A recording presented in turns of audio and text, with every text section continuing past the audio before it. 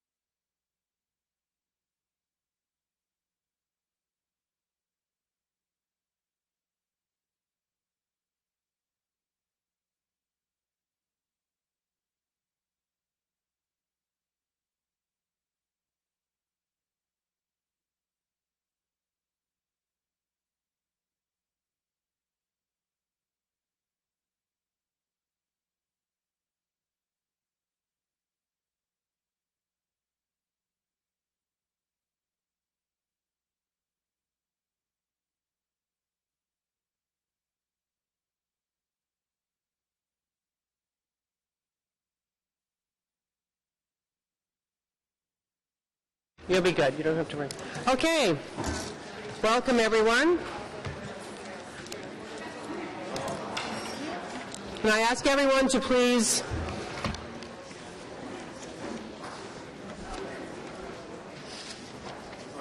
So this is going to be one of our longer planning meetings.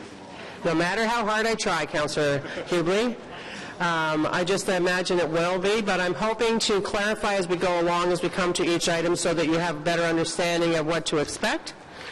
At this point, it's still very fluid, so we'll do our best.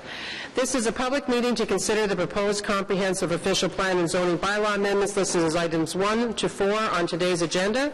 For the items listed above, only those who make oral submissions today or written submissions before the amendments are adopted may appeal the matter to the Ontario Municipal Board. In addition, the applicant may appeal the matter to the Ontario Municipal Board if Council does not adopt an amendment within 120 days of receipt of the application for zoning and 180 days for an official plan amendment. A comment sheet, as many of you know, and if you don't, it's available right over there by that door for anyone wishing to submit written comments on these amendments. Are there any declarations of interest? Okay, confirmation of minutes of the 12th of May, 2015. Anyone have any changes, or are they carried? Thank you. Okay, so on to our agenda. Item number 1 is official plan and zoning bylaw amendments, 4401 Fallowfield Road. We are going to hold that for a presentation, and we have speakers. Number 2 is comprehensive zoning bylaw 2008-250 omnibus zoning bylaw amendments. We don't have a presentation, but we're holding that because we have speakers. Item number 3 is zoning bylaw amendment, phase 2 of low-rise infill housing study, and we are going to hold that for a presentation, and we have several speakers.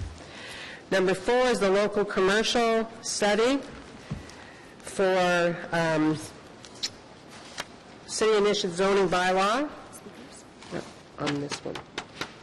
6. See there, 6. See if it... Yes.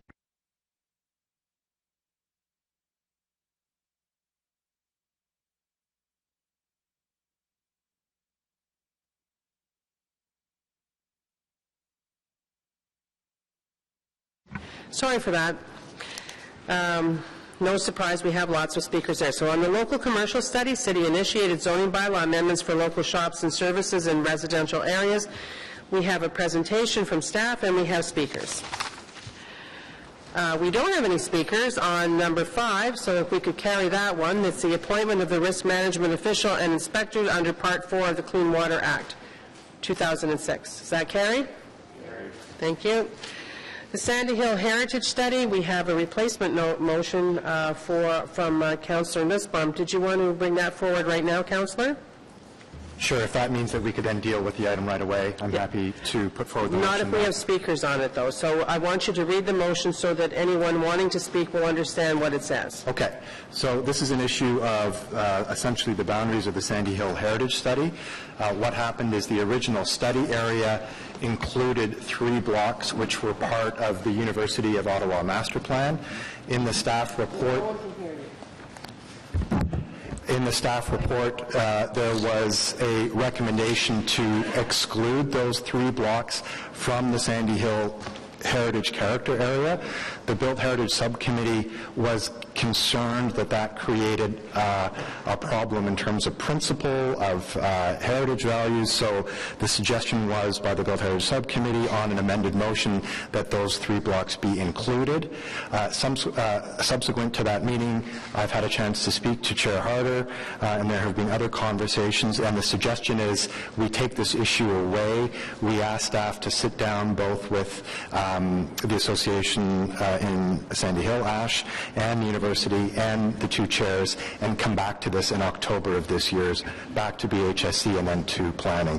So the substantive part of the motion reads, approve the creation of the Sandy Hill Heritage Character Area for the area shown in Document 2, which was the original staff recommendation, and paragraph 2, that staff be directed to review the boundary of the Sandy Hill Heritage Character Area in cooperation with Action Sandy Hill and the University of Ottawa, and in consultation with the chairs of the Planning Committee and Built Heritage Subcommittee to determine if the boundary should be amended to include these properties. And the 3rd substantive paragraph, that staff report back to the Built Heritage Subcommittee, Planning Committee and City Council with a recommendation regarding these boundaries in October 2015. Thank you. And we do have a speaker who's registered, but if we're going, if you've heard that motion, if the committee carries that, are you okay not to speak, Ms. Maitland? That's fine. Thank you. So is the committee ready to accept that replacement motion? Okay, that's carried. Thanks very much, Ms. Maitland, for coming out today and for your heritage support always. Thanks, everyone. That was a little bit out of the norm, but it just was, I think with everything else we have going on today, it was one we could take care of. So the item number 7 is the application to alter 131 Minto Place, which is a property designated under Part 5 of the Ontario Heritage Act and located in the Rockcliffe Park Heritage Conservation District. We don't have any speakers on that. Does anyone in the audience wish to speak to this item? Does anyone on committee want to speak to it, or is it carried? Carried? Thank you, Councillor Nussbaum, for your work on that. And also on number 8, which is the Built Heritage Subcommittee Terms of Reference. You took some extra time on that one to add some further detail. Does anyone want to hold this item? We have no speakers. Is it carried? Thank you. Okay, we'll go back to the beginning and we'll ask Lily Chu and Louise Sweet-Lindsay to come forward on this application, that has been around for a very, very long time. Hi, Bruce. Has he registered? Did you have one come up?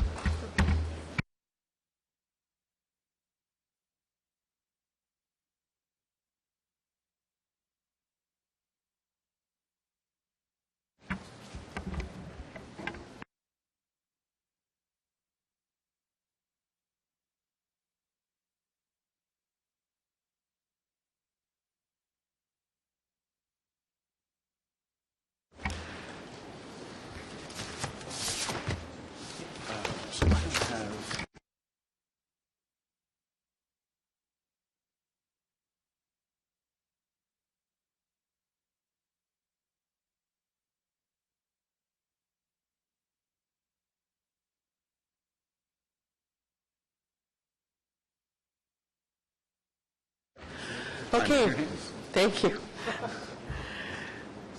So Lily is accompanied by Louise Sweet-Lindsay, acting program manager for this item, and I see her boss, Val Petty, with her as well.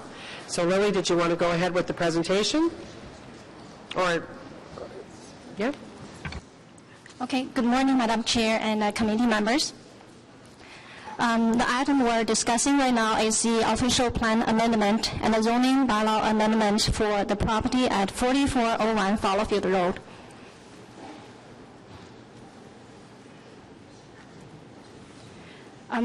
The site is located in Barrhaven, in the west of Barrhaven. It's to the north of Fallowfield Road and the south of O'Keefe Court. Highway 416. Lily, can you try, and I don't know how you're going to, but it's... Can you hear me better now? Can everyone hear our planner speaking? Can the volume be turned up? No, it's better now?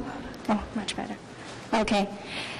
So I'll repeat the part for the location. The site is located in the west of Barrhaven.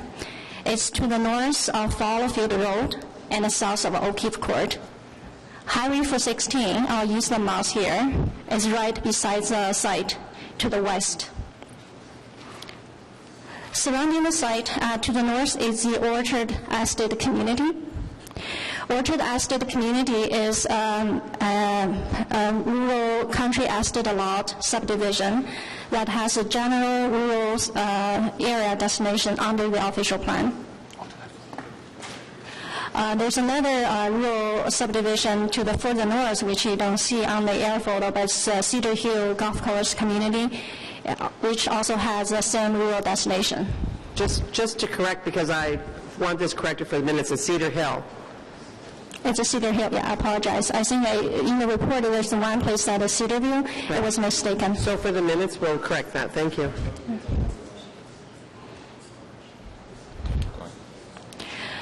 To the north of O'Keefe Court also includes the Lighthill Park. It's a city park, and a vacant rural industrial site just beside the park. To the east of the site is our recent residential subdivisions. Those are typical suburban developments, are made of singles, townhouses, and low-rise apartments. And to the south of the site is the Citygate 416 corporate campus. The Citygate development is a major business park development that was recently approved by the city in the past 2 years. It permits buildings of 3 to 12 stories and includes land uses for office, service, and commercial uses, as well as automobile dealership. The official plan destination for the site is the employment area destination. The destination permits a wide range of employment uses and provides large parcels of land which satisfy the needs for employment activities as well as road access, especially to the highway. The property is also subject to the secondary plan for the South Nepean urban areas 9 and 10. As shown on the schedule, the red color is the commercial, purple in that area, a dark pink is the general business park land, and the lighter pink color, including the subject property, is for prestige business park lands. The intent of the prestige business parks is to allow clean industrial and office uses. The current zoning for the site is business park industrial zone with exceptions, a height limit of 11 meters, and a holding provision. The permitted primary uses include daycare, hotel, light industrial, medical facility, office, place of assembly, research and development center, and the technology industry. Supporting uses such as restaurants are also permitted as long as they are ancillary in nature. The The proposal is for a business park development consisting of 12 development blocks with a building height of 3 to 12 stories. The plan shown here is the draft plan of the subdivision, which is a related application to the OPA and the zoning. And here is the conceptual development plan.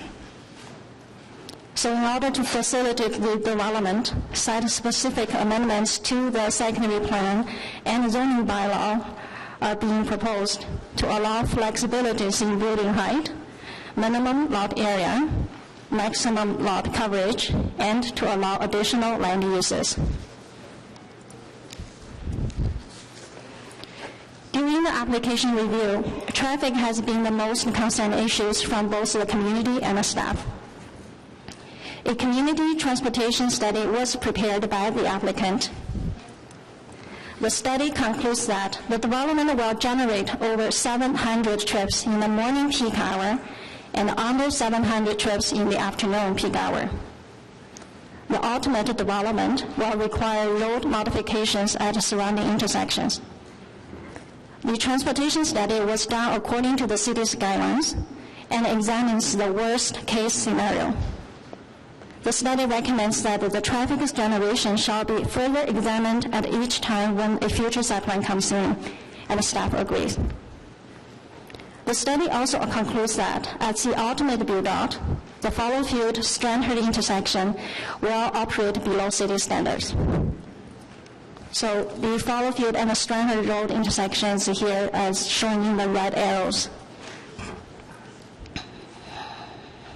However, the study states that all other intersections will operate at an acceptable level. Staff conducted a thorough review of the transportation study and agree with the recommendations. Staff also agree that the failure at the Fallowfield-Strandherd Road intersection is caused by the background traffic, so it's caused by all the surrounding developments, regardless of whether or not the subject property will be developed. Further, the immediate access to the site is at O'Keefe Court and the Fallowfield Road, so that intersection will be operating fine. So, therefore, the Strandherd and the Fallowfield intersection is not the immediate access, and the failure at this intersection should not be considered as a determining factor of whether or not the development should proceed. To address concerns about shortcutting to the community, the transportation study recommends traffic calming measures, which include a number of options to restrict turning or access from Foxtail Avenue, which is the access from O'Keefe Court into the adjacent community here. And the staff agree with that conclusion as well. The next issue is regarding the proposed building height. So the blue numbers here on this plan are the proposed building heights in the original proposal. The applicant has since revised the proposal and lowered the building heights in 7 of the blocks, and the red numbers here are the newly proposed building heights. This new proposal shows that a 12-story building, which is right here, is to be located at the westernmost block adjacent to the highway. This location is consistent with applicable official plan policies that high-rise buildings may be considered on prestige business parks lands and at a strategic corner or a gateway location. In order to respect the rural character of the adjacent community, 3 stories are proposed along the frontage facing the residential area, so for that part. 4, 6, and 9-story buildings will be located between the high and the low profile areas to provide a transition. In addition, staff recommends that for the northwest corner lot, which is this block, building height shall be limited to 3 stories for the first 50 meters, and the applicant has agreed to this recommendation. The next issue is related to a previous council's motion. In 2005, when City Council allowed a gas station to be located at the northwest corner of Strandherd Fallowfield intersection, which is right adjacent to this site as a corner here, the council also passed a motion that requires a 30 feet wide landscape buffer, including a berm, to be located between the business park and the Orchard Estate community. The landscape buffer will help mitigate future potential impacts from the development, such as light and noise. Therefore, will help improve the compatibility of the proposed development. The applicant and the Orchard Estate community have reached an agreement to locate the landscape buffer on the north side of O'Keefe Court. The applicant agrees to be responsible for all the costs for the design and construction. The landscape buffer will be a combination of a berm, additional planting, and the preservation of existing mature trees. The exact width and the design of the buffer will be confirmed through the related subdivision approval process.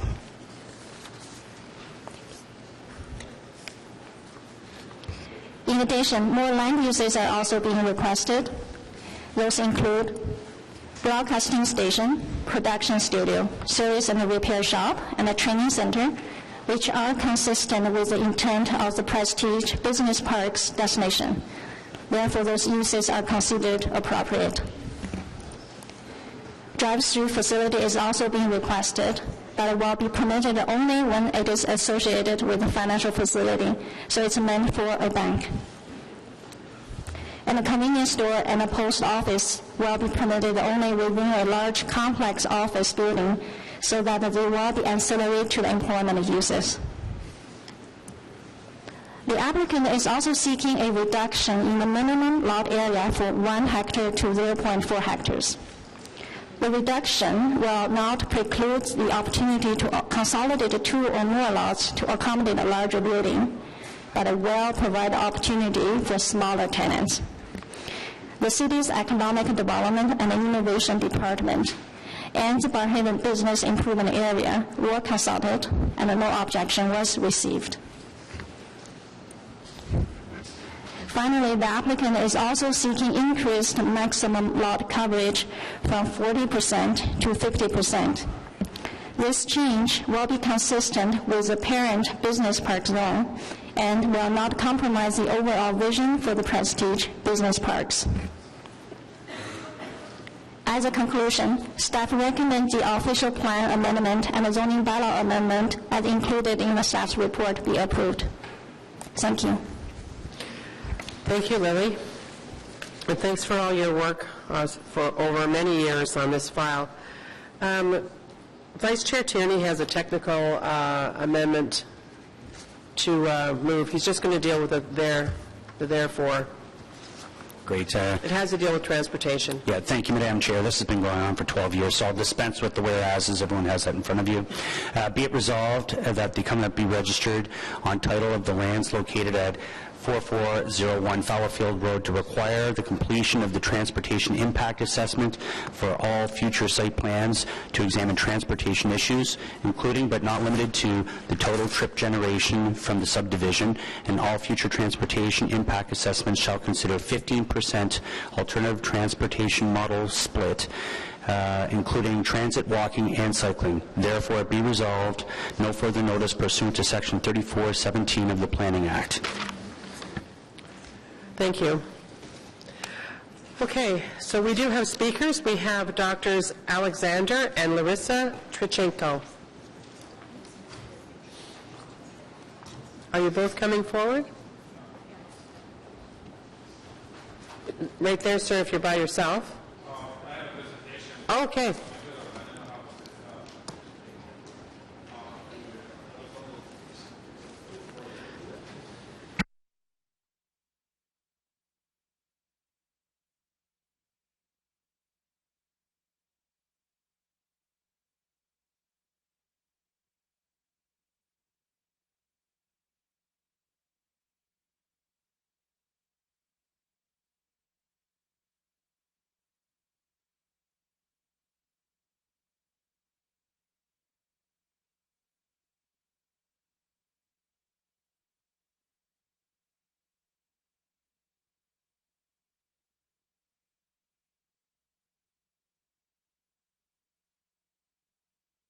Thank you for providing me an opportunity to express our opinion.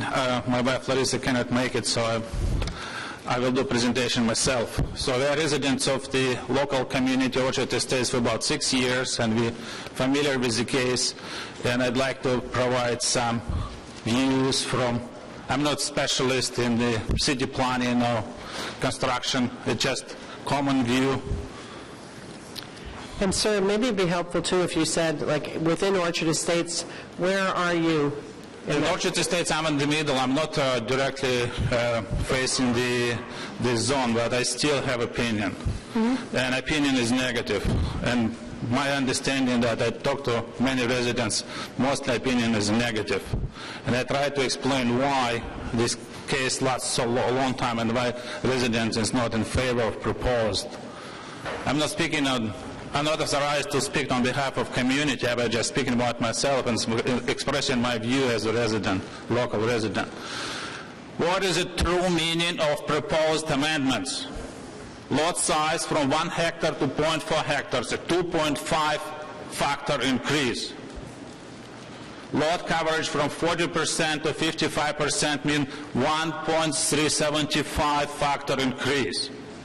Maximum height from 3 stories to up to 12 stories means 4 factor increase. Total proposed change, if we multiply the simple numbers, means factors 13.75 increase. This means 1,375% increase in density. It's not an average, but it's up to this value. Is this an amendment? Amendment may be 10%, 50%. Things happens, life is complex things. Everybody facing various issues. I can understand amendment, but 1,375%. Community suggested 2-time increase, allowing the 6-story buildings, it's 200%. This is an amendment, it's a reasonable amendment. Don't you agree? Do you see the meaning of this? From official South Nepean secondary plan for areas 9 and 10, the subject areas here. Objectives: enable phasing of development as logical extension of the existing community. Phasing of developments are logical extensions. It talks about also the secondary plan and policies. Prestige Business Park suggestion change. Section 2.2.5.1 from minimum 1 hectare to 0.4 hectare. It's the same thing. Section 2.2.5.2 states the change. That leads to business park is 1 hectare area, Prestige Business 0.4. It is inconsistency. The same thing about the maximum building height. 2.2.5.2 is lower for business than for Prestige. It is strong inconsistency with secondary plan. Finally, do we really need a business zone at 4401 Fallowfield? As the previous speaker showed, very nice picture showing a huge area, 100 meters away from this. City gate, there are lots of opportunities to build whatever you want, business, tall buildings, small buildings, various kinds of businesses. Why we need to rezone this small piece of land that's supposed to be a transition zone between business and rural zone area? It is rural zone area that get into business park at the same traffic circulation for 1,000 cars at the peak. Is it rural zone? Why are you destroying the life of the residents in this area? Just put the traffic away, and city gates gives an excellent opportunity for everything. You don't need to solve, and get upset. Get so many residents upset. Current zone, my feeling is absolutely appropriate. It fits the model, follow the city regulations. No amendment is required. Thank you, sir. Somebody might have a question, but I'm going to ask Ms. Lily Chu to comment on what the changes are really from, because it's it's not rural that it's being recommended the changes from. So I think that's important, as succinctly as you can, Lily, if you could state that. But before that, does anyone have any questions? Okay. Thank you. Thank you for coming today. So really, if you were listening to the concerns that the doctor has, could you make comments on what this is really changing, what the status was? For example, the Prestige Business Park, the fact it's not a rural zoning, the change to the density due to really the change in the city gate, those kinds of things. Yes, Madam Chair. In terms of density, there are a number of factors that controls the density. So lot coverage and building heights are some of them. The other factor is a floor space index, which is not to be changed for the site at this time. What the applicant is seeking for is flexibility. So they may have different types of users who may require larger lot coverage or a higher building. The 12-story, my understanding is meant for a hotel, and the Barhaven doesn't need a hotel at this location and right beside the highway, so it's an ideal location for a high-rise hotel. Therefore, the proposed changes are considered appropriate. The desire to develop this piece of land as a primary employment lands are being considered because the site is right beside the highway, so that's a very valuable aspect of employment lands. For the same reason, the city gate development was approved 2 years ago to allow building heights from 3 to 12 stories. If I can direct you to the zoning map right behind it. So this area is a city gate, high-rise destination is much bigger. And also a high-rise destination is permitted as a corner, and with the same intent to encourage the provision of a hotel at such locations. The other consideration of this proposal is to respect the existing community, which has a rural destination. That's why we introduced these 3 stories along the frontage facing the community, and we recommend a landscape buffer to be provided between the development and the community. In fact, the landscape buffer goes back to the 2005 decision with the Esso Station application at that time, and the level of detail that the community input certainly at that time. And so, okay, thank you. Does anyone have any questions on that item? Okay, we'll have, sir, that's not the way it works. I'd like to ask Bruce Linton to come forward. Hi, Bruce, thank you. And I should tell everybody that, and I should have set the rules. I think if you've been here before, since our first meeting in December, we have 5 minutes for any of our delegations. And that only time that changes if you're saving time by having like Murray Chown maybe speaking, and he's here today for like 6 applicants. We'll give him some leeway beyond the 5 minutes, but that's the rule. I find that if we stick with those rules of 5 minutes, stick with them, then it's fair for everybody. Okay. Welcome, Bruce. Thank you. I'm this year's president of the Orchard Estates Community Association, so we've been quite active on this file, as you would expect, forever. What I think I'd like to just make sure we get 4 things on the record, and I think we're generally there. The first is the length of the berm. I think Lily's captured that now that it runs the entire length of the community, which is adjacent. That the base elevation of the berm, which was represented in a cross-section drawing, Lily and I have reviewed, but that the base elevation is consistent with the elevation of the road. So if that changes for any reason, or if the road needs, the ditch needs to be elevated before the berm, that we would do that.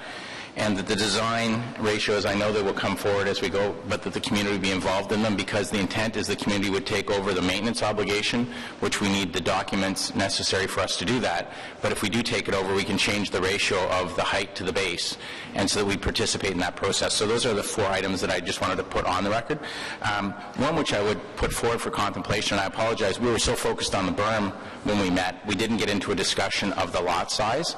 And I agree that there's a need for flexibility with the developer to be smaller than 1 acre, but I would think that if we could move to, say, 0.75 as a starting point, and then get smaller if they need to in the future, might be more prudent than to go from 1 acre or 1 hectare to 0.4 hectares, because that is a pretty material jump, and it does change every aspect of the calculation of surface area, parking spaces, heights, etc.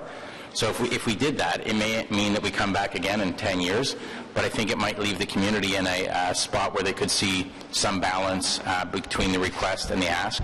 I think Lily has handled everything else as well as we could possibly hope. I appreciate the heights and the management of the heights on the facing of Fallowfield. And so we're kind of at the point as a community association, perhaps with that one amendment, we recognize this could occur.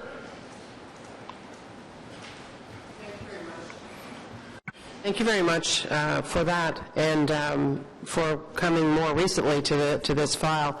The technical amendment that Vice Chair Tierney is moving talks about the fact as we proceed and as the applicant, if this passes, is successful, we will have an ability to monitor, and it will be at some point, depending on what that footprint is and depending on the traffic associated with it, that there won't be the ability for more anyways.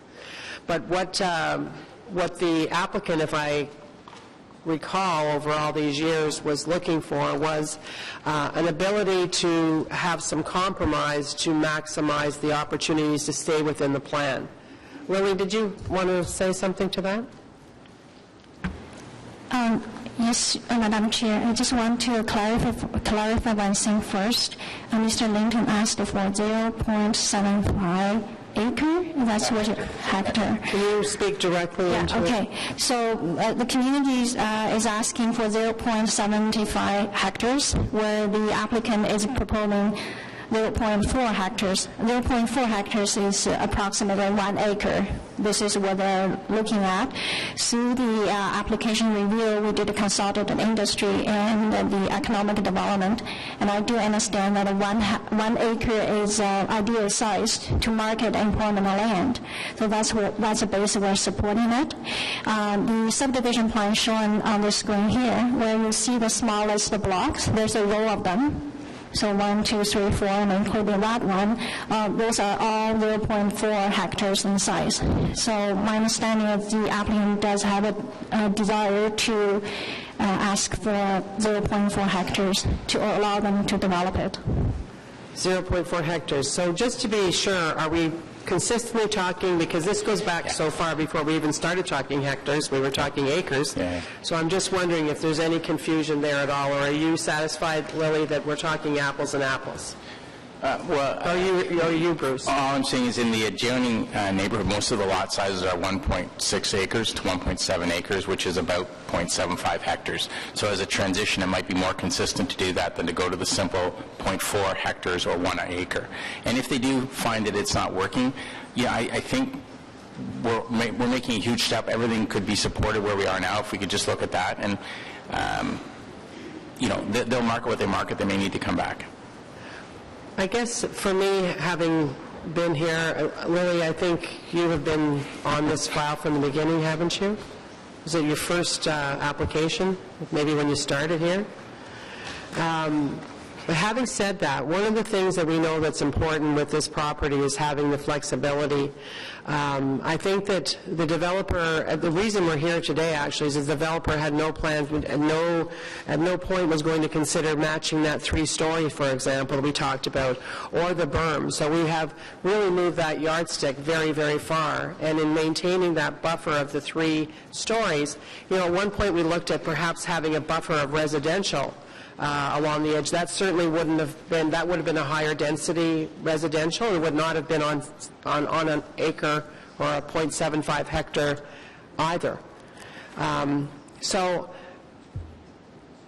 I thank you for all your help on this, because you really have been a big help. But I think that if we get I think that I would rather see, after all this time, an application come forward that we can look at, that has, and we have restrictions in place now, and see how we can work with that. And the community certainly will be involved, as it always has been. Are you okay with that approach? We've gotten to here through a lot of twists and turns. I'm okay with it. We have a preference, so they'll keep engaging on it, but the Right. balance of the berm issues have been well handled, and the height restrictions. And the technical amendment, if it's passed, will certainly keep the community engaged as well. And I think, if I understand it, it continues to say that the traffic counts Yes. will be the priority, and at least 50% is going to be deemed not possible by our public transit system. Yeah, because the issue is, and for the benefit of the committee, even though this is at the 416 and Fallowfield interchange, and it is going to be the northern part, if it's passed, of the employment base for Barrhaven, so in excess of 7,000 jobs, we don't have a bus that goes there. We have no plans before 2031 to widen Fallowfield, so therefore there's ditches. So using obviously the applicant had to use what the city's rules are in factoring the transportation, but it's not really realistic. So unless something changes there, you're not going to have a lot of people walking to work, a lot of people cycling, because it's actually dangerous. So we have limited ways, maybe through Cobble Hill, but we'll be monitoring that because it's important to do so. Thank you very much. And so we have Miguel Tremblay.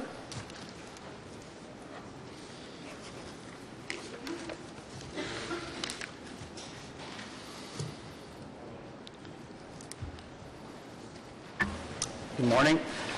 Miguel Tremblay, Fotan Consultants. I'm here on behalf of DCR Phoenix.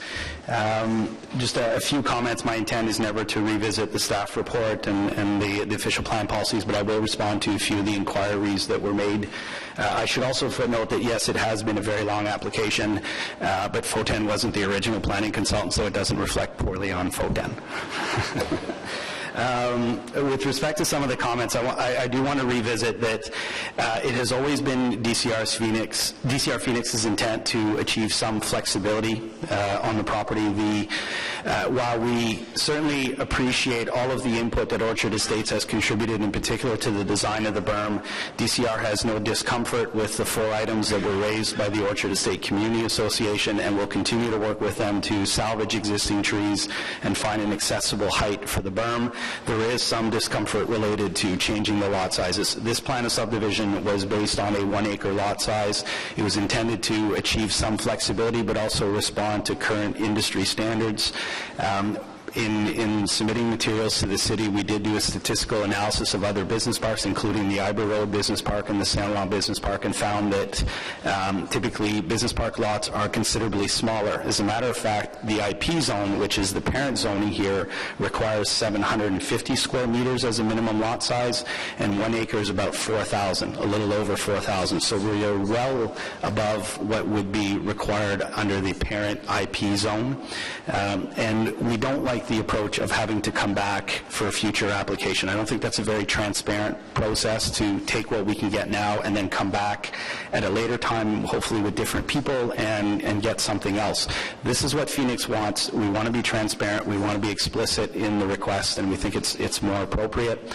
And with respect to the first speaker, despite the fact that we're reducing the lot size, the overall property, as Lily has noted, has an FSI of 2. That doesn't change. It just means that the density is distributed within smaller lots, but it doesn't take away the opportunity to consolidate some of these lots into larger lots if a bigger user is interested. So there's actually no change in density. It's how it's distributed. And with respect to the height, it was a very sophisticated process of assigning heights where it was appropriate. The highest building is actually located at the highway. Heights along O'Keefe were retained for the most part, and the other blocks contribute to a transition supplemented by the landscape buffer. I'd be happy to answer any questions. Thank you. Does anyone have any questions for Mr. Tremblay? No, thank you. Thank you for coming out today, and thank you for getting involved late in the game. Well, thank you. If no one else in the audience would like to speak on this item 4401 Fallowfield, so I will close that portion of the meeting for this item and come back to committee. Does anyone have any questions? No? So on the technical amendment moved by Vice Chair Tierney, is that carried? And on the report and recommendation, is that carried as amended?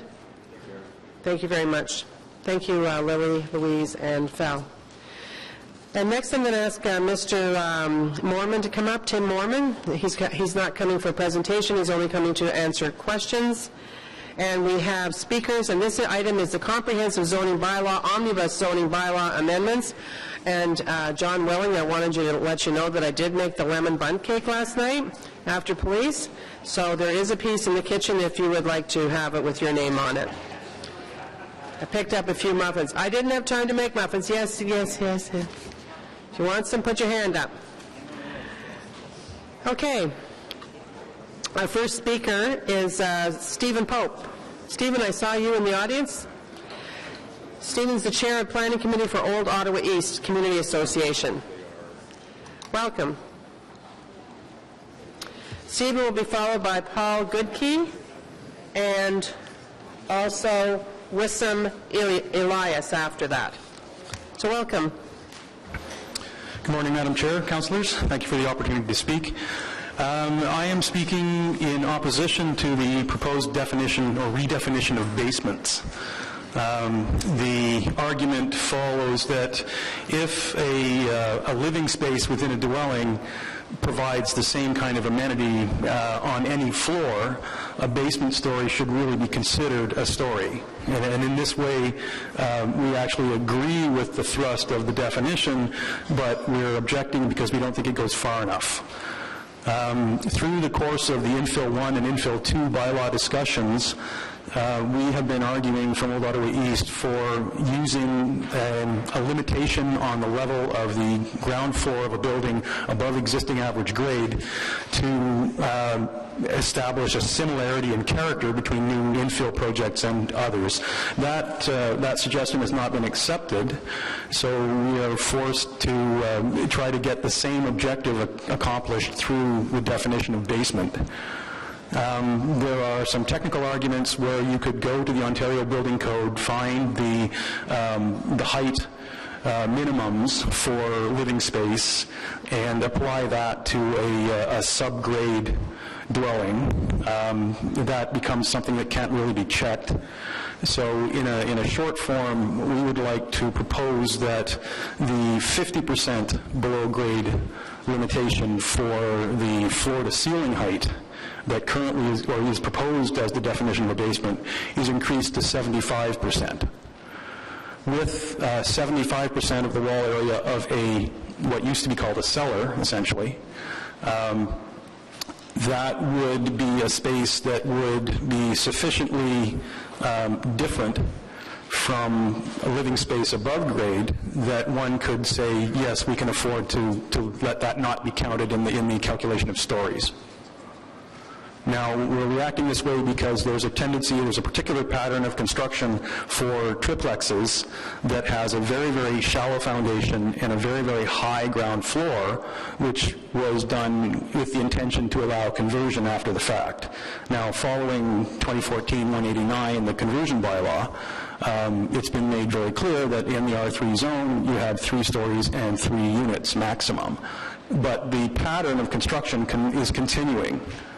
And without the ability to limit the level of the ground floor, in the proposal being adjacent to the abutting neighbors, we're looking for this modification to the definition of basement. So when one defines a basement which is not calculated in the process of the number of stories on the lot, that basement must have the floor to ceiling dimension 75% below grade. Thank you. Before you go, I'm going to ask and welcome Tim and welcome Mr. Alair Nicholas and Mr. Smith as well. And who's going to answer? Or who's going to respond? There you go. Thank you, Madam Chair. I'll respond. So the intent of the proposed change that we're recommending in this report to the definition of basement and cellar is not to prevent or make difficult what were commonly understood as basement apartments. It was simply to ensure that if a basement apartment is a basement apartment, is counted as a basement apartment or a basement level and is not counted as a story, that it be substantially a below grade space. currently, something gets treated as a basement if it is even, to put it ridiculously, if it is even 1 inch below grade. If the floor is 1 inch below grade, it still gets considered a basement. It doesn't get counted as a story, even though to the common observer it would look very much like a story. So the intent of this change is simply to make sure that stories that are substantially above grade do not get not counted as stories simply by virtue of being slightly below grade. Just ask you there, did you say cannot get not counted? Like, if that was a... Yeah, there was a double negative. Yeah, it sounds like a double Sorry negative. about that. A basement level is not counted as a story. So, for example, a low-rise apartment dwelling is 4 stories. Technically, you can have 4 stories that are fully above grade, plus a basement that is partway sunken, halfway sunken, so for a total of 5 habitable levels. Okay? That's under the current bylaw. That would not be proposed to be changed. That's intended. Okay, so do you have any restrictions then on that? Because let's face it, depending on where the bedrock is, depending on how deep they go, your cellar then could be quite a bit above grade, and it could still be counted as a cellar. Does this have restrictions on what that can be? Yes, it does. It says that that space that is partly below grade and that doesn't get counted as a story, it has to be at least 50% below grade. So consequently, if somebody built something and the bottom basement cellar floor was 50% below grade, it would be considered a story then, once it went higher than 50%? No, the opposite. If it was more, only if it was more than 50%. If it was 51%, it triggers it becoming one of the stories? If it is 51% above grade, yes, that triggers it being considered a story. Thank you. Anyone have any other questions? Yes, Councillor Rispon? I'm just trying to understand in what case, given that in all of our zoning areas we have height limits, so what is the loophole that is being closed? That it's essentially a squeezing of the floors that is currently allowed, even though an applicant might respect the height limit? I'm just trying to understand the problem this is trying to solve. Madam Chair, maybe just to clarify, right now we have the cellar and a basement as terms in the zoning bylaw. As Mr. Moorman indicated, today you can have a situation where you have the lowest level of a building sunk down a foot or 2 feet, and it is not considered a story, but it is a very habitable floor, but it doesn't count towards gross floor area. What this change is doing is setting the standard, eliminating the definition of cellar, but setting a standard that says a basement is 50% or more below grade, and then that does not count as a story. So what the loophole that it closes is where somebody comes in and drops the lower floor by a foot below average grade and doesn't have that considered as a story. It closes that loophole. So that's the key driver. The height limitation is still taken from average grade, so regardless of how much of that lower level is above or below grade, it still counts towards the overall height. So that does not change. There's no implications on that. Does anyone have any questions of Mr. Pope? Thank you. You do? Okay. Councillor Leeper. I appreciate Mr. Smith's clarification. It does make a lot of sense. Mr. Pope, how do you respond to that? Our concern is that the 50% number is too low. As we saw in the documents tabled, building sections and discussions of heights tabled by the Greater Ottawa Home Builders during the Infill 2 discussion, they presented a typical program where foundations were very shallow, and the floor level was almost 5 feet above existing average grade. And that was the typical starting position. Now with that, you can put in some window wells and get very generous windows. The story at the lowest level does qualify as a basement under their drawings, so that it's following the definition, but it's providing a space that is really no different than an above-grade space. Tall ceilings, lots of windows. When one considers the average fenestration ratio in a house is between 17 and 20%, you can achieve that in a lower level, below grade, with the 50% definition. So we're arguing that it really needs to be increased to 70 or 75% below grade before the appeal, the lure of free space comes in to impact the development and create floor conditions that are inconsistent with the remaining neighborhood. Okay, so I'm going to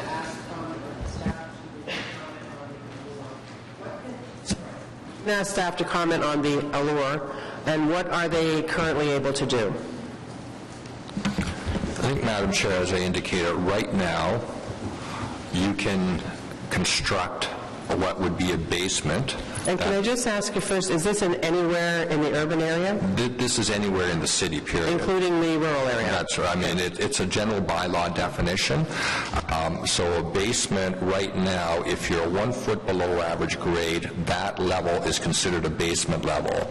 And what we're doing is saying that to be considered a basement level, you have to be at least 50% of that space needs to be below grade. So right now, that 1 foot below grade basement does not count as a story. By changing the definition of basement, where you have to be at least 50% below, if you're less than 50% below, then that in fact does count as a story. So we're actually improving the situation from what can happen today by providing greater clarity in terms of what constitutes a basement and how that basement then factors into numbers of stories and what can actually happen for a project. Thank you. Thank you, Mr. Pope, for coming out today and raising that issue. Next, Paul Goodkey. Welcome, Paul, and that's followed by Wissam Elias. I hope I'm not torturing your name. Where are you? Wissam Elias? Okay, you'll be after Mr. Goodkey. Thank you. Welcome.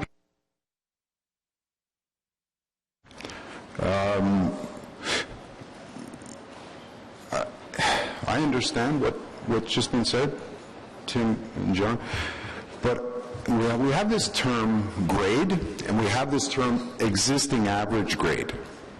Existing average grade is only defined in the mature neighborhoods bylaw, but it's being introduced into the infill 2 bylaw also. I believe that Stephen's idea was on the right track, but I understand the intent of this definition. But I think the definition should be redefined. A basement means a level, not a story, that has at least 50% of its floor-to-ceiling height below existing average grade. So let's have staff comment on that first. Thank you.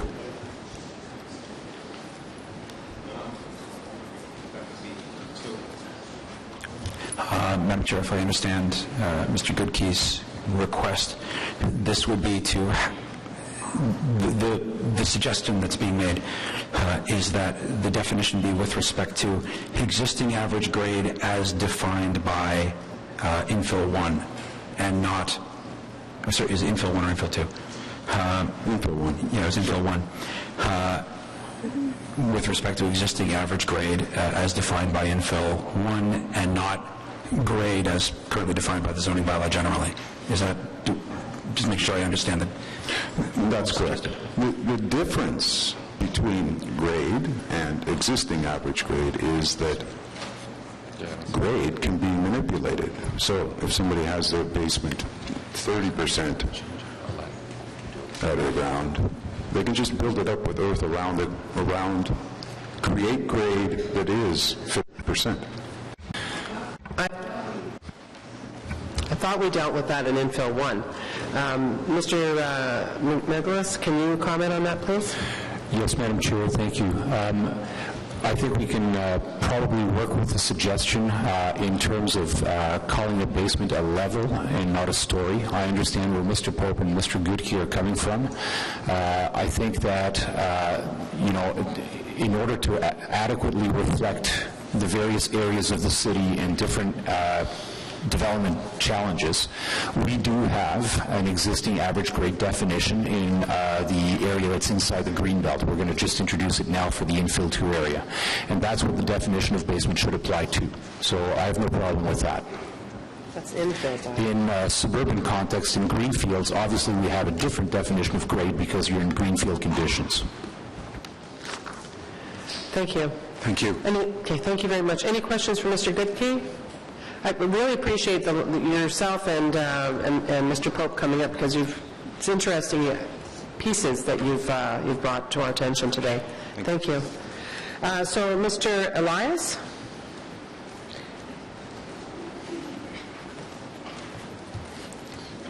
Welcome. You have 5 minutes.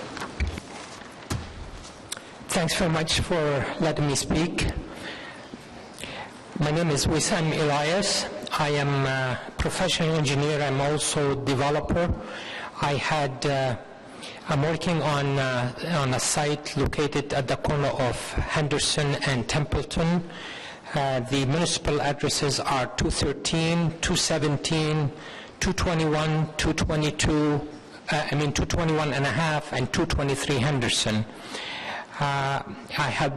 We have submitted a building permit back in April 2014, and then during the process of the approval, we were imposed with the site plan control application in order as a direction from the management. At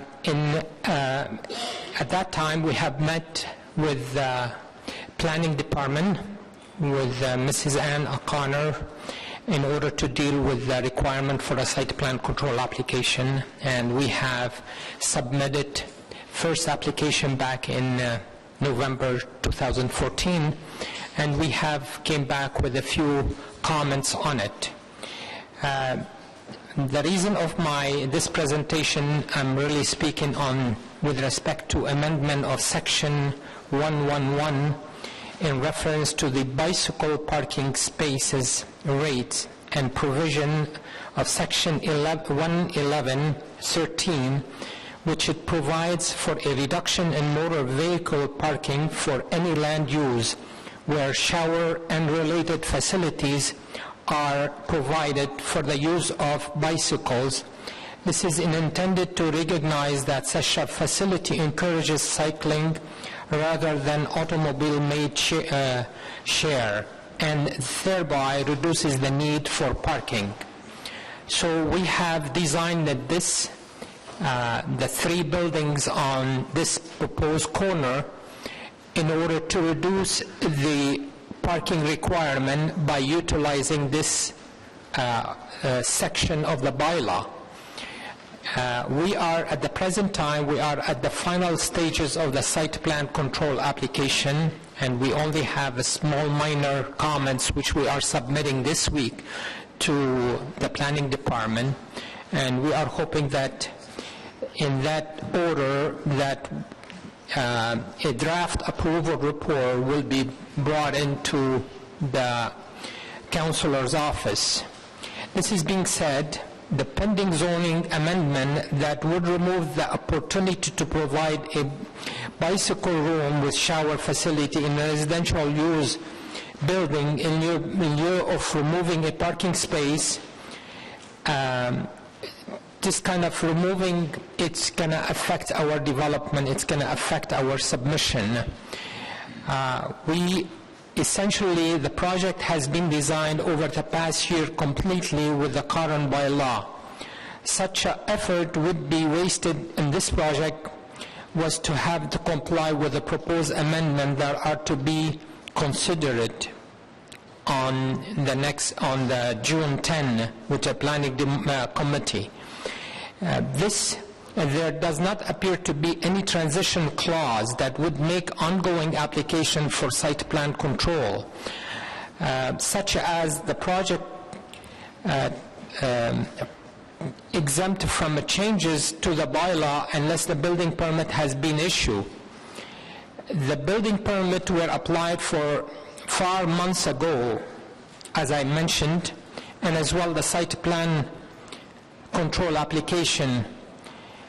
I will I understand that the city may be wanting to achieve it through the bylaw amendment, but it's only reasonable to allow ongoing project such as this one to be exempted from changes at this kind of stage of this application process. I would like to ask you to give us like a transition period of time for this type of application at this time. Thank you for listening. Thank you very much. Does anyone have any questions for Mr. Elias? No, thank you very much. Thank you. Okay, I think that's the end of the speakers on this item. Is anyone else in the audience wanting to present on the comprehensive zoning bylaw 2008-250 omnibus zoning bylaw amendments? Okay, so I'll close that portion of the item report and bring it back in. I've got several motions. I'm going to read the motions I have, and these are the order that we'll deal with them in, and then I'll go to, yes, for clarification? Go ahead, Councillor Brockington. Thank you, Madam Chair. Just for clarification, if staff could just comment on when there's an application like we've just heard, sort of in process, and then council may pass this type of recommendation, what happens? Are they grandfathered? We go with the date the application was submitted, and they follow the old rules? How is that incorporated? Madam Chair, as it stands, if there's no transition provision that's part of the bylaw, then once the new rules come into effect, those new rules become applicable. So the grandfathering has to be formally recognized through a transitioning provision that would become part of the bylaw, or that would apply to portions of the bylaw where there's a desire for some transitioning.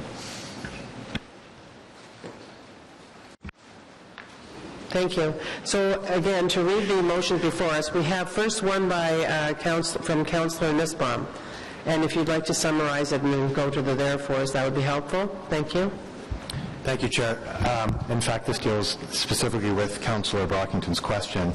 I think there are a couple of us in the situation that our speaker just spoke of applications that are either in process or about to be filed that relied on Section 111, subsection 13, which permitted applicants to reduce the amount of parking if they were able to provide sufficient and a certain minimum gross floor area of bike parking facilities.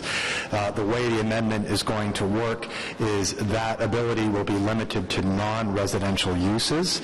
And I think we've got a few people who are in the situation where they've purchased property and developed applications on the understanding of the current rules, which is that such an alternation can occur for residential use buildings as well.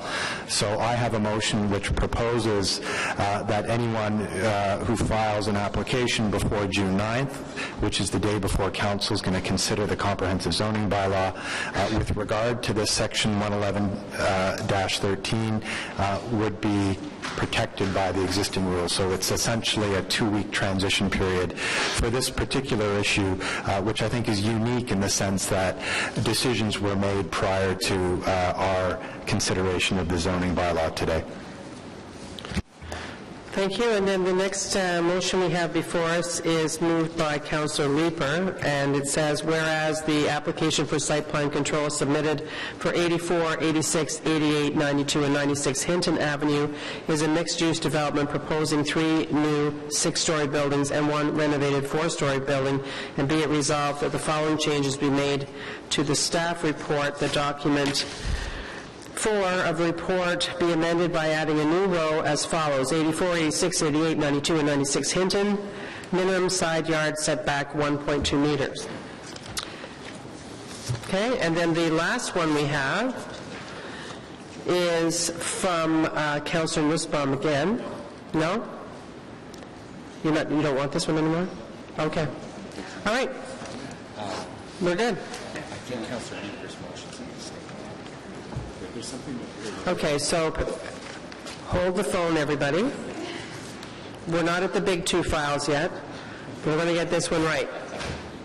You see, this is what happens when the chair sends out a week and a half before a note saying, if anybody has any motion, it would be really helpful, you brought them forward, rather than at 9 o'clock this morning, there's about 5 of us in the room going, okay, what order should these things go in? So just give us a few minutes to or even one moment.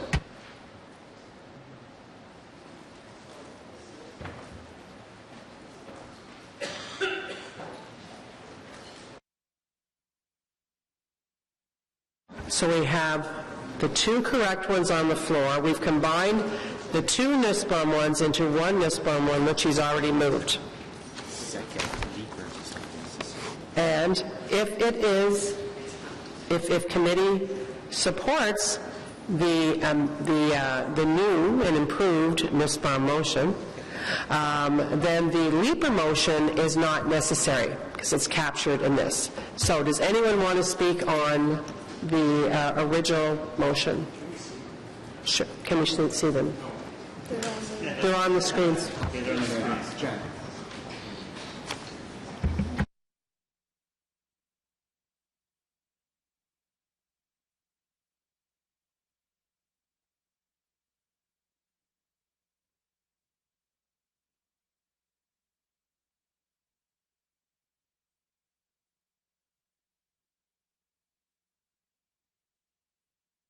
Okay, we're good. So, has everyone seen the 2 motions? The Nussbaum motion is the one that we're going to vote on first. Is that carried? Carried? And so I'm going to go to Ms. Enta now, and she's going to comment on whether or not we need to be voting on the Leaper motion.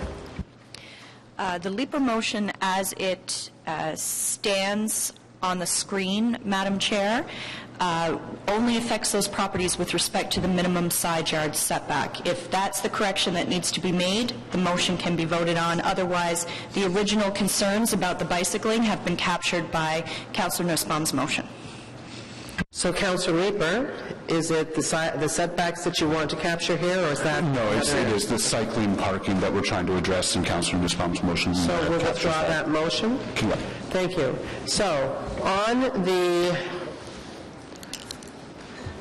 the comprehensive zoning bylaw, omnibus zoning bylaw amendments motion as amended, is that carried? Thank you. Thanks. All right, so the next one, we're having a presentation, and it is the zoning bylaw amendment, phase 2 of low-rise infill housing study. We have a lot of speakers on this. I'm just going to tell you at 12:30 we're going to be breaking until 1:45. 1:15, so 45 minutes. So judge your time accordingly. We have, how many speakers do we have now?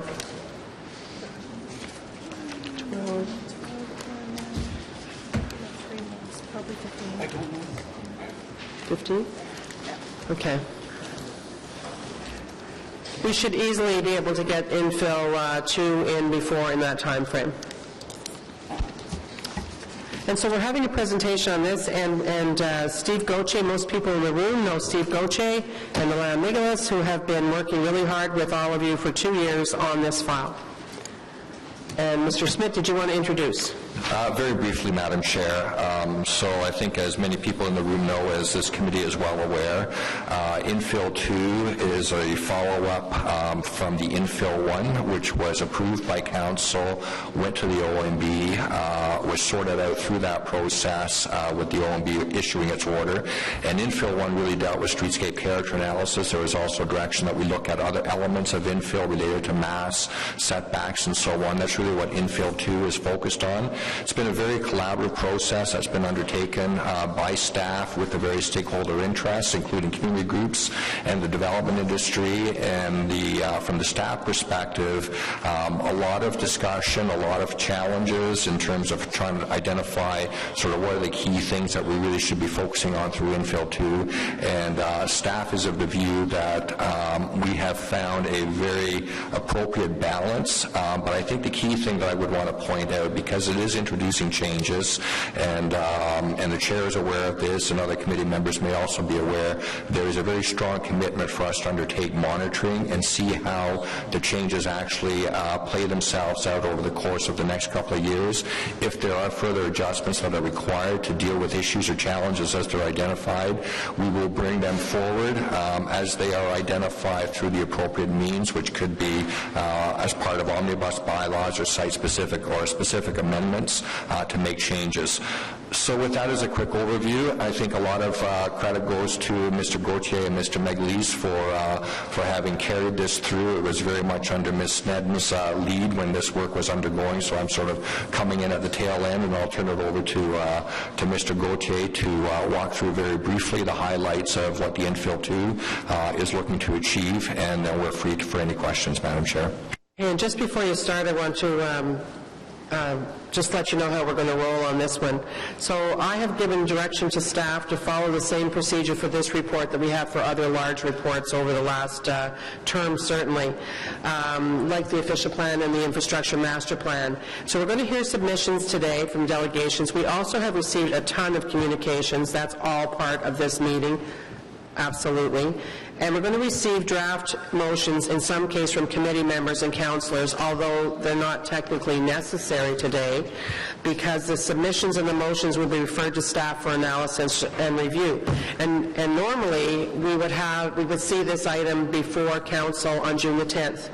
But because it is a very complex issue that has taken up much time from our citizenry, our industry, and our staff, we're going to take till the June 24th meeting, and on June the 19th latest, staff have committed to coming back with a report for us that will be a spreadsheet that says, here's what we captured from all the issues from everybody, and whether it be councillors, whether it be the community liaison folks or the industry folks, and this is how it fits in, and this is whether we agree or not. At that time, this is so that the councillors don't have to fret too much about making sure that they're crossing every T and dotting every I today, because we're not voting on any of the motions today. We will be voting to move the Infill 2 to council on June the 24th, but you will have the opportunity between now and council, once we receive that fulsome report, and staff will help you draft motions accordingly. Okay, so we have some motions in now, which we will, and hang on a second. Yeah, and so that's really the gist of it. Questions? Councillor Cloutier. Just a clarification, Yes. Madam Chair. So we don't have to put, if we have a direction to staff, it doesn't have to be in the form of a motion. It can be simply in a direction to staff? That's right, but I'm just looking, just to be sure, so that you're all, we're all confident. Ms. Enta, who is our solicitor today, she says yes, absolutely. And when would you like that presented at the... Well, today would be good. Today, yes, it'll be today. Absolutely. Today, I don't want you, because actually once this meeting shuts down today for the purpose of, because that's the only fair way. I mean, it's the same for... At what point... It's got to be fair for the public as much as for the councillors, too. Okay. So you'll call for them at the appropriate That's time. right. Thank you, ma'am. And as we're going through, as we have delegations before us, if something crosses your mind and you may want to ask for clarifications or seek confirmation, that will be part of what staff are going to be looking at and making comment on. That's absolutely appropriate as well. But it's a very big piece of work, and a lot of time has been spent on it. We're going to take that extra time. We're not going to try and do it on the fly, because it just wouldn't be appropriate to do that, and I don't think that we would do a good job. Yeah, and so that you know that if you have motions today, if you have motions that come out of the report that we get from staff, those are ones that staff will help you with if you want to move items forward from that report for the council meeting. But before that we get that report, between now and then there won't be. So today we are going to be listening, we are going to be taking information in, staff will be collecting it all, and then they'll be reviewing the whole thing. Okay? So, Mr. Gauthier. Thank you, Madam Chair. To add to what Mr. Smith indicated as a background, Okay, I'm just going to I don't know what's wrong with the hearing. Am I the only person having a problem hearing everything today? Everybody is? So we've got to have that looked into, because otherwise we're going to have to move to council chambers for other meetings, because it just isn't good. We need to have good, our staff need to have, clarity on what people are saying, and we need to be able to hear you. And I know that it's very difficult when you're making a presentation, those people that are delegations or staff or any of us, if you have to be like this on top of something, it just doesn't really work. So note to staff up in the booth, see what you can do between now and the next meeting. Thank you. Okay, go ahead. Okay, so just to add quickly to the background that was presented by Mr. Smith, Infill 1 focused on streetscape character, and Infill 2, by focusing on height, massing, and setback, focuses on building and city block. The image on the front page of the presentation summarizes situations that have happened in the inner core and outer core. You do see a very massive building with more stories than the abutting buildings, with more depth, with windows overlooking into the abutting rear yards.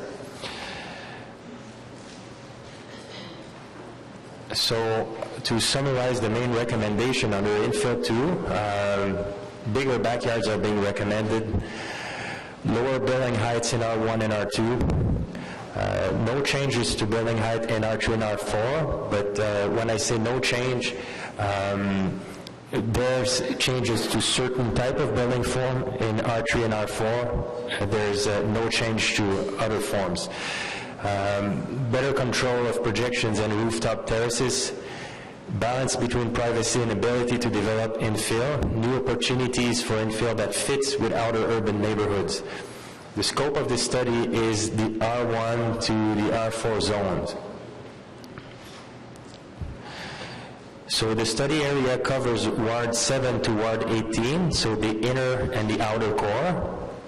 The reason why you see Area A and Area B is because Rockcliffe Park is exempt from the proposed height reductions.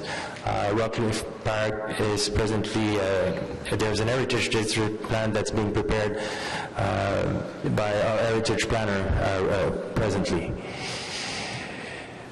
This map here, the R1 to R4 zone, this map shows the R1 to R4 zones in different colors. The paler color is the R1, the yellow is the R2, the beige is the R3, and the light brown is the R4.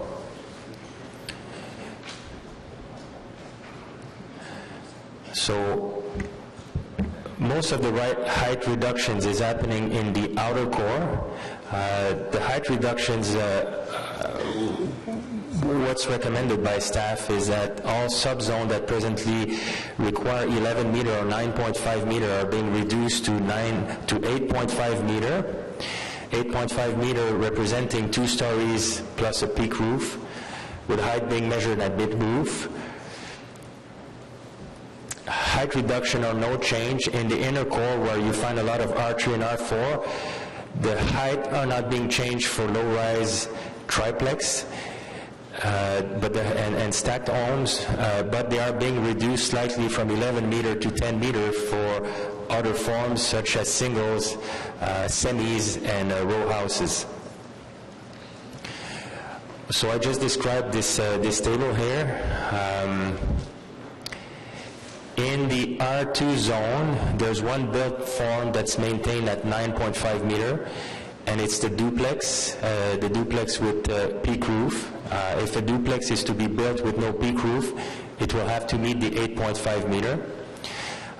The reason why this height is maintained for duplex is because buildings with separate units require in the floor components to have sound attenuation, fire protection, and individual mechanical docking, which on the total requires more height for a building. There are certain subzone in R4, certain R4 subzone that are presently at 14.5 meter that is also maintained, the 14.5 meter representing 4 stories. So the rear yard setback, we're recommending essentially for the rear yard to be at least equivalent to the building height. So if you are to build an 11 meter high building, your rear setbacks become 11 meter. If you are to build a 2-story building, let's say 7 meter, the current 25% of the lot depth is maintained. Why is this important? To maintain open space within the city block, so the addition of all rear yards, to protect from sun obstruction, to minimize the overlook between construction that would be built onto abutting rear yards. It is also meant to preserve existing vegetation, to help to maintain existing vegetation, mature trees that you will frequently see in the backyards. So we have an example here of a 3-story infill building.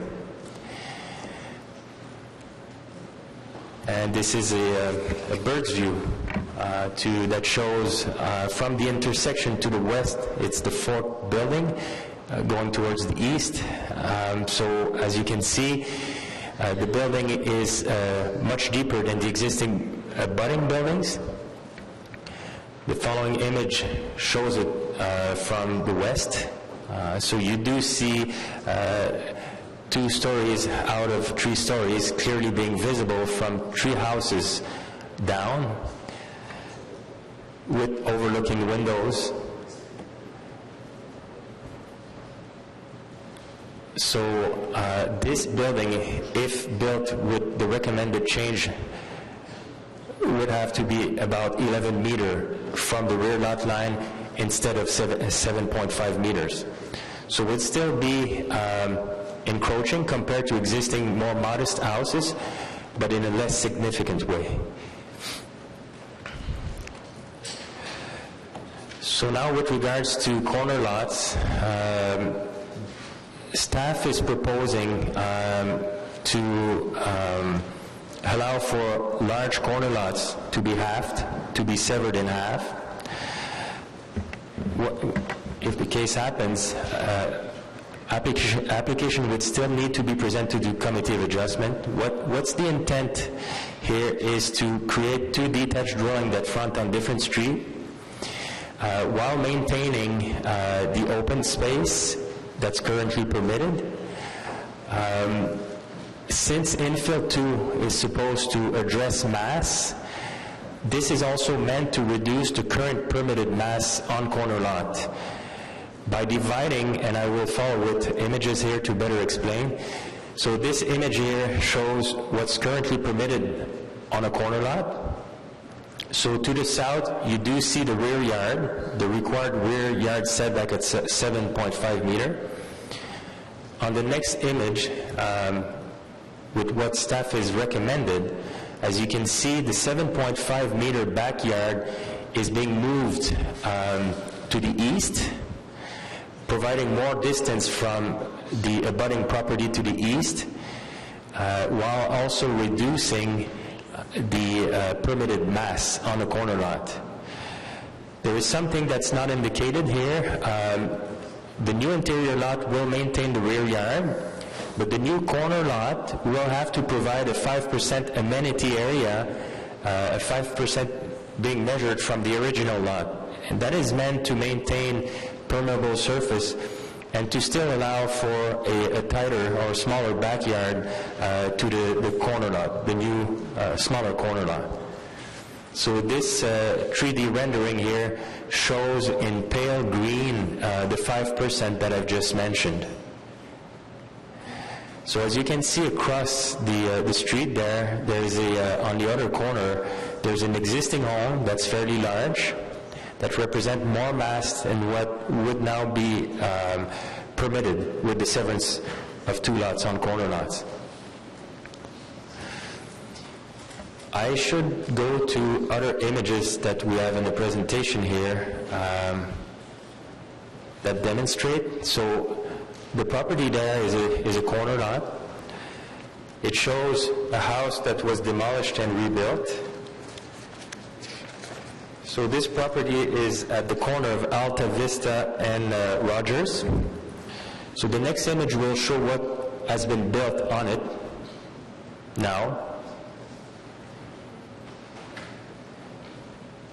This is another example of a property at the intersection of Fairbank and Billings, and this shows what has now been built on. So if I go back to staff images here,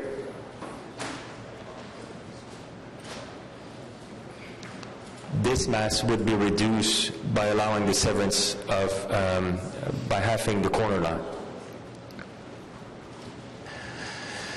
So now with regards to long semis, long semis will now be, if 2 units are being proposed on one lot, the requirement will be considered as for one lot purposes. Reduced frontage will be allowed to allow for the severance, a reduced frontage of 3 meters to create a flag lot with a pole will be permitted.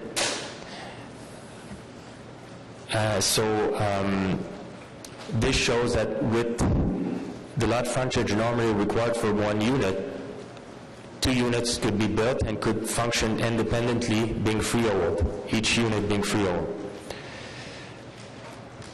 So now with regards to projections above height limit and rooftop patios, I should point out that the rooftop patios and the access to the rooftop patios are currently permitted. There is no limitation. Rooftop patios could go up to the exterior walls. The rooftop access could be of dimensions equivalent to an additional story. So what staff is recommending is a 1.5 meter setback from exterior walls, and that is meant to obstruct the perspective down to abutting rear yards, to abutting properties. Staff is also recommending to keep the footprint of those access to the minimum necessary to access the rooftop. So for straight run stairs, a footprint of 7 square meters, and for switchback stairs, 10.2 meters. And the distance of those access to maintain a 45-degree angle to minimize the impact on abutting properties will have to be a distance equal to its height from the exterior front and rear walls. The other projections, maximum of 1.25, and that's meant to allow a railing around the rooftop patio. Staff, following the adoption of these changes to the zoning bylaw, staff is recommending a 2-year monitoring period, and that would be done in collaboration with the community and the industry. And if there's a need to readjust the new provisions, that could be done as part of an omnibus amendment. So I just talked a few minutes ago about the severance of corner lot. This different recommendation is allowing for buildings to be built on corner lot to wrap around, sorry for the expression here, but so that the buildings have frontage on each street. There's an interior yard instead of a full rear yard. An interior yard would have to be maintained, and that interior yard that you see on the upper left corner would represent 25, in most cases 25% of the lot depth, and would add to the open space inside the city block.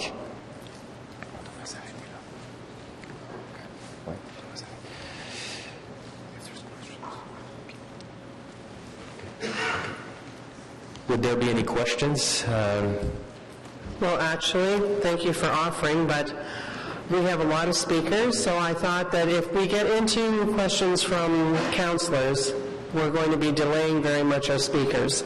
So what I'm going to suggest is that we go right to delegations, but if you have questions that are part of what the delegation is presenting, that's a great opportunity for you to interject if you don't want to wait till the end, if that's fair for everybody. All right, then. Thank you very much for your presentation. Thank you. Okay, first up, we have Terrence Lonergan, Fisher Heights and Area Community Association. Followed by Angela Tonnery and Sheila Perry. So what I would like to do, if Angela could come up and sit here, that would be helpful. And Sheila, you're on deck. Welcome, is it Lonergan? Thank you. Everybody has 5 minutes.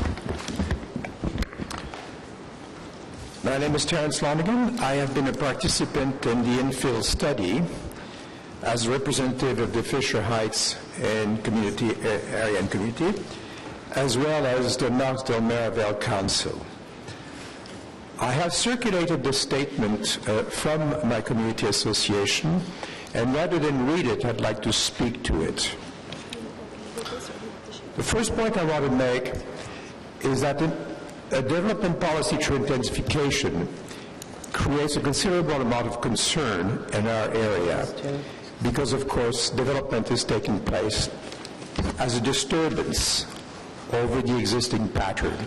So it's got to be managed very carefully, and people have to be reassured. At the last General Assembly of our community, I spoke and I explained the infill system. I think my comments were well received, but I could see that they generated a fair amount of anxiety. The anxiety is there, has to be dealt with. My second point is that it is the city's responsibility to have an intensification policy which is fair, one which is easy enough to explain, and one which is implemented with relatively robust checks and balances. What we have so far is a series of exercises which are all presented to us as discrete exercises. There's densification in targeted areas, and we have one in area, which is Merivale, and then we have different infills. And then within each exercise, rather than deal with a large picture, we're dealing with a great deal of technicalities. What Mr. Gauthier was describing to you a few minutes ago is an elaborate gearbox. It probably is a very well-functioning gearbox. But what we are dealing with, from the perspective of residents, is with the whole car. And so what we want to know is how this whole car is going to work. When you're dealing with technicalities, you introduce the risk of inconsistencies. And there are inconsistencies which are hard to explain to residents, such as, why is it that in infill 1, character, streetscape analysis are included, but are not considered in our case? There is no answer to that. Similarly, numbers which are bandied about in terms of height, in terms of mass, perhaps pertain to a policy or to an overall approach, but they can appear also arbitrary and therefore be susceptible to alteration. Another point is that in the Fisher Heights area, we're going to have the combined crossover effects of the Merivale densification and intensification in our own area. Whether we like it or not, we're in the crossfire. It would have been easier for us to manage if certain characteristics such as the if the integrity of the neighborhood was protected. But the idea of neighborhood integrity has not been discussed. It's an important one. In the recent discussion in Enfield 2, we had a developer saying that lots in a residential zone abutting to a commercial zone should have sort of specific transitional requirements or regulations. We would like the entire zone, an R1, R2, R3, to have the same specifications. As a final point, let me simply say that Ottawa is still in need of an intensification to development policy. The various elements which have been put forward today do not really amount to policy that we can explain easily to residents or that the city will find easy to administer. Thank you. Thank you very much. Councillor Eglay has a question, and then if you don't get the answers that you want, then I would actually like staff to comment also on the presentation. Thank you. Well, yes, if I understand the process, this is more a question for staff arising out of what Mr. Lonergan has presented. That's right. Does anyone have any questions for Mr. Lonergan? Okay, thank you for coming today, Mr. Lonergan. And Councillor Eglay, questions of staff? First of all, Terence, I want to thank you because I know how much work you've put in on this project on behalf of your community, so thank you for that. Two of the questions, I guess, that I have is Mr. Lonergan raised the idea that streetscape was considered in infill 1 but not in infill 2, and didn't feel that there was an adequate, if any, explanation as to why that was the case. So maybe you could elaborate on that. Madam Chair, through you, yes. There is a difference between what we call the mature neighborhoods and what we call the outer urban area inside the Greenbelt, and that is the width of lots. In the mature neighborhoods, you have an ability to develop new housing with very, very narrow lots, and in that particular condition, the type of development that was being produced required us to take a hard look at everything that we need to incorporate in order to have something that logistically functions and at the same time is not creating long-term problems for the municipality in terms of how the street operates. In the outer neighborhoods, the challenge is a different one. The lots are wider, and we feel, and there is a parking requirement, and we feel that the provisions of Section 109 of the bylaw with respect to parking and location of parking would adequately reflect what is already I think accepted as the character of those outer urban neighborhoods. In the mature neighborhoods, the challenge was how to make sure that parking does not adversely transform what is an established character. So that is why the difference. Okay. Follow-up question. So I think what the reference that Mr. Lonergan made was want to know how the whole car is going to operate and how we're going to go forward and look at that. So the last slide we saw was about a monitoring process over the next 2 years, and but not a lot of detail. So can someone fill in how the community is going to be engaged in that process? Will there be, for example, a point person in the planning department that all the concerns or questions should go to? Will there be follow-up community or stakeholders meetings? So how is this process going to roll out, and what can we expect 2 years from now in terms of coming back to this committee to fix any errors that we may have made? Through the chair, it's my group that will be responsible, the Zoning Studies Group, and my staff will be keeping an eye on the major issues that are still question marks in the minds of industry or community associations. We're going to want to see how a few initial projects hit the ground with the new rules, what the impact is or what the outcome is. If it is indeed an improvement, then we know that we've aimed well. If we see that there are things that are still causing issues, then we will come back and adjust. That's the general principle. In the case of the Mature Neighborhoods bylaw, I think we have a list of about 30 or 35 issues that we're monitoring in the zoning, and the people who have formed part of the technical working group for that particular bylaw are being engaged. Actually, we're waiting for maybe, well, first of all, for the bylaw to be put in place by the board, which is imminent, but also for some projects to start demonstrating how the new rules operate. And when we have a little bit of that mileage, then we can start to take a look at what, if anything, might need tweaking, what is working well, are we getting what we wanted out of the changes, and that's the general intent here. No, I get the intent. I'm more interested in the mechanics. So how are you going to reach out to the community over the next 2 years to find out, to use Mr. Lonergan's analogy, whether the car is running smoothly or not? I think, Madam Chair, one of the things that needs to happen, clearly the focus is on getting this report forward, and just like with Infill 1, we need to develop the overall monitoring program. So we haven't done that yet, so we will definitely be moving forward, be engaging with the various councillors of the wards affected just to map out what that is. There was a fairly extensive group that was involved in the development of the provisions that are before you today, and yes, not everybody's happy, but we do have a clear group that has been engaged and that participated. We'll be looking to them to provide feedback, but the long and the short is we haven't formally developed or developed it. It's something that we will be looking to do and combining it with a monitoring program that would be part of Infill 1.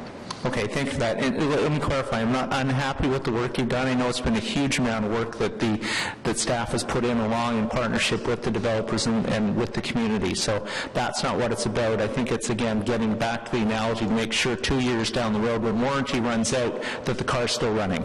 And I think that's really what the questions are about. So thank you for that.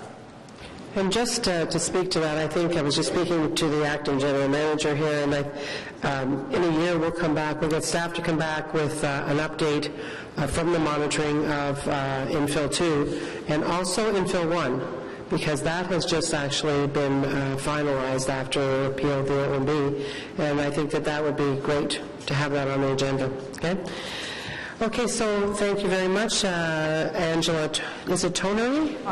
Tonnery, and you're president of Kemp Park. I'm going to ask Sheila to come up and take the available space. After Sheila is Judy Korecki. Welcome, Angela. Thank you, Madam Chair, and hello, councillors. Yes, my name is Angela Tonner. I am the president of the Kemp Park Owners Association Executive Committee, but I was also a member of the technical working group for Infill 2. I do thank the city for having had that opportunity. It has been truly an interesting experience. I would like to, by way of background, to say that in February, the Kemp Park residents did have a meeting with Mr. Gauthier, Councillor Deans and some of her staff, as well as Mr. Timothy Mark, where Mr. Gauthier did present the proposed changes to the zoning. I do thank Councillor Deans and her staff for helping to organize that meeting, and also for all of their efforts in working with city staff to address the issues specific to Kemp Park related to Infill 2, which were raised at that meeting and also by some individual residents of Kemp Park. So notwithstanding those issues or concerns with individual properties, I'm speaking today only on behalf of the Executive Committee, and I would like to reiterate the need for Kemp Park to have an official drainage plan and potentially specific average grade calculations as part of that. The reason being, Kemp Park is actually situated within the South Nation Conservation Area. It has a high water table and no storm drains. Several homes in Kemp Park have experienced flooding in the basement, including mine, which occurred when our sump pump failed and we weren't home. We know this drainage issue has been considered by the city, and we appreciate very much that the Program Manager of Development Review has advised us that the city will keep an eye on any new developments, including any property going before the Committee of Adjustment, and ensure any modifications to existing drainage characteristics are dealt with. However, we, the committee, do believe that the Kemp Park residents and their properties would really benefit by having an official drainage plan, and we ask that the city reconsider this issue, and we're very willing to work with the city to develop such a plan. So I thank you for this opportunity to bring this forward to speak with you. Thank you very much, and your councillor, Councillor Deans, has a question. Thank you, and thanks for being here, Angela. Just arising out of the delegation, just wanted to ask city staff, specifically related to the public delegation, if it would be possible to have a specific average grade calculation as well as a specific drainage plan for Kemp Park. Madam Chair, it's sort of outside of the Infill 2. We can definitely take a look at it. I don't know the background on that, Councillor. I know that there are challenges with respect to sort of the drainage situation there. If you can leave that with us, and then we'll take a look at it and get back to you and advise on that. I appreciate that, because I think the way it's been left is that it would be dealt with on a one-off basis, but for the Kemp Park community, that's not really sufficient. Anytime a drain is filled in, it has impacts all the way down the line, and so as part of Infill 2, which they basically support, they would like to see an overall specific drainage plan for that park. So if you could get back to me, that'd be great. So how that ties in with infill is if there is infill and it adds pressure to the existing. Okay. For example, there's one lot right now up for a severance. I think it's at 15 Kemp or something like that. If they get the severance and they fill in the drainage ditch, that will have an impact on the other properties in the park. Okay, good point. Thanks very much for coming out. And notice to staff on that. We'll find a way, Councillor Deans, to respond. Thank you very much, Angela. Okay, so next up we have Sheila Perry, followed by Judy Korecki. Judy, if you're here, if you would please come up and take the extra chair, and I would appreciate it. Sheila, do you have a presentation on Sure?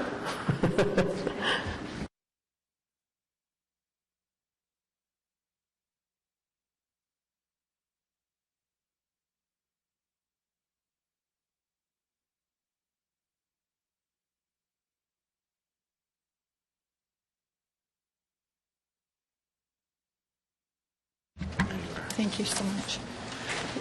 First of all, thank you very much, Madam Chair and councillors, for this opportunity. Our FCA is represented by a number of community associations and groups. I'm here to help share some of the findings, and we work in a collaborative manner. That is very much our raison d'etre. So there's a short presentation here. I'll just quickly touch on some of the highlights. First of all, we have come through the official plan as a group for over 3 years. We've come through the Infill 1, now Infill 2 in the outer urban. We've had over 65 participating members. Meetings began in 2013, and most recently we've been meeting with GOBA. We continued those discussions, and councillors, we would ask that you keep that in mind, please, because we have sought out the industry to keep that discussion going. And in fact, city staff came and joined us, and that was very, very nice to see starting in January. We met with John Schmidt, manager, Alain Meglois, Steve Gauthier, Councillor and Chair Harder, and Councillor Attorney, Vice Chair. And what we've been trying to do is to overall try to make sure that that dialogue is open. Well over 1,000 hours and lots of volunteer help. So my role has been as liaison of planning and zoning to help do that collaboration. And our purpose in overall has been to support the direction of the bylaw by ensuring that infill developments make a positive contribution to the character and quality of our neighborhoods. And that's key. Height, massing, rear yard, side yard setbacks being addressed, but we come back to the character element. I don't have the map of zoning, I saw it shown earlier, but it is massive when we look at what is in that outer urban R1, R2, R4. And the intensification issue is key. If it trumps all, then we lose that community character. And that's really what we're trying to help work through. So moving on, I just would like to just touch briefly, and this goes back a little bit to what our findings were out of the official plan. I won't go through them all, but key here are 10 principles.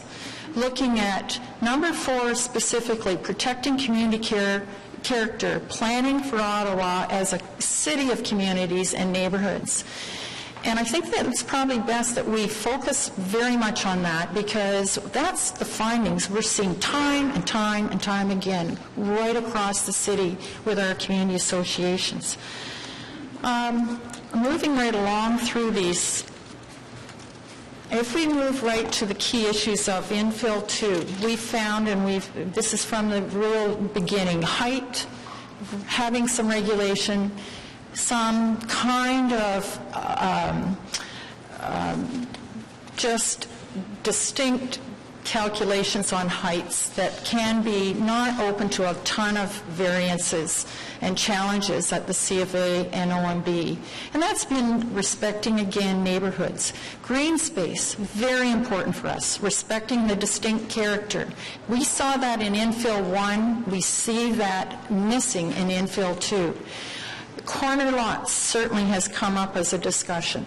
So our results that we're seeing here, R1 and R2 heights, we've had good feedback on that. However, R3, R4 still have issues. And I just want to make a note that in our discussions with GOBA, we were given some helpful information. There's no doubt about that in the construction industry, but in checking, having that extra height is not necessary completely, because construction can be worked around it. In other words, keeping that 10 meter is recommended. Green space we see much improved. However, does the 1.2 meter really promote adequate green space? Distinct character. We ask, why does this not apply to infill 1? And corner lots, again, for further study, which you'll be hearing about shortly. Finally, recommendations. Neighborhood matters. Character must be respected. The bylaw, we need to consider the ground floor as an average with adjacent properties. That's really important in respecting the neighborhoods. The triplex conversion to a fourplex, we're seeing all sorts of things happening in that. And again, we're coming back to this whole idea of neighborhood matters and corner lots needing the study. Sheila? Very quick wrap-up. Actually, no. Okay. That wouldn't be fair. Okay, so here are the photos, and I'll just leave that with you. Thank you very much. Does anyone have any questions of Ms. Perry, including Councillor Nussbaum, and may want to ask for a quick wrap-up? Good morning, Sheila. I'd be curious if you could just wrap up for us a little bit. Okay. Very, very briefly. Okay, but now that I've introduced that Nightmare on Elm Street, let me just say, which I suggested in 25 seconds, okay? Here we go. Thank you for that opportunity. And quite seriously, these photos really tell a lot, and I think triplex on the left and 4 meters suddenly added. On the right, is that tasteful and respectful of our neighborhood? And then a corner lot example, and there are many, but one house being replaced by 6. So again, thank you for the opportunity to meet, and let's keep the dialogue going and consider neighborhoods. And thanks, Councillor Nussbaum, for asking the question. Okay, so now you see how it can work here. All right, thanks very much. And so, welcome Judy Korecki. Good morning, everyone. Is it Judy Korecki? Yes, it is Judy Korecki. Okay, and after Judy, Gary Lindberg, when Ms. Perry leaves her position, if you'd like to come up as the next speaker. So welcome. You're with the Faircrest Heights Community Association in Alta Vista Ward? Yes, I am. Good morning. Welcome. I'm here to speak to you about the corner lot severance proposal, and as you can see from page 2 of my presentation, which hasn't been uploaded, that we fundamentally oppose this proposal, and we ask that it be remanded for further study. Should we pause so my presentation can be loaded? Yeah. We can get it on the screen, but it's probably faster that's fine. I'll just continue a moment.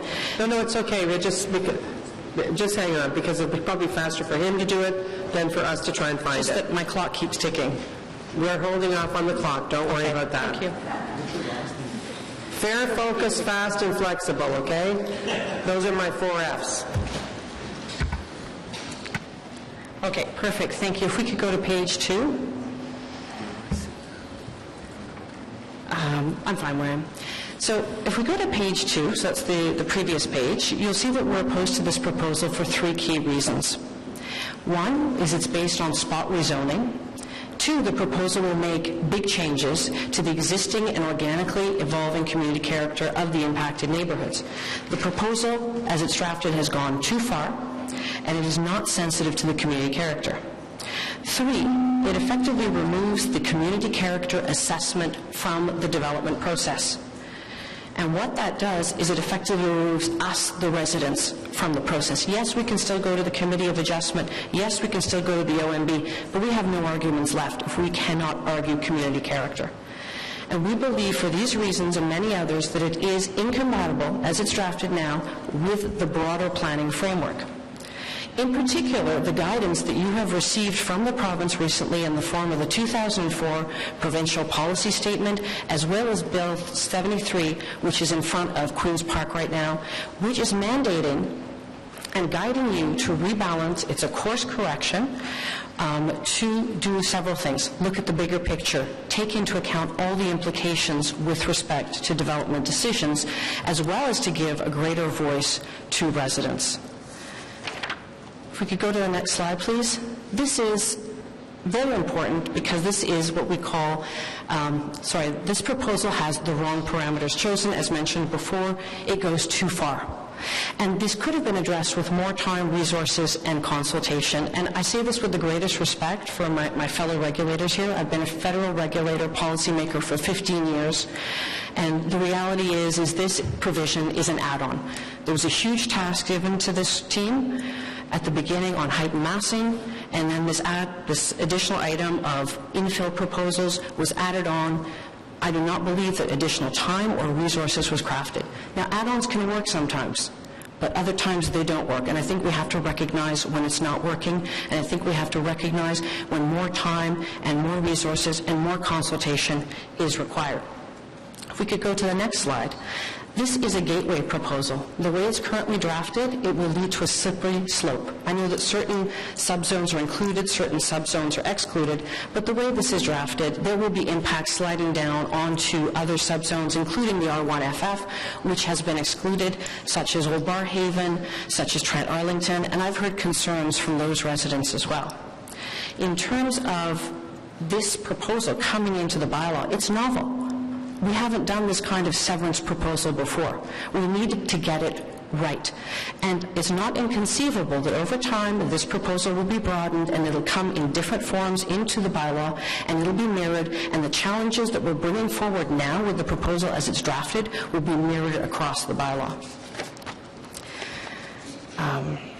If we could go to the next slide, please.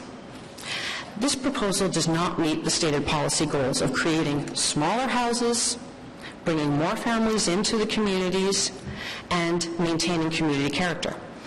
And I thank Steve Gauthier for showing us some drawings, and as we could see from those drawings, in reality, the height has not changed. The setbacks from the street have not changed. The side yard setbacks have not changed. There may be a bit more green space in the back of the house, but from the community perspective, I don't look into people's backyards. I see what I see from the street. So we also see that experience across the city has taught us when you have infill, you go to the envelope. Experience has also taught us, especially in these neighborhoods with larger lots, when you have the larger lots, you do not go to the envelope. So, in terms of bringing more families into the neighborhoods, this inclusive place concept, which I understand is a priority for this city council, what we're talking about is creating housing that will be several $100,000 more expensive. Case in point, my street. A property was severed, slightly oversized lot. We contested. We went to the OMB. We had that right, and we were not successful. This is severance. A 2,500 square foot house has now been replaced with over 7,000 square feet of massing. On this 50-foot lot, you have 3,500 square feet. This is one of the smallest lots in the ward. Now you have one of the biggest houses on the ward there. And in terms of the drawings that Steve Gauthier showed you, they were very selective, I would say. I have given you extra 10 seconds, so 10 seconds, please. Okay, thank you. I'd like to wrap up. We will certainly see now more of the issues that you see in the inner urban core coming into the outer urban area, and this infill will fit in less. The other thing I would say is that we're going to end up with 60-foot deep lots, incredibly shallow lots. Okay. And just, I have questions for you. So I have your ward councillor, but first of all, Councillor Chiarelli. Is this a question of Ms. Korecki? Yeah. Okay. Okay. My first question relates to the, planning committees used to be called rezoning committees. And the reason for that is every zoning is a spot rezoning, every single one. So the argument that that changes that happened on a corner are somehow illegitimate before they're spot rezonings. Do you not recognize that every single application for a zoning is a spot rezoning? Yes, but this becomes as of right, and the whole community character assessment is taken out of the equation. Okay. You're aware of our intensification goals for neighborhoods. How do we intensify if we don't at some point allow 2 units where one used to exist? What I would say to that is that there certainly are several oversized lots that are available for severance at this point in time, and as we can see through all the Committee of Adjustment cases and OMB cases with a minor variance, there are requests for severances, as has happened on my street. But you must recognize the type of intensification we have to do is far greater than the odd, large, oversized lot in a neighborhood.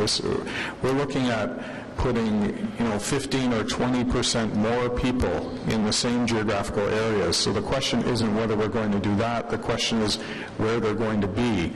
Are they going to be on the periphery of communities, and are they going to be on corners, or are they going to be all the way down the street? So those are the questions. It's not, it's not whether we do it. Yeah, no, I'm glad that you've raised that, because effectively what's happened with the way that the provision is crafted now, it will be hard to bring more families in to a certain extent because of the way that the provision is crafted. In Vancouver, for example, because they're cognizant of the high price of houses, they have put in a provision which allows 1-story to 1.5-story infill housing into single-family neighborhoods. This could have been done here. Toronto has put some height limits in terms of the number of stories. It's entirely possible.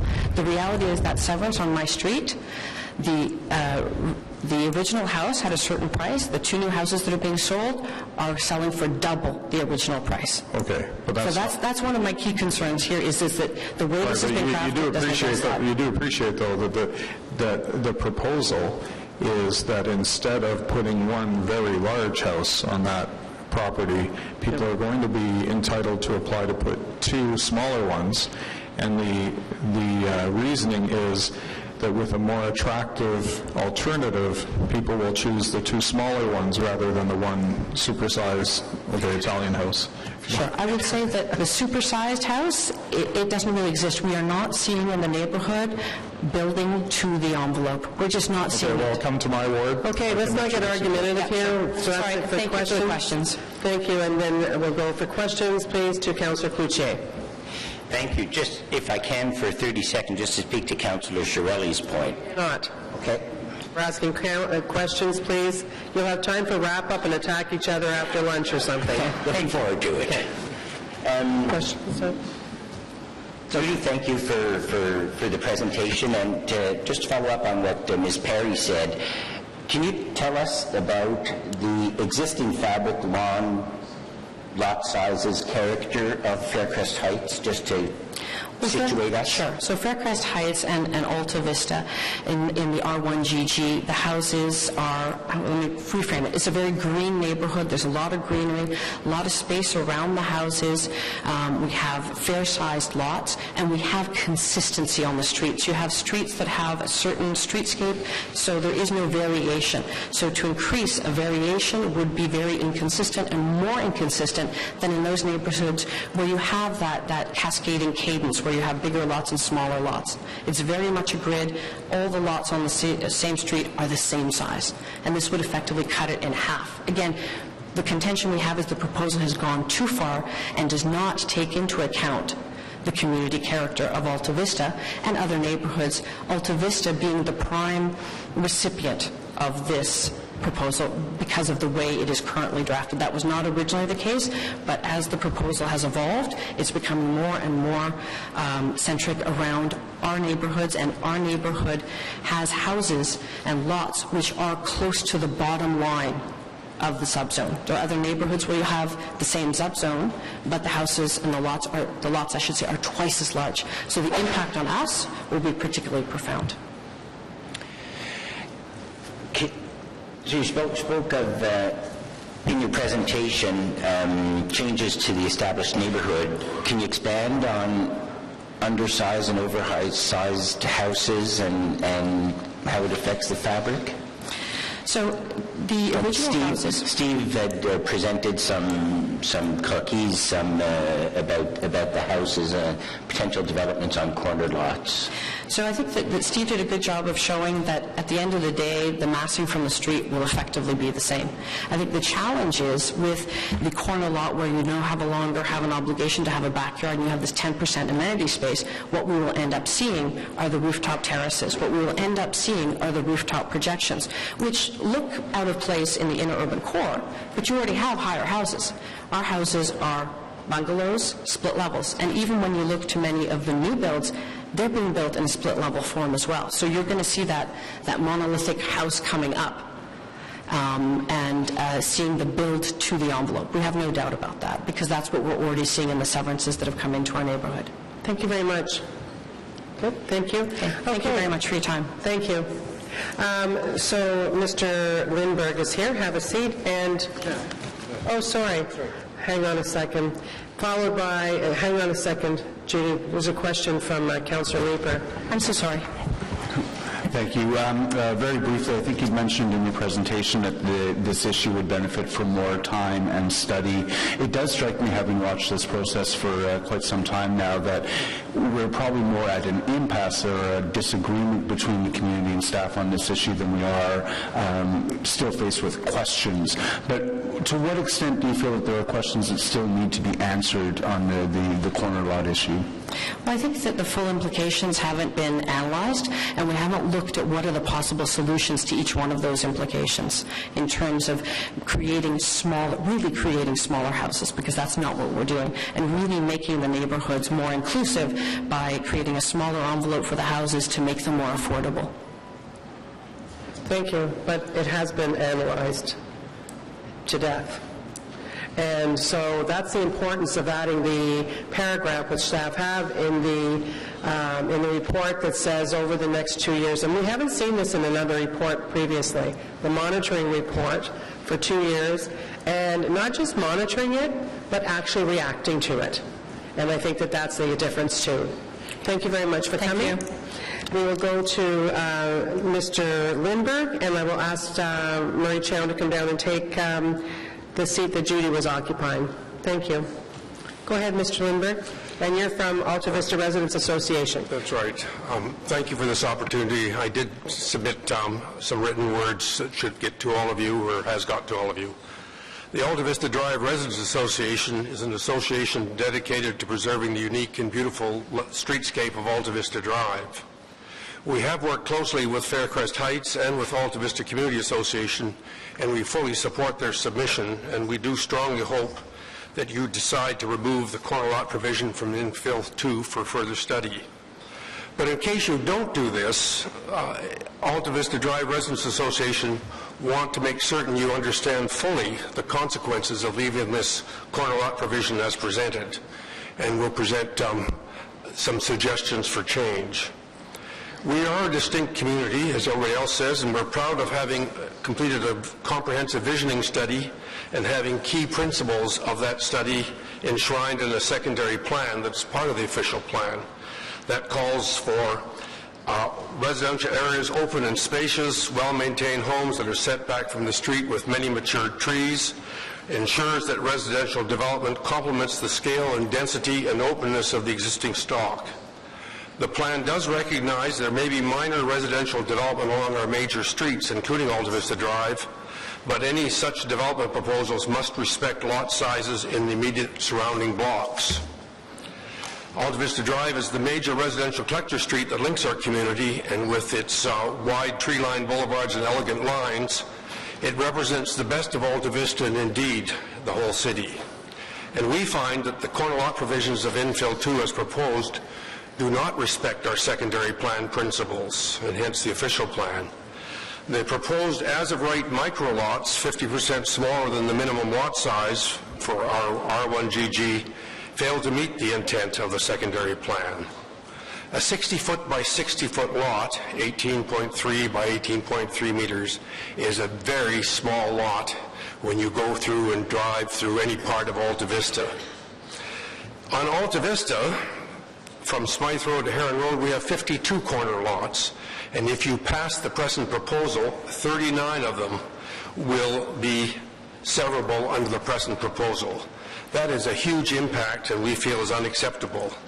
And I'd like you to note that these 39 lots represent approximately 10% of all the corner lots that might be impacted by this proposal citywide, and that approximately 25% of all impacted lots are in the R1 GG zoning in Alta Vista, a zoning centered on Alta Vista Drive. So it's not surprising, perhaps, that Steve chose all his examples from Alta Vista. Is there an acceptable minimum lot size? There's no clear rationale for allowing any lot smaller than the minimum lot size as zoned, and we have been committed to maintaining that lot size and have previously opposed numerous proposals at the Committee of Adjustment and have regrettably had to pursue those appeals to the OMB several times. So if you feel compelled to approve the corner lot provision as written, we really ask that you consider how to modify it so as to limit the creation of excessive micro lots. One of our suggestions is that no subdivided corner lot should be permitted that's smaller than 60% of the minimum lot size rather than the proposed 49%. This would create a more equitable balance with the existing minimum lot area of the subzone. It would still allow corner lots larger than 800 square meters to be subdivided while maintaining the approved frontage. In terms of impact, this would permit 18 of our 52 corner lots to be considered for subdivision. That's approximately half of the 39 that would be affected by the 50 or 49% rule.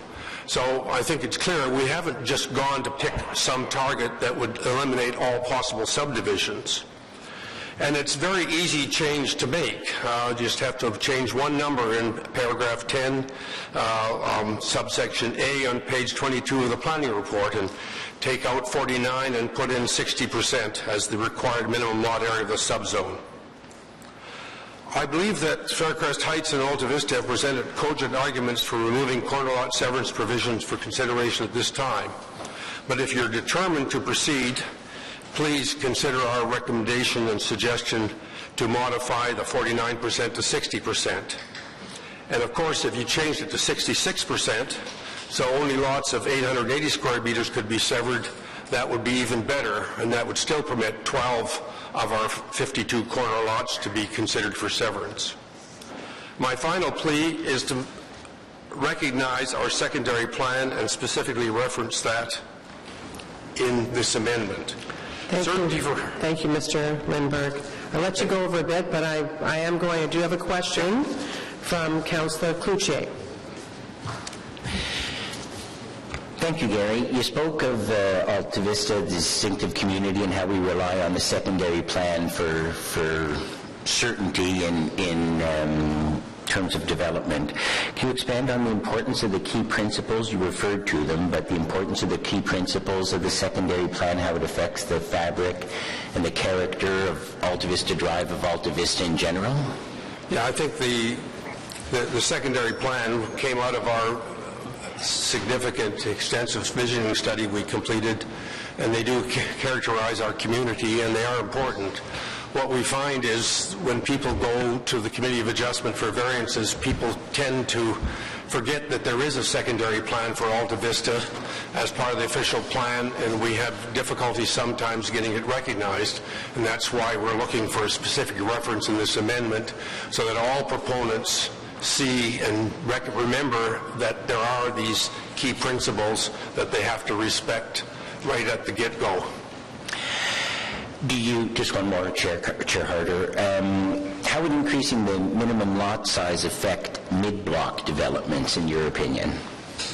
Well, I don't think, as presently crafted, it's going to affect mid-block developments. Our concern downstream, of course, is that once you start introducing micro lots in a neighborhood, then everybody says, oh, well, we can just keep dividing other lots because we've got the precedent on the corner lots, and it can be a slippery slope, and that would totally change and, in my point of view, wreck our neighborhood. Thank you, Gary. Chair, I have a couple of questions to staff related to the secondary plan. Would you like me to hold them? I would like you to, if you would write them down. And I just think that staff should have some ability right now to comment on the next process, because one of the things that that paragraph talks about is, okay, we worked really hard to come up with a plan. And really, when you think about the size of it, to have the general consensus on most of it is pretty darn impressive. And the fact that they are going to be monitoring it. What I don't like to see is when they come up with another figure that they think that the industry or the residents think will work without it being tested by staff. So any comments? If you have no comments, it's okay, but I just wanted to give you the opportunity. Thank you, Madam Chair. The issue of character as it relates to neighborhoods such as Alta Vista, Faircrest Heights was something that we very, very carefully considered. If you look at the work that we did from the beginning in looking at building heights, we're proposing a reduction of building heights. The reason for that is Mr. Gauthier tested with LIDAR over 25,000 properties and found indeed that the character of the neighborhood is pretty low-rise. The zoning does allow for an incremental increase in building heights, but we've reduced the permission to make sure that they're in keeping. If you notice the corner lot rules, they are intended to maintain what is most visible about the rhythm and scale of those neighborhoods, which is the lot width. And even when you take a corner lot of the size that we are recommending for this new permission, which is simply opening a door, it doesn't mean that it takes away the ability for people to use their lots as formally permitted. But assuming that you were indeed to apply to the Committee of Adjustment to sever a corner lot, the resulting lots would still be about 50% bigger than the average lot in Westboro that we're seeing severed into two. So just to put that in perspective, when we talk about micro lots, we are still talking about properties that are much, much larger than the infill seen in mature neighborhoods. And the width of the lot, which is what you notice from the street and establishes the rhythm and cadence and character of those streetscapes, is not changed at all, because we are requiring the respect of the minimum lot width. In our estimation, the impact or the outcome of this is simply the number of corner lots that the secondary plan would consider as acceptable at the locations that are contemplated, and the secondary plan would not permit this in locations that are not contemplated. If you increase a lot, as Mr.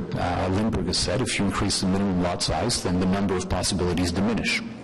That's quite simply the fact. Which, as we saw, when you changed the originally in the same neighborhood, and I think you started with, you used that as an example because it had the most opportunities, if you will, for corner lot severance, or splitting, if you will. That's why they used your community. And the other thing is that originally I think there was 196 corner lots, and by changing the formula, you're down to 70 as a possibility. Okay. That's correct. And I just want to point out, and I appreciate the work that Mr. Smith, Mr. Migueles, and Mr. Gauthier have done, and the whole department on this issue. But of the 694 corner lots in all the wards affected by this that are over 665 square meters, 196 of them are in Alta Vista. So it does have a pervasive effect on our ward. And Ms. Korecki, Mr. Lindbergh spoke of the impact on, and you touched on it, on the fabric of our community. So it has to be done sensitively, and thank you, ma'am. Madam Chair, it does absolutely have to be done sensitively.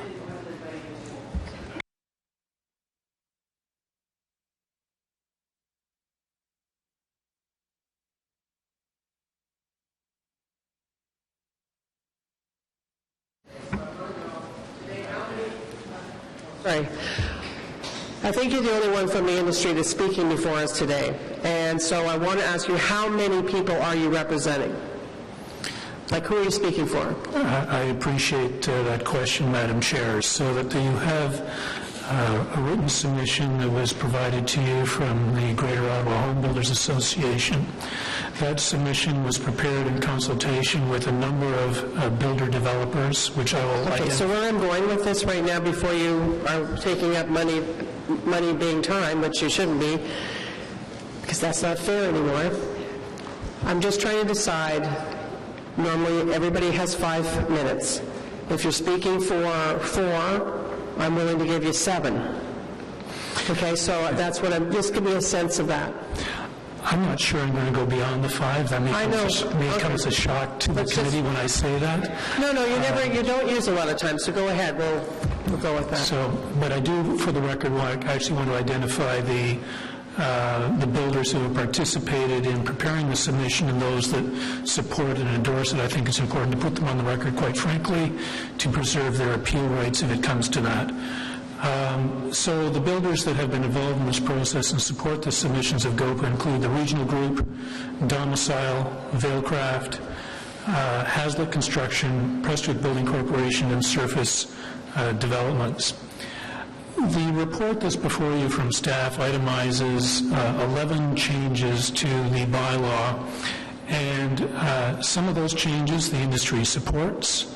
Some of those changes the industry believe are quite workable. Some of them, the jury's still out, and we'll see how they play out and appreciate that that's what the monitoring period is intended to address. But there are 2 provisions that we certainly want to speak to this morning and that we highlighted in our written submissions that were submitted to the committee on Friday, and those relate to reduced building heights and increased rear yard setbacks.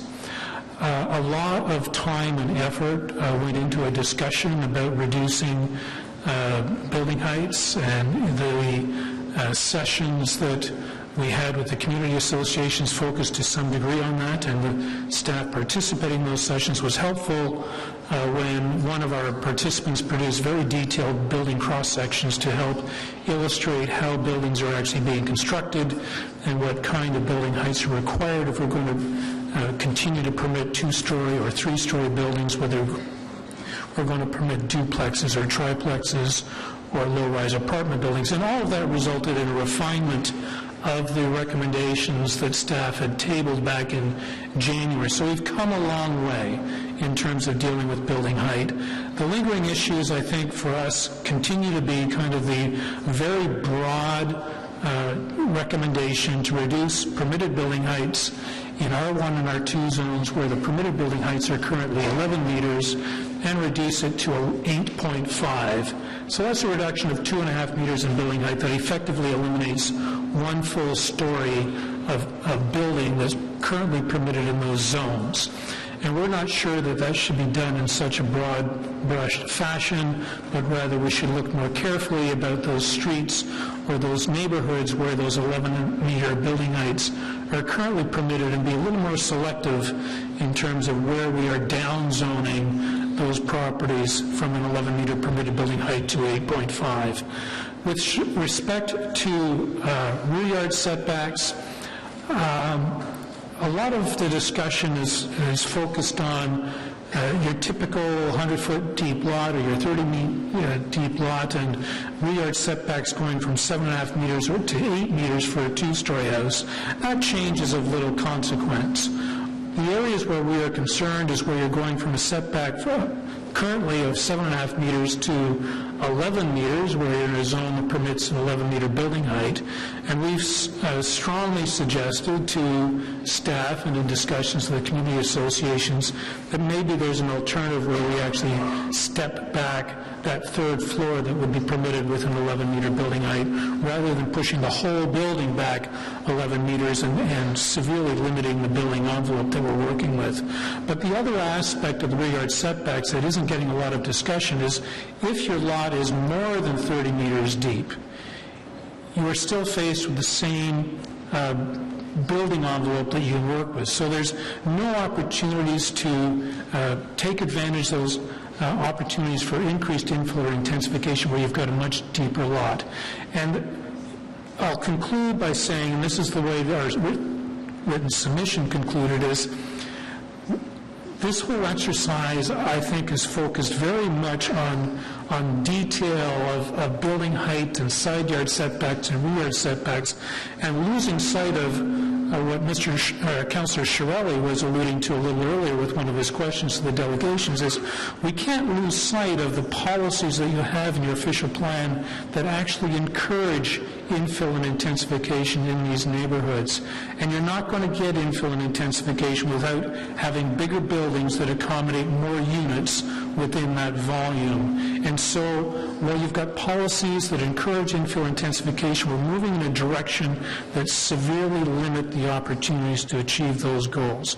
And so, if there's time, we've thrashed these things out with staff and the community associations, but if there's time between now and June 24th to further the dialogue about building heights and rear yard setbacks, we'd welcome that opportunity.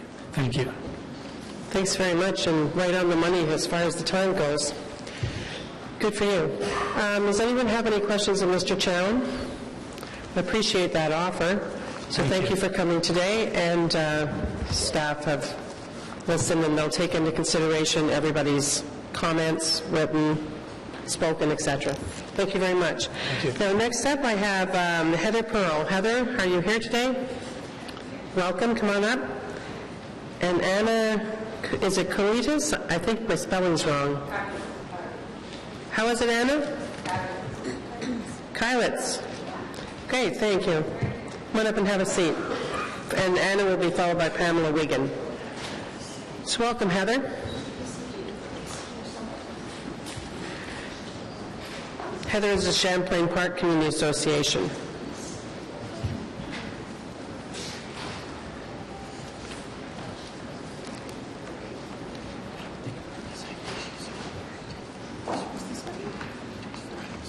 Is that it? I'm Heather Pearl. I'm with the Champlain Park Community Association, and we've been involved in infill, from infill 1 through infill 2. It seems like forever. I've spent my life at this, from the very first meeting that there ever was. We are a tiny neighborhood. I guess next slide, please. We have just a few streets, a few cross streets. We've, since 2008, been engaged. Well, we've had intensification. It kind of hit us pretty hard in 2008. There was nothing before that for years and years and years. Lots and lots of rebuilding and redevelopment, but nothing like this. Since 2008, we've had 57 new dwellings put into the community. 34 of these are on one street, and that is Carlton Avenue. This slide shows what we looked like in 2008. If you did a look at us now, you would not see quite as much green, and that has nothing to do with the emerald ash borer. It has to do with the fact that, particularly on Carlton Avenue, singles are being replaced by doubles. Now, we have no objection to that. We support most of the applications that go to the Committee of Adjustment, but we do have, on Carlton in particular, a cumulative massing effect, which compromises privacy. We lose green space. We've lost tons of mature trees. And so we're happy with this row of 3 that we supported, because they are within the 8.5 meters. They're actually under that in height. They would be set back further now because of the 6-meter setback that we've regained since last year. But generally speaking, we would support these, but as you can see, we've required a hard edge on the street due to the cumulative massing effect. Now try to imagine if these were 11 meters. It would be just awful. So here's our stats. We've done a census, and basically we have come up with, in terms of doubles, we have 1 peaked roof double, which is too high and too massive. Flat roofs, 6 are too high and or massive. In the singles, we've got 2 are too high or too massive. And we're concentrating on the R2 because that is where most of this is happening. Please. So Infill 2 is going to help limit not-in-character development in Champlain Park.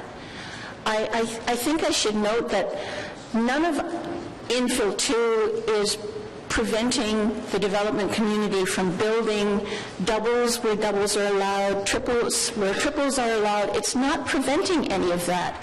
All we're doing is saying, have regard to the height, have regard to the massing. And we've shown in our community that you can do that and still stay within the suggested height limits. Next one, please. This is the other thing we're concerned about. We have second story. These are going in because basements are suddenly main floors. So suddenly you have your second story main living quarters, you have your big deck coming off of it, you have your stairs going down. Without having limits on the rooftop accesses, you have huge amount of living space up top. We end up with very tall buildings. Next. We have a lot of in-character development. This is just a bit of it. I mean, we've supported all of these. There's one single shown here. There's all the rest are semis. They work. They're nice. The one at the top is particularly nice on the top left. He even went in and planted 2 new trees on that lot. Next, please. So one of the things that we've been suggesting all along, and we would like to propose this for the future, not for now because we want the heights reduced. Would an equitable massing model improve the compatibility of new infill development in Ottawa's communities? And I think, you know, I'm talking about all communities. This is an existing example in our community. It's beautiful. It shows that you can put in semi with a 7-meter height to the rooftop. It shows the single, it's 8.31 to the midline. This really works. Having these 2 building forms side by side is visually interesting. Each is scaled to fit with the other, and both are scaled to fit with the street. So what we're asking is for something, let's look at this in the future. Next, please. We do have an issue with the 1 point, am I finished? Oh, okay. Sorry? If I hadn't been watching your excellent presentation, you wouldn't have gone 9 seconds over. Oh, okay. Because it is a very good presentation. Does anyone, but thank you for that, and we'll put the full presentation into the okay, thank you into the record. Does anyone have any questions?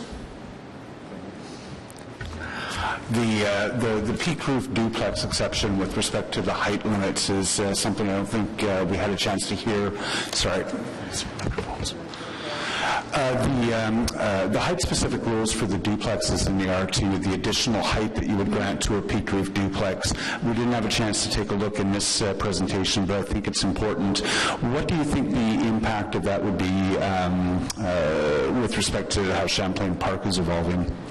Well, I think the issue is when you add an extra 1.5 meters to the midline, you actually, the Gober drawings show that a modern duplex, they can fit everything in the 8-meter height, and that that was their ask, for 8 meters for the duplex for the flat roof. When you add an extra 1.5 meter height to the midline, and then you say that's actually 3 meters to the top, the potential is for an extra half story of living space. The other issue is that it really adds to the massing. When we've shown throughout our community that you can do really nice infill, and you can do it within that 8.5 meters, then I really don't understand why you would add this. It seems to have come on fairly late, and I'd rather not sort of encourage the peaked roof on the duplex if it means that we're going to end up with taller buildings. And I think that that's something that this may be an issue throughout the other neighborhoods, that this height issue maybe it needs to be more thought out. Thank you. Thanks very much. Okay, we'll go to Anna next, and then I'll ask Pamela Wigan to come up and have a seat when Heather stands up. Thank you very much. Go ahead, Anna. Old Ottawa South. Yeah, Madam Chair and members of the Planning Committee, on behalf of Old Ottawa South Community Association, OSCA, I present to you our support and ask concerning the zoning bylaw amendment Phase 2 of low-rise infill housing. We support the overall direction of the bylaw to ensure that infill developments make a positive contribution to the character and quality of our neighborhoods. For infill 2, this means that height, massing, rear and side yard setbacks are addressed. We support and appreciate the consultation meetings with the city planners, the representatives of the infill industry and other community representatives. Only a truly collaborative process will lead to an outcome that satisfies all stakeholders. Our regret is that not a more realistic timeline was available to complete this process. And a truly effective collaboration process could even include mediation. Mediation, I'm saying, about essential differences. And that would save the city and the developers a lot of money in the end. So in this context, I make you aware of the following aspects that we support, reject, or recommend for further study. First of all, OSCA wants the Planning Committee to put on record that we strongly support the amended rear and side yard setbacks because they are essential for diminishing the massing effect of infills. The current setbacks have already destroyed the quality and possibly monetary value of some abutting properties, so it's essential that setbacks increases and reflect the height of the infill. We support the amended maximum heights in the R1 and R2 zones, and we support the height and setback regulation for above maximum height projections and rooftop accesses in the R2 subzone. But we reject the height and setback regulations for above maximum height projections and rooftop accesses in the R3P and R3Q subzones. To be specific and simple, maximum height is maximum height. And unfortunately, I'm an old fuddy-duddy that only can resort to, where's that map? I'd just like to explain. There's a hard copy. I have an assistant. So the rationale is that almost all of our area between Riverdale, Bronson, the Rideau Canal, and Rideau River is zoned R3P and R3Q. And the typical character of that neighborhood is 2.5-story detached and semi-detached buildings, the same character as the R2R section of that neighborhood. Since the city does not support downzoning, and the amended height reductions in the R3 subzones is negligible, despite the overall direction of the zoning bylaw amendment to make a positive contribution to the character and quality of our neighborhoods. But therefore, in this subzone, we can't support an above maximum height regulation that does not support this zoning bylaw objective, because the above maximum height regulation adds to the massiveness and therefore makes it, unfortunately, a destructive contribution to the character and quality of our neighborhood. So number 5, we reject, in our opinion, the solely industry-driven rationale for maintaining the current 11-meter maximum height for 3-unit dwellings. It should be understood that the dividing walls in the TUDs can be horizontal or a combination of horizontal and vertical walls. And you have heard the presentation by Steve Pope. Skip that part. So the height issue in the R3P and R3Q subzones of Old Ottawa South, they were problematic because of the massive 3-story flat roof infills in a 2.5-story character neighborhood. The 1-meter height reduction still accommodates the, for us, problematic 3-story flat roof infills, and therefore OSCA supports Councillor McKenney's position regarding the equitable massing heights and recommend this position for further study. I thank you for your careful consideration of OSCA's position regarding infill 2, and that be clear includes 3 supports 2 rejects, and 1 further study. Thank you for your attention. Hang on a second, Anna. I think Councillor Chernyshenko has a question for you. Okay. There he is. Magical seat changing we have to engage in here. Thank you very much, Ms. Kylitz, for your engagement, and others with OSCA, with Ola Ruiz, and others, at least that I'm aware of, in Capital Ward, who've been very involved in this process. I just want to clarify, from all of this, committee have received quite a few letters, quite clearly written in my opinion, and really it comes down to 2 key items, asks as you've put them, around believing that a 10-meter height is sufficient in the R3, P, and Q zones, that would need not go to 11 in order to be able to have 3 adequate stories, and also that the rooftop projection should be included as part of the maximum height, as opposed to an add-on. What do you think, after having been engaged all this time, can be accomplished now? Do you believe that with some further weeks, extra meetings, that some kind of a consensus might be reached with the industry participants, or potentially working with staff, that you might demonstrate that 3 stories can still easily be built in a triplex situation at 10 meters? Yeah, I hope to establish that, really the 10 meters, we shouldn't go above that. And I really like to repeat that I would like to see remediation for the differences, and it might be a new approach, but I think it's a shame that we are always fighting, and we are stuck with the 10-meter height in our R3R and R3Q zone, R3P, I mean, and well, too bad, so sad, but let's not add more, and I really hope that the info industry understands that and accepts it.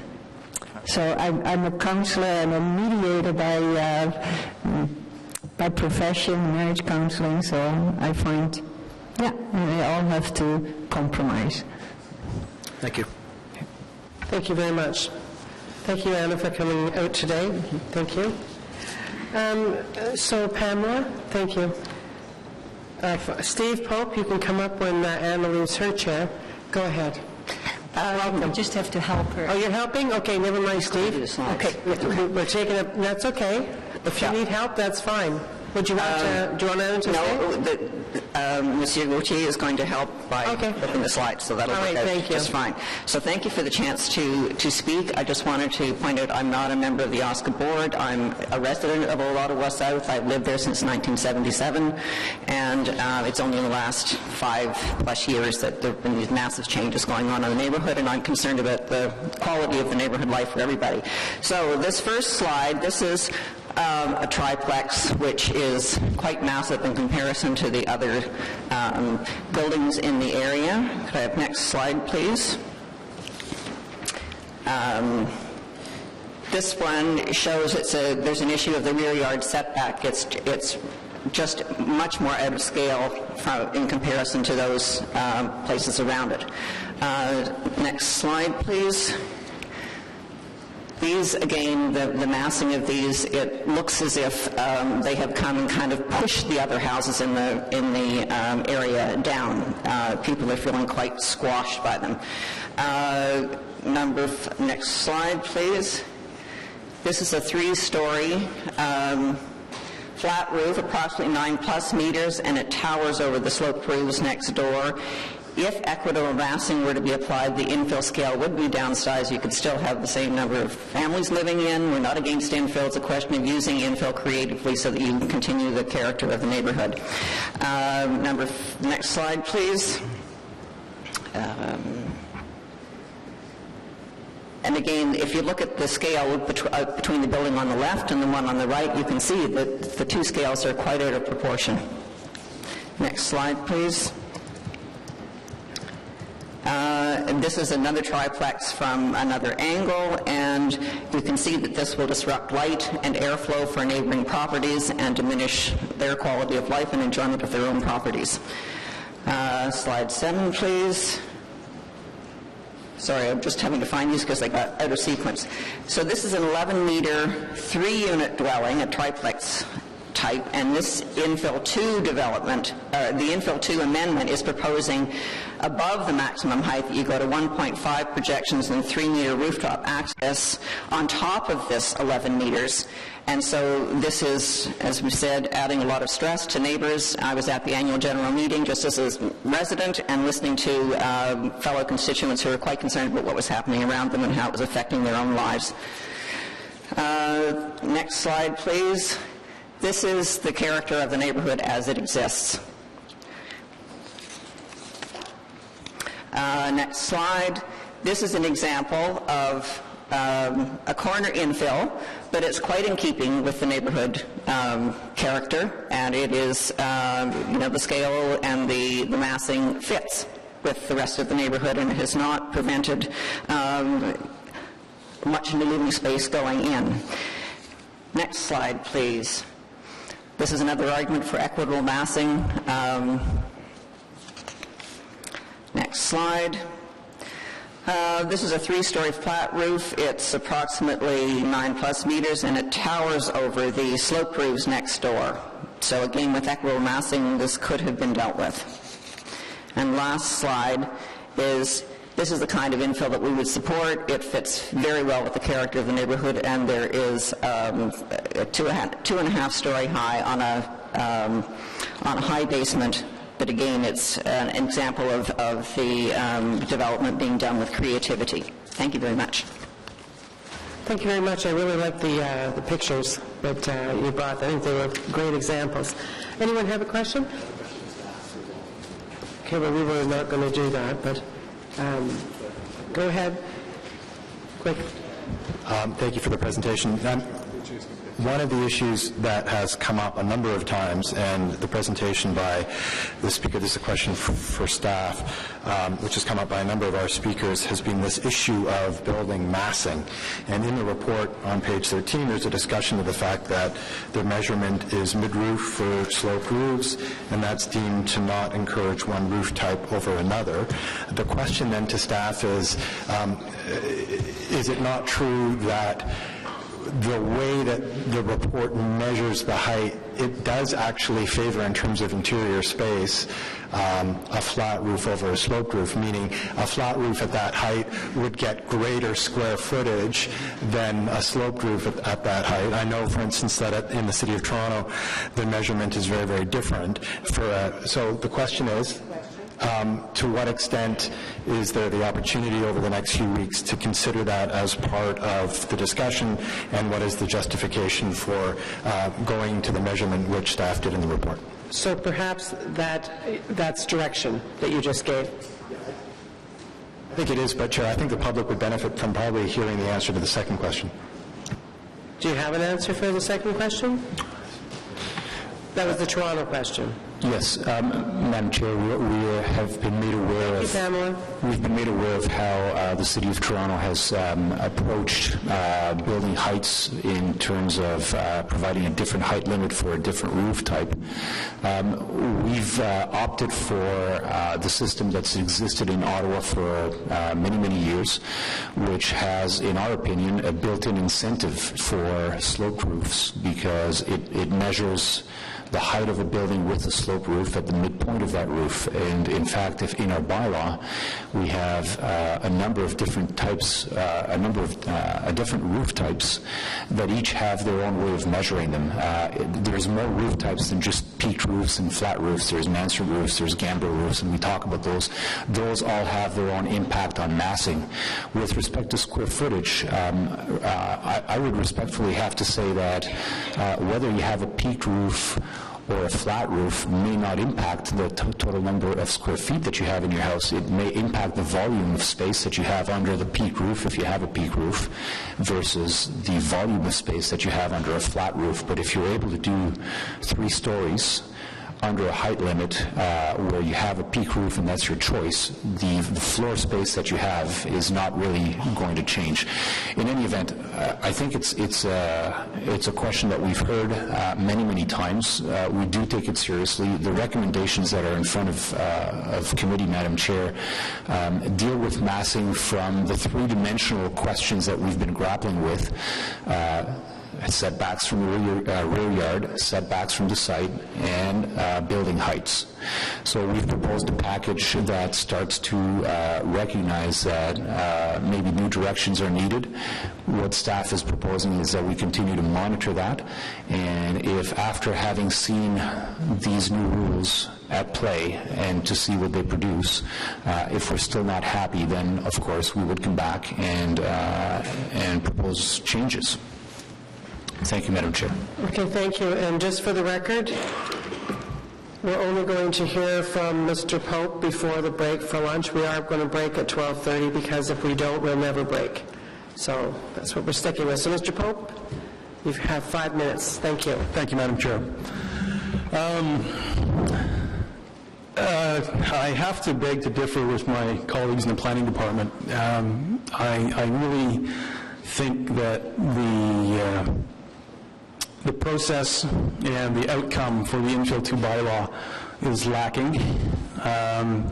Looking at this diagram, it's been one of the frustrations through the entire process, where what that diagram actually does is tell you why the developers are building flat roof buildings rather than peak roof buildings.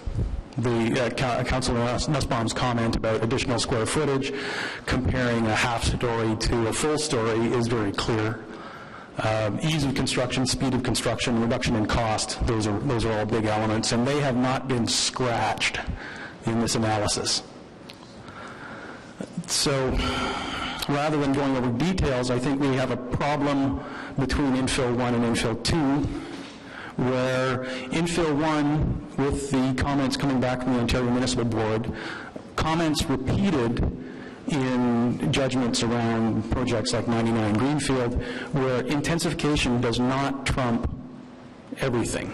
Sensitivity to the character of the neighborhood is important. Infill 1 developed a tool to assess the character of the neighborhood, which needs to be proven. But Infill 2 turned its back on that tool rather than expanding the tool and making it more useful. Infill 2 has taken a from-scratch look at these things, looking at the rear yard setbacks primarily and heights, which were the only ways of mediating mass. And they've ignored things like the guidelines that exist for infill housing. They've ignored the secondary plans. So we get another piece, as was referred to earlier, a piece of the car, but we still don't know what the car is going to do.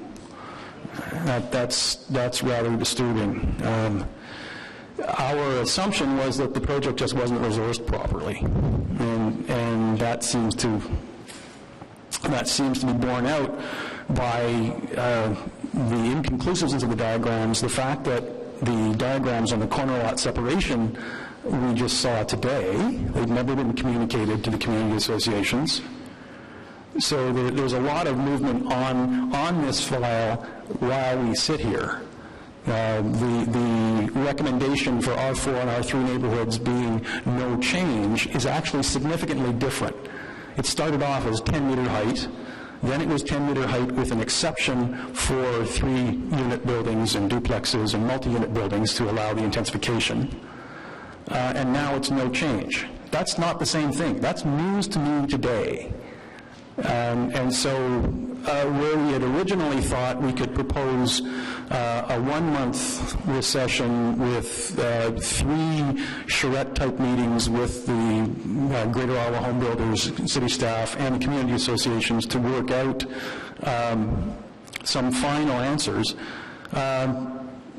that's not going to be available. We are willing to work with city staff and Greater Ottawa Home Builders for the 26th of June. More realistically, I think the problems are large enough that a presentation in September would be better. But this loss of character, the move from neighborhood character in Infill 1 to random numbers taken with no criticism from the GOHBA. I mean, it's perfectly easy to do a 3-story building with 10 stories just looking at that diagram. 10 meters, 1 meter above grade, which is half meter less than the GOHBA drawing showed. 3 meters per story, you've got 10 meters flat roof. No big deal. But we lost the character. We need to maintain the emphasis on neighborhood character. We've got the tools that are started to be developed. We've got our own guidelines in the past. We've got the street character assessment tool. We need to bring that forward consistently, and we need to know what the character of the neighborhood is before we can talk about what appropriate intensification is. And Old Ottawa East is a supporter of intensification. We've engaged with the construction industry, the development industry, in proactive ways for the Greystone development, for Domicile's new work. We know how to do that. The planning committee has construction expertise, it has architectural expertise, it has planning, it has development and management expertise. We understand this, and we feel let down by staff.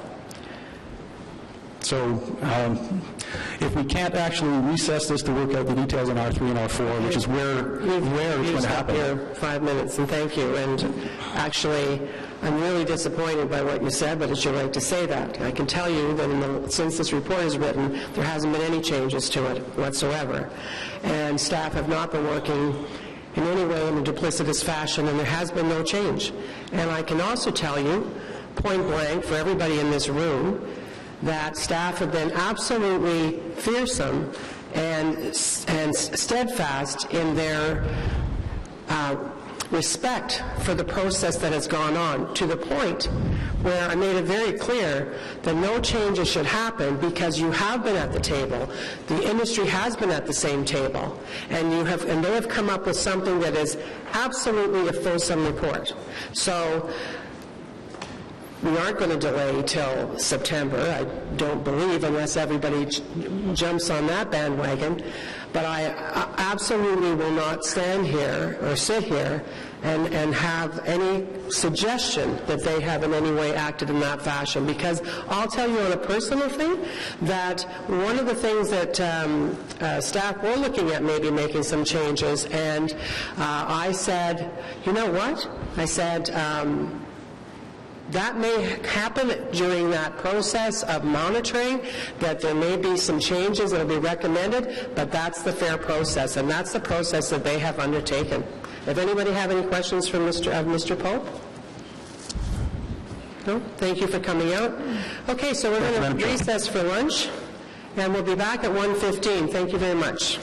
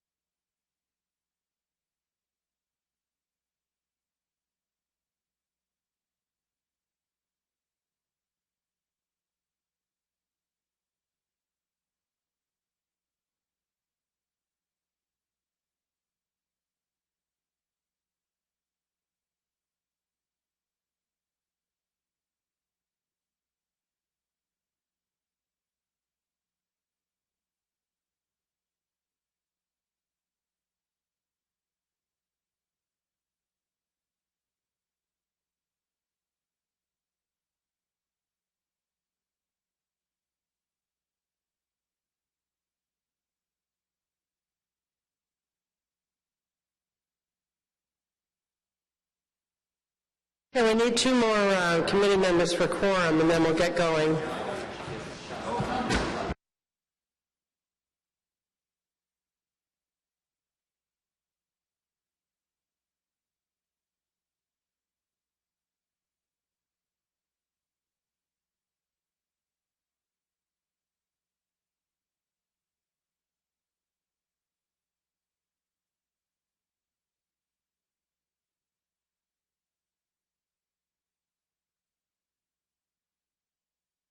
Okay, we have quorum in the room, so if staff could take their seats again.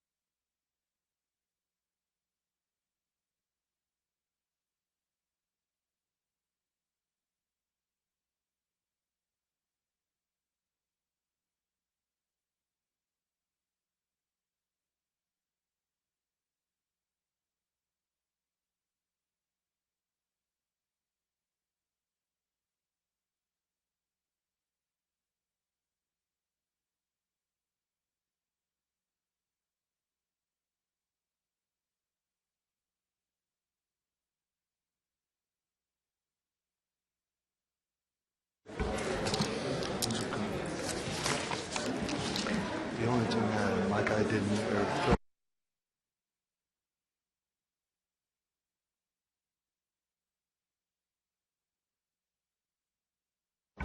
Okay, everybody, can I call the meeting back from recess and ask that everybody have their seats?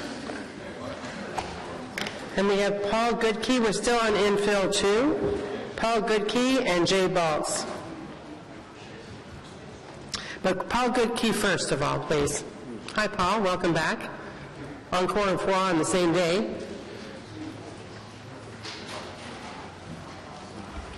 Thank you.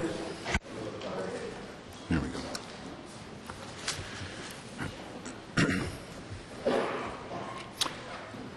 Yeah, my name's Paul Goodkey. I'm an engineer with considerable building construction experience. I'm a resident of Old Ottawa East. Paul? Past chair. Paul, I know it's almost impossible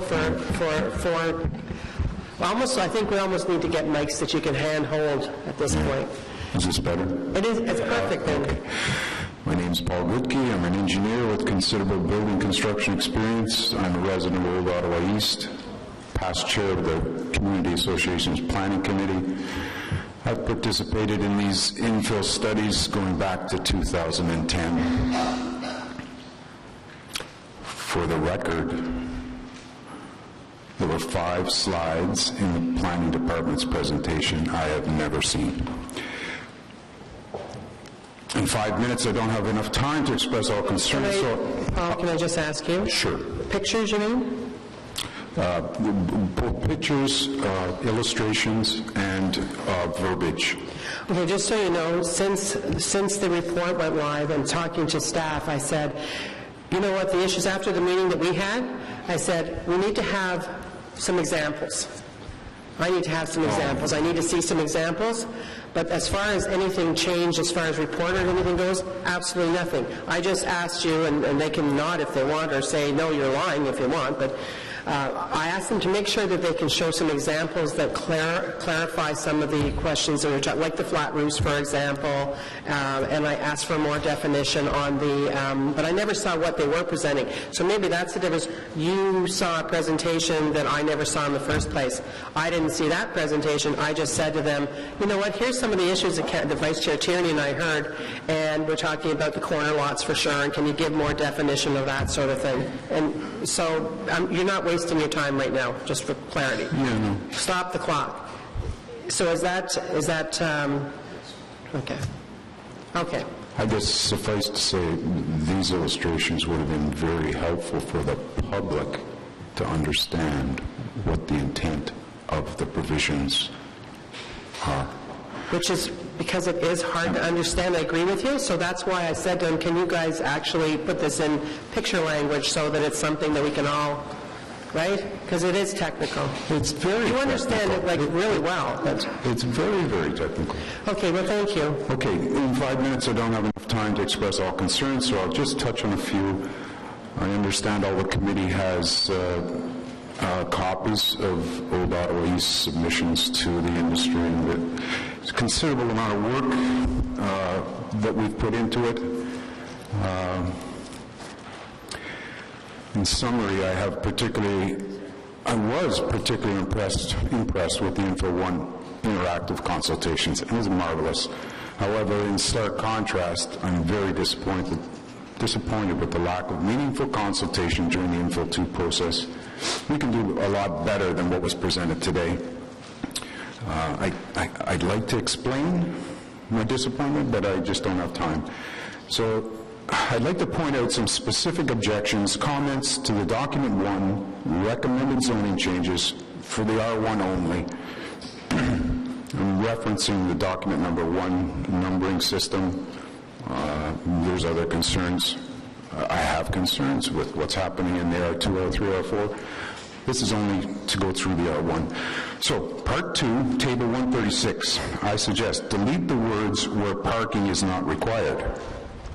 The Mature Neighborhood Bylaw states parking is not required in the R1 to R4 zones. Therefore, this provision insinuates or may override the minimum amenity area requirements. Okay? So, I'd like you to ask me questions later because I don't have time to explain all of these points, but I'm just going through the R1. Part 3.6, alternative setbacks. Delete or clarify the intent of the words on interior or through lots that are abutting R1, R2, R3, R4.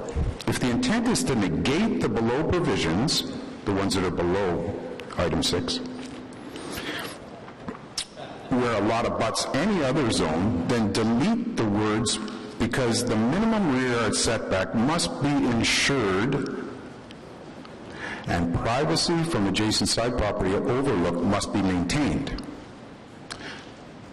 And I know that's a lot to swallow, but and I'd like someone to explain the use of the word alternative. It's continuous throughout the bylaw, and it says alternative setbacks, alternative this, that. I don't understand what that is. Part 3.6a, I1, add the word existing before the words average grade. The term is existing average grade. It's carried through the Info 1 bylaw, Mature Neighborhoods bylaw. It should be carried through this bylaw. Being very precise to speak existing average grade, or are you just talking grade? Because it's very different. Grade can be manipulated. Part 3.7, delete entirely. This conflicts with the Mature Neighborhoods bylaw sections 20, 21, and 22, which exclude the R1 zone from these provisions. The Mature Neighborhoods bylaw applies these identical provisions to semi-detached or townhouse dwellings on corner lots only. It doesn't apply in the R1. These provisions allow overlook directly into the adjacent property's rear yard private realm, and this situation would be much more offensive than a balcony protruding into the rear yard. Again, you have to look at the diagram. That is one of the diagrams that is part of the Planning Department's presentation, so we could look at that. Part 3, 8, 9, and 10, I really don't have a comment. That's in the outer areas, but I do support their angst to having these corner lots severed. Part 3.11a, a definition of balcony is necessary. I.e., what's the difference between a balcony and a deck and a stoop, a landing, a platform, or a refuge area, etc.? They've got to be made clear. And if you use a term, it should be defined. Part 3.11b, the definition of bay window should be revised, and the extent of its projection should be made clear. Part 3.12, projections above the height limit, delete in its entirety, and state rooftop decks, terraces, gardens, etc. are not permitted in the R1 zone. In the discussion, it insinuates that you won't have these things in the R1 zone, although the wording is different, and I could go into all kinds of detail about that wording, but I won't. Just the intent, I think, is not to have rooftop decks in the R1 zone. Part 313A, accessory structures. Note the clarity of the 2.3 square meter maximum area. The significant digits have meaning and precision when it comes to the intent. All number valued throughout the zoning bylaw should be reviewed for clarity of intent. If a maximum area was indicated to be 2 square meters instead of 2.3, the intent may be plus or minus 1 square meter, but 2.3 square meters means plus or minus maybe 0.1 square meter. I only have 3 others. Okay, go ahead. These are important if we're going to review this bylaw within the next couple of weeks. I have to get these into their hands so they can deal with it. Sorry about that. Part 313BC, delete entirely. However, note that there are no zoning provisions in document 1 that indicate the undertaking to limit rooftop access height at 3-meter height. And you should also say where that measurement is to be taken from to be perfectly clear, but it's just something that got missed. It's got to be in there if it can only be 3 meters high. 2 more things. Part 4, E and F, and notes 17 and 18, change 8.5. You're changing the rules now. Just saying. Yeah, I'm saying, take a look at this. So they're going to take a look at it. Can I say 8.3. Can I ask you for clarification, though? Yes. In your submission, what I'm not clear on how much of this is different. So I would like you... Pardon me? From what I have from you before? No, this is... No, what I'm asking, though... Oh, it is. This is different. Yes, I know. This is different. But what I'm saying is, sir, is it would be helpful in telling us so that we have that for the record while they're doing the review to have those differences. Okay? So that you're saying, here's what I said before, and this is what I'm adding. Oh, I'm sorry. We received this bylaw on May 15th, so I'm just going right through the bylaw wording. I'm just, I'm just trying to be helpful. May 15th is new. I haven't commented to it yet. I'm just trying to be helpful on it. Yeah. So one more thing, and that's it. Yeah. Part 4G in Note 19. Remove the imprecise verbiage and replace the same wording as in the Mature Neighborhoods Bylaw, Section 23 and 24. The Mature Neighborhoods Bylaw wording clearly describes building height must be measured using the existing average grade.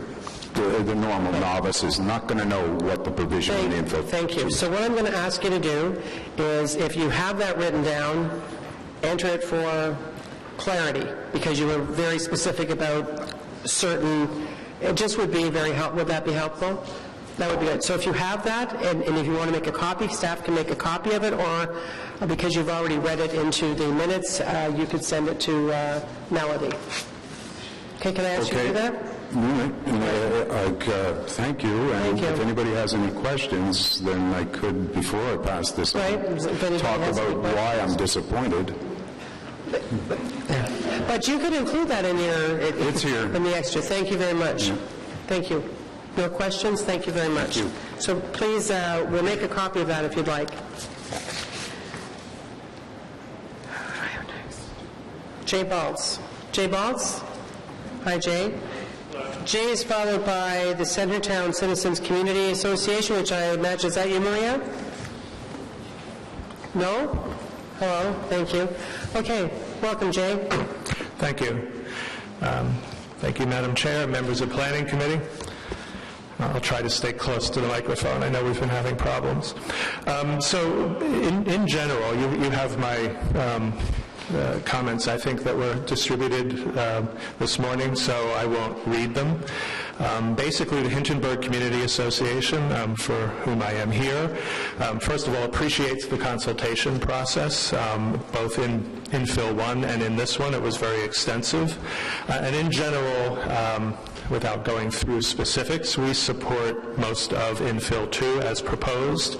We have written down that there are a few important exceptions, but it's actually really one exception. First of all, we strongly support the rear and side yard setbacks, the amenity space at grade provisions. These are particularly important. We endorse most of the changes to the height limits that move towards ensuring more compatible infill in neighborhoods with a different built form than some of the infill that has come in.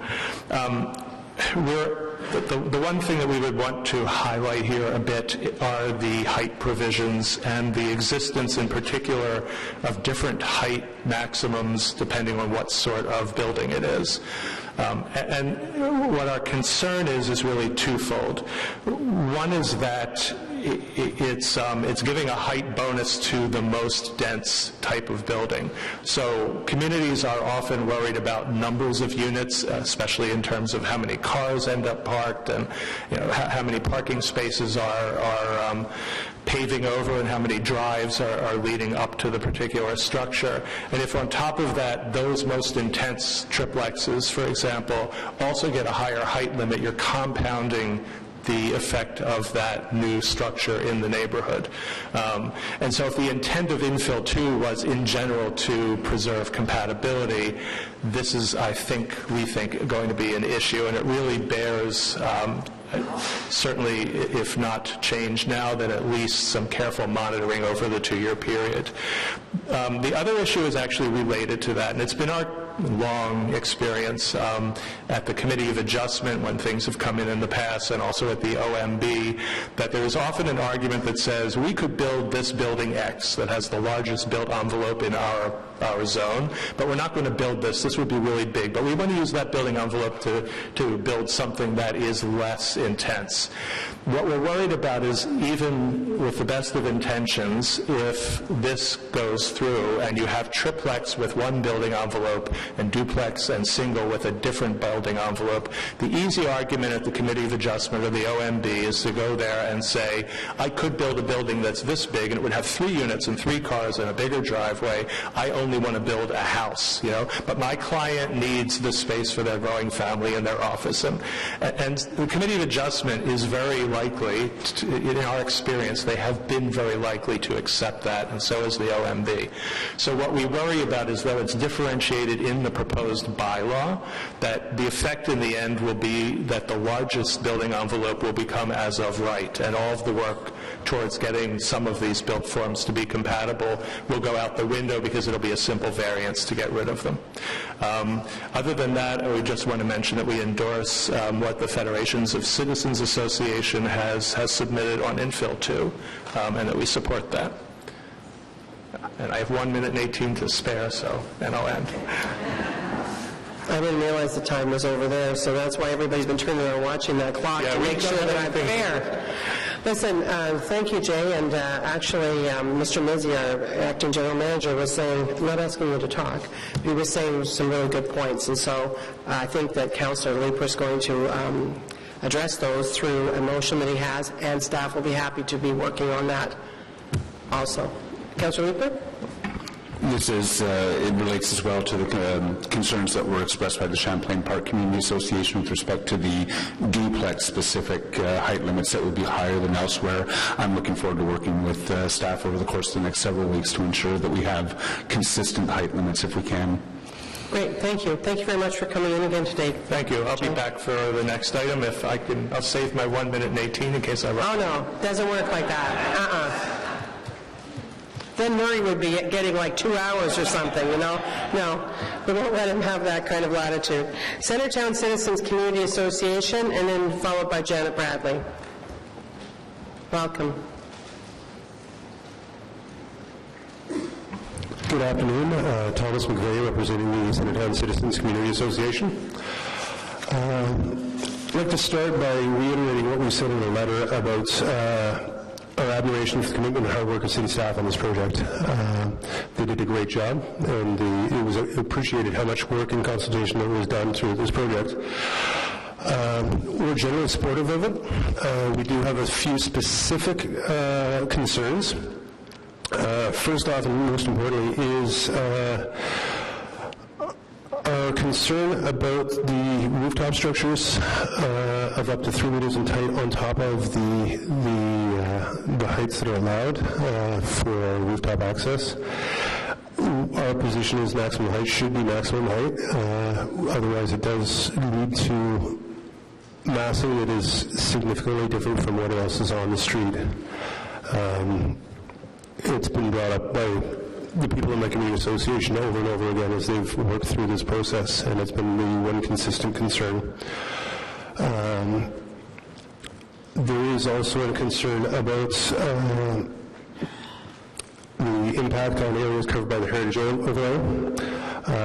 These potential impacts need to be better understood. We're looking at possibly integrating the 21 house model when we get into the boundaries of our heritage overlay areas. Where we have some concerns about what is considered a basement and how we're calculating the heights based on the basement. And we also are concerned about some of the transition sites. We'd like to see a list at some point of how many transition sites are in our area, just so that we can see what the impact is going to be in the transition area. Sorry, I was sick yesterday, so I'm not as coherent as I normally am, and that's not very... I'm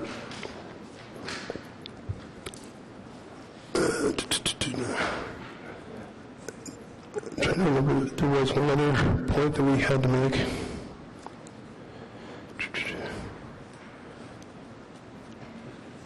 We were sort of hoping that we'd have something more like the dominant character that we had in infill 1 put into infill 2, and we haven't seen that, so that was the last point that I wanted to make. Hey, look, 2 minutes 30 left. Well, banking time now. Sell it on the market. Was your name Thomas McVeigh? Yes.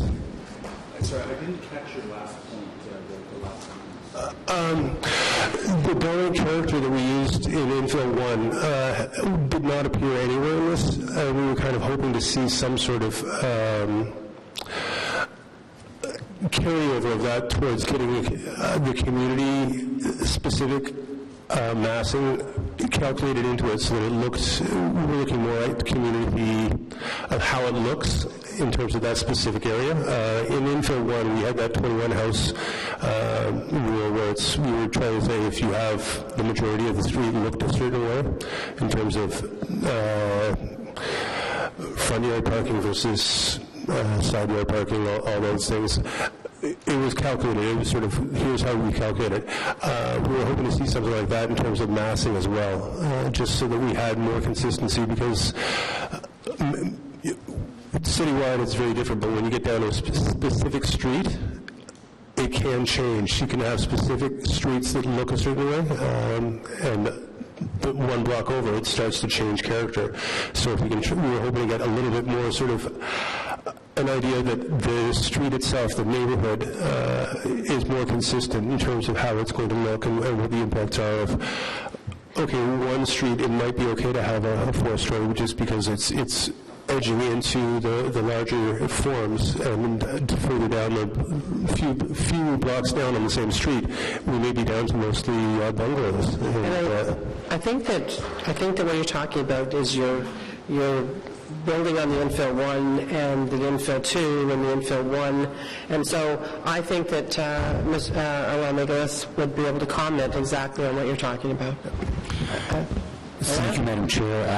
I'm actually quite familiar with the number of requests that we've received from community associations to look at a streetscape character analysis type of tool to deal with building massing. And the issue that we run into here is in the mature neighborhoods bylaw, we were able to create a tool to regulate the use of land and streetscape character. It becomes a little trickier when you're dealing with building design, because as legal would confirm, Section 34 of the Planning Act would not, for instance, give us the authority to require a certain roof type based on what's around, or it would not allow us to create height permissions based on what's around. We have height permissions for the zone. Theoretically, you can go up to that height permission, but if it's a street of, as we would say, single-story bungalows and the height permission is 8.5, well, theoretically, you should be allowed to go up to 8.5. What we've done is take a look at the permitted heights in all the zones, and in most cases, we've recommended reductions. In some cases, we haven't. But the work that we've done in building mass has to be seen in the context of what's allowed under the Planning Act. And in particular, when it comes to roof types, we were grappling with that question for, I'd say, a good 3-4 months. And we were advised that, and the conclusion is that we probably would not be successful if challenged at the OMB to impose on a property owner a type of roof or a type of architectural design based on surroundings, based on the system that we created for the mature neighborhoods for the use of land. So that's why the difference exists between the two bylaws.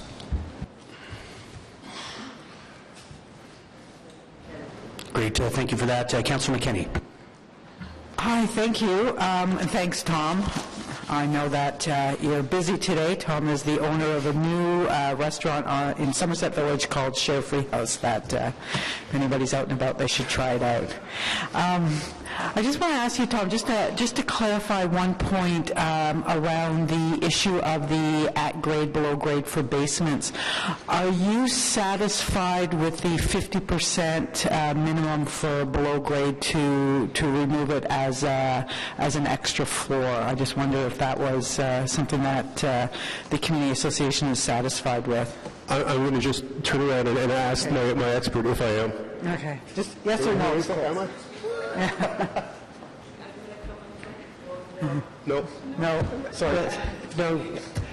Yes or no? So they're standing by Mr. Pope's presentation, which was no. He would like to see it increase. 75. Okay. Thank you. I appreciate that. Correct? Okay. Thanks very much. Thank you very much, Mr. McVeigh. Thank you. Good luck with your new business. Okay, next up we have Janet Bradley, followed by James O'Grady, and then Joanna Galtieri and Phyllis Odenbach-Sutton. Welcome, Ms. Bradley. Thank you. Good afternoon, Madam Chair and members of the committee. I'm making my comments on behalf of Claridge Homes. They'll be brief because we did outline them in a letter, which most of you hopefully have had an opportunity to review. And so really I'm going to do more big picture. This bylaw actually is fairly significant. I'm sure you're all aware of that, but it is significant. And it makes you wonder, that old Chinese proverb, be careful what you wish for. Because what it appears to do in conjunction with Phase 1 is that it seeks to find uniformity. It's seeking to have uniformity in its neighborhoods. And what has often made your most interesting communities appealing and very sought after, look at the Glebe, look at Centertown, look at Westboro, Ottawa South, is their diversity. So you've got a big house, you've got a small house, you've got yards that are shaped, you've got front doors that change. I'm in your first bylaw. But diversity is the spice of life.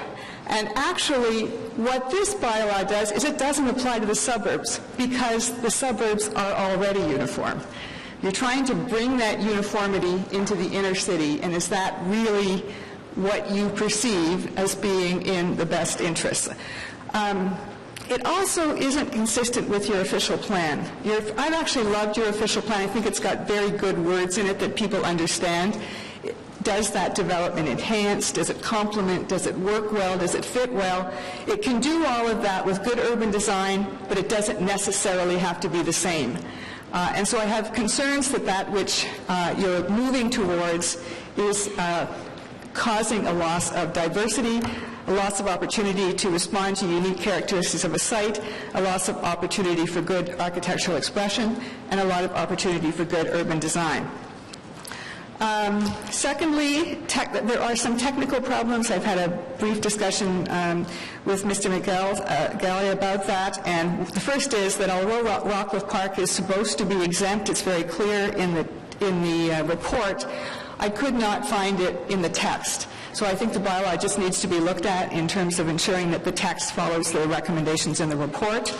And I also have concerns with respect to the transition provisions, which provides that if you've got a complete application on the day that council approves the bylaw, it would be exempt if you would have been approved, or if your application would have been approved of or disposed on of the date of the passing of the bylaw, which I think causes some problems for those that are in the zoning and committee of adjustment process. I just would ask your staff to look at those words again.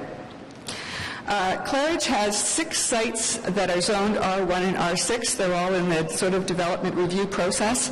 Just the 6. They do a lot of in the R5 and bigger, higher density zones.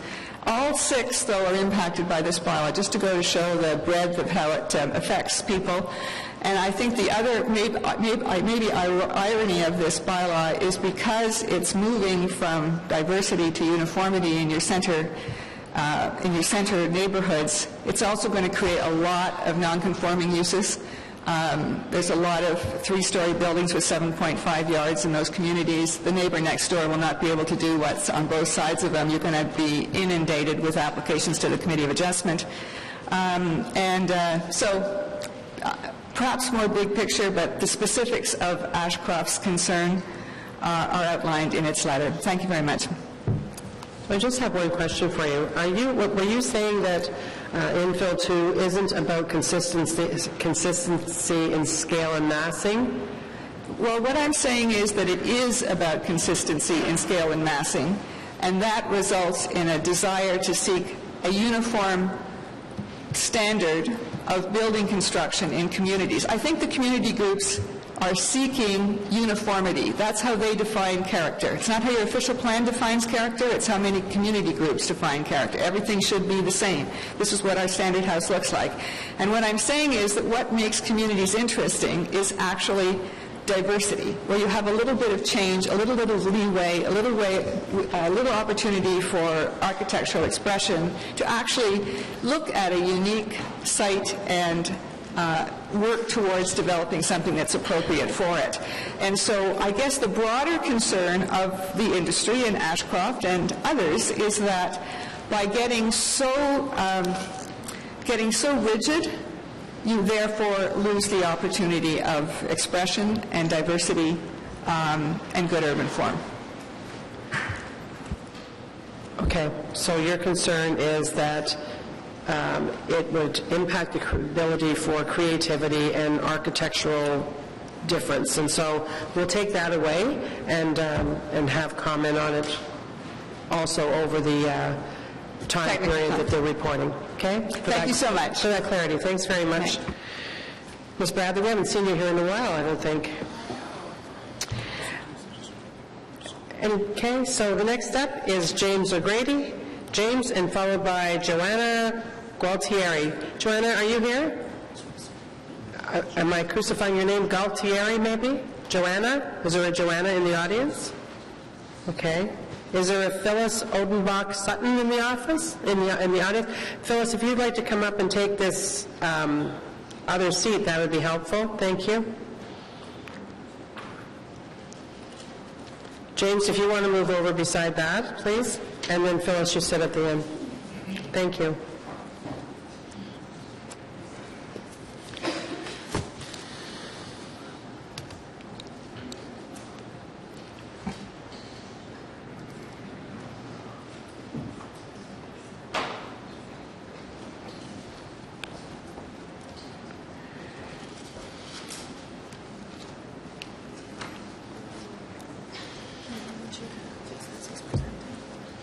Okay.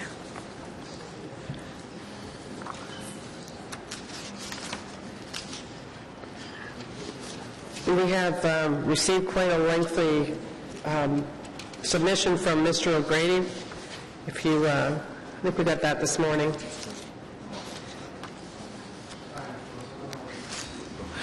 And then I have a fuller one, I think.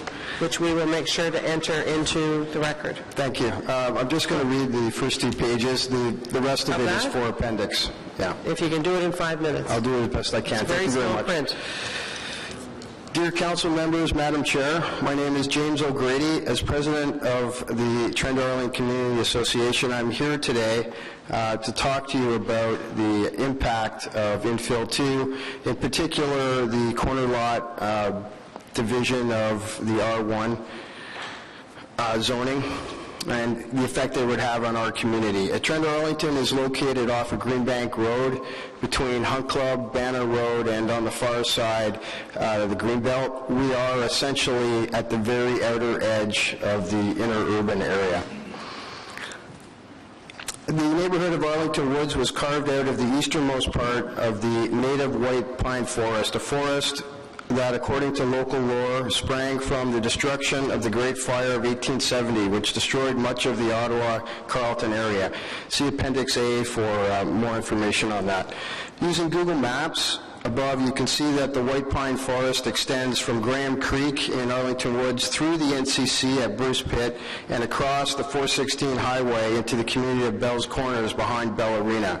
It is home to many small wild animals, insects, plant life, and unique fauna. Matter of interest, the NCC is doing a reclamation project on the sand dunes in a nearby area, but we have much the same in the Bruce Pit area behind us. The Trent-Darling Community Association is here today to make a special request to be exempted from Infill 2 in general and the provision for corner lot divisions in particular for the following reasons. Given that the city no longer develops in forests like our community because the forests cannot sustain or rejuvenate themselves under these stressful conditions. Given the forest, which boasts white pine trees over 100 years old, white pines live up to at least 200 years, and I've heard some living to 400 years, is unable to replenish itself in our community because residents pick up and remove pine cones from their properties each year, as well as any saplings that may have taken root. Number 3, given that the existing white pine forest is starting to wane after 45 years of pesticide use, pine trees have been dying due to disease or splintering during strong windstorms that have occurred in the last few years. I lost the top 20 feet of one of my pine trees on Christmas Eve due to that. Given the intent of the tree cutting bylaw is to preserve mature trees, that's number 4. Number 5, given recognizing the extent of the damage done by the EAB beetle to the city's ash trees and tree canopy, City Council has identified trees as a council priority over the next 4 years. Given that our community is over 45 years and the homes lack many of the modern amenities found in newer homes, the value of these homes and the taxes collected by the city is directly dependent upon the continued well-being of this forest. Number 7, given that the city has a new climate change plan and is working towards becoming more sustainable every day, and number 8, given the heritage nature of our white pine forest to the city of Ottawa and Nepean, as well as the surrounding area, we ask that the city maintain its current zoning for the R1 zone in communities like ours that have been developed in native forests. We ask for an exemption for Trent-Darlington in general from Infill 2 and in particular from corner lot divisions. We believe it is in the city's best interest to protect native forests like Arlington Woods from further development and intensification.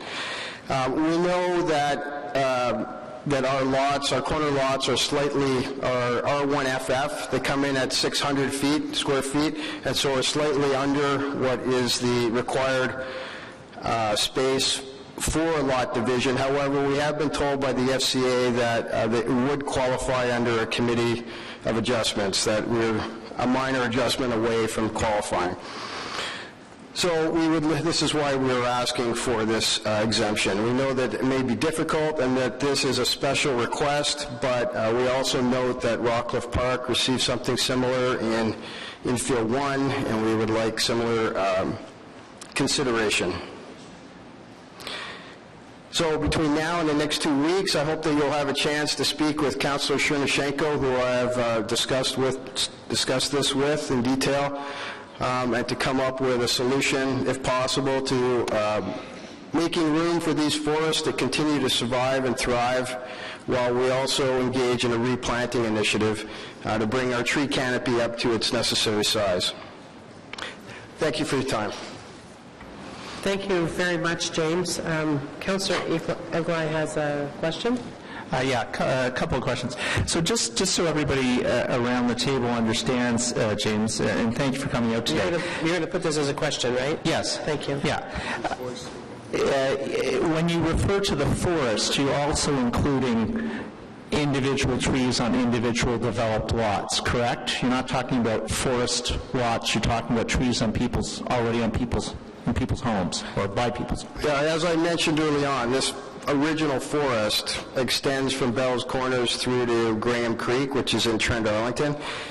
And they developed the eastern part of that forest and put a community into it. So there are native trees that are on people's property. Some are on city property, some are on their personal property, but it's all part of the same white pine forest. So what you're really looking for is you want to find a way, if infill 2 goes forward, to protect the trees on the existing lots. If someone wants to come to a corner lot, for example, and wants to subdivide, you want to make sure that we somehow protect the existing trees on those lots. Is that essentially it?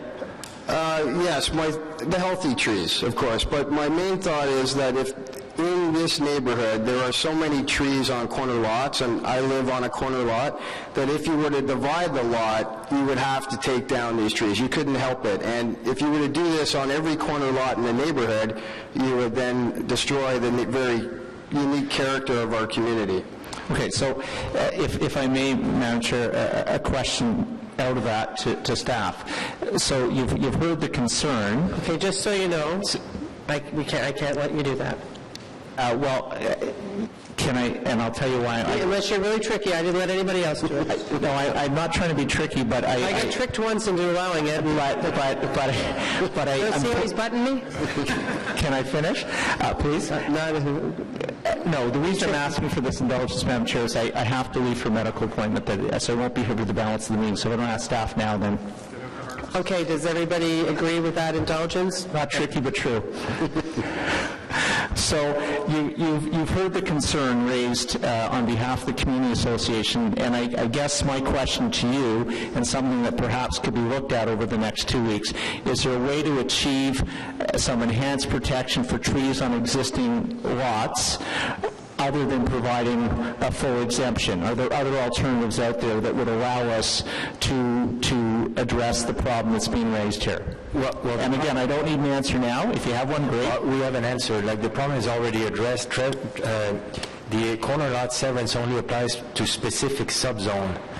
And Trent Arlington is not, the zoning of Trent Arlington is not part of those subzones. So corner lot severance cannot happen in Trent Arlington.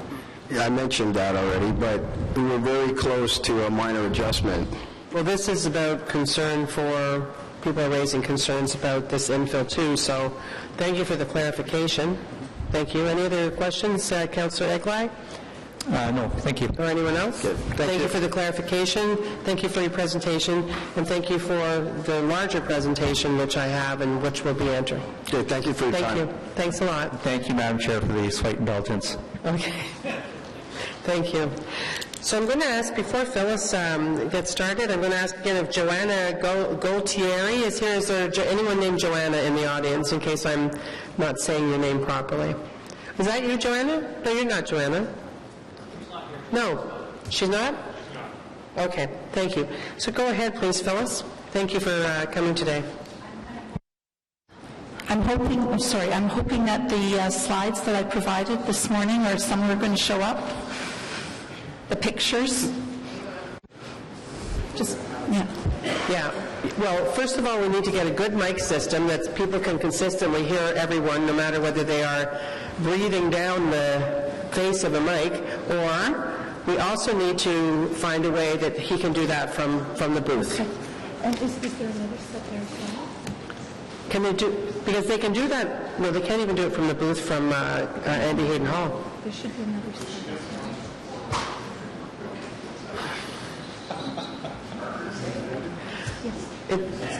Don't ask him. It's an N-word again.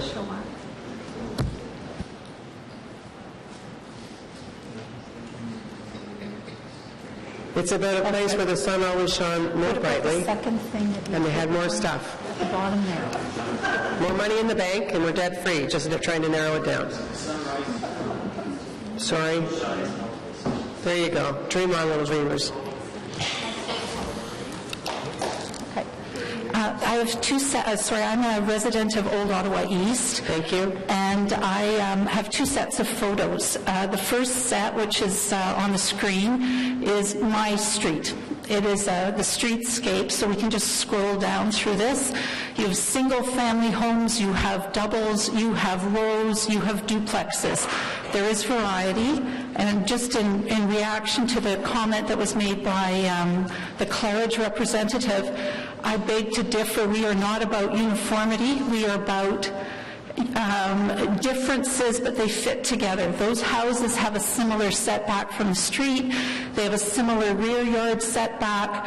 They are differences in height. You have some, my house is the highest house on the street, and if you measure it to the midpoint of the sloped roof, it is 8.3 meters. So by allowing someone to come in and build an 11-meter triplex on my street, you will be creating a massive, massive house, completely out of character with what exists. If I could, can I ask you just a question? So what you're showing here, none of these are infill. These are the original. This is my original. This is my street. Nothing here. We've had some additions, but we have not had any infill on my street. What is it? Rosemere? This is Rosemere Avenue. Rosemere? No, my Ottawa East, thank you. Yeah, okay. Go ahead. So if I could ask them to open the other set of pictures now, because the street in my there's two streets in my neighborhood that have seen considerable change. This is Concord Street North. This is just north of the Queensway. This is a long semi-detached. You can't really get a sense of that narrow building's length. It goes the entire lot almost. The next picture, please. This is only half of the building. This is on Harvey Street. That is a 16-unit building, and the house that is beside it is the more typical nature of that street. The next one, please. This is Chestnut Street, which is very close to Rosemere. This is the street in Archville that has seen the biggest differences. That is a single-family home with 3 garages, with a rooftop terrace that has the railings to the extreme edge, with a pergola, which also often has karaoke parties on the roof. The next one, please. This is a triplex directly beside that single-family home. To give you some sense of the scale of the street, the house beside that triplex is what most of that street looks like. It is either 1 story, or some people have changed those 1 stories to 2 stories. Those 3 balconies directly overlook. I don't think the picture shows it, but that was also always built with 4 hydrometers, and this was one of the ones that was converted into a 4-unit with the basement. If I could have the next picture, please. This is the front of that unit. It is above grade by a considerable amount. You can see the basement windows. There is a 4th unit in there. This was converted before the change in the bylaw, but this exact same building has been proposed for 2 doors down. If I could have the next. This is the neighbor of that triplex. This is a woman who actually has spent considerable money on her house to renovate it to allow her to live in it with a wheelchair. She has on that side a triplex, on the other side another triplex planned. This is a very difficult thing. If she has additional concerns there. Is there another picture? This is the house that currently is beside the woman. This is where a triplex is planned. And I think that's the last, that's the last one. So I guess I just wanted to make a few points there. I think that I just wanted people to understand the amount of change that's happening, and I wanted to start with my Rosemere Avenue street, because I really like my street. I've lived on that street for over 30 years. A lot of the people on my street have lived there for 20, 30 years. We're getting, we like it. but we can really see the implications of 11 meters of triplexes, of rooftop amenity areas. And I just wanted you to, we've had several speakers from Old Ottawa East, but I really wanted you to see what we're dealing with. Thank you. Well, can I just say that they didn't show it as well as you did. Okay. So I thank you very much. And it's just like, I think Paul Goodkey was saying, that he hadn't seen some of the pictures that I had asked the staff to include, because this is definitely a picture says 1,000 words. So one of the things that we'll be wanting staff to respond to is in your pictures when we come back into committee, what would change about that type of a bill being allowed in that community with infill 2? What would stop that from happening where it is? Wait, and I'm not asking you the question, but we're going to be, I'm just telling staff, giving them a heads up. We'll be looking for that kind of comment. And if not today, I would like you to use those pictures as part of the report that you do and make comments on them on how infill 2 would be better, the same, or prohibit, or what, and then also with pictures of what would be the end result currently. Okay, so take that away. Question of Mrs. Odenbach. Is it Odenbach? Odenbach Sutton. Thank you very much for the presentation. In the latter pictures that you were showing, some of the houses that are sandwiched next to some of these really large ones, I was struck by the fact that almost all of the existing houses have a tree. None of the new ones do. How would you characterize the tree loss that you've seen in your neighborhood associated with the infill? I think we've pretty much every infill house that I believe has been built has taken down every tree that's there. The triplex that I was showing on Chestnut has gravel covered by wood chips as the front lawn. It has a completely paved backyard for the parking. I have better pictures, but they aren't included in this. There is also, they have gone to the maximum width building possibility, so that there is almost no space down the side to even allow grass to grow. We've lost a lot of trees, and you're right, on Chestnut, a lot of those houses are small, and so they do have a big tree in the front yard, and they aren't there anymore. Yeah. Thank you, that's helpful.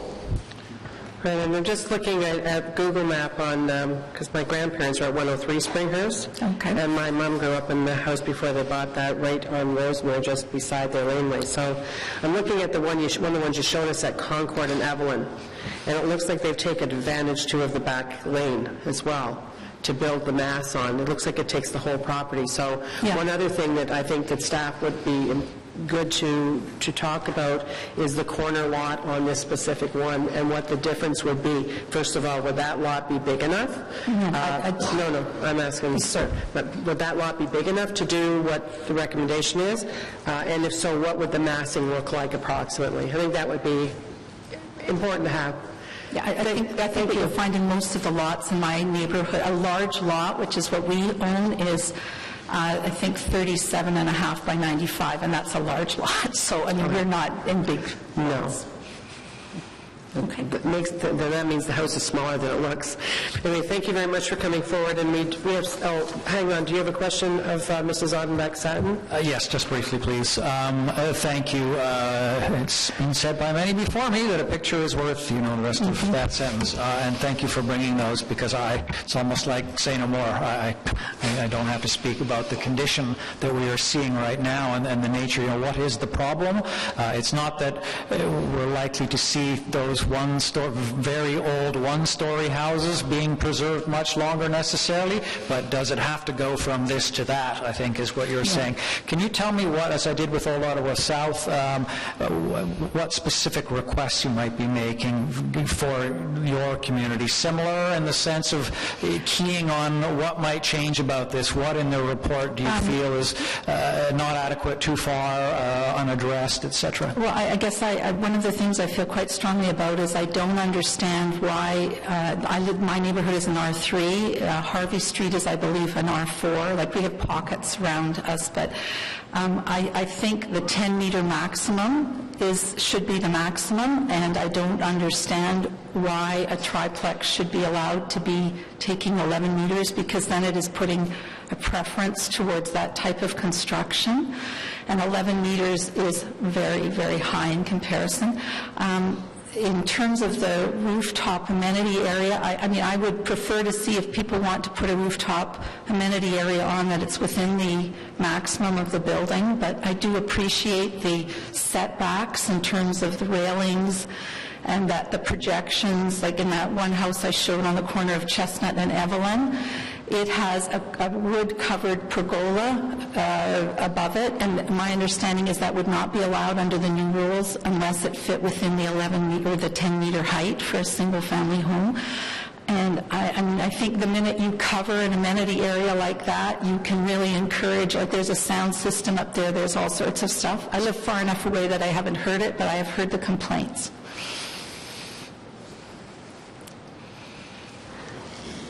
That's it. Thank you very much for coming forward. It was really helpful. We have one final signer-upper, and it's Don Stewart, Westboro Beach Community Association.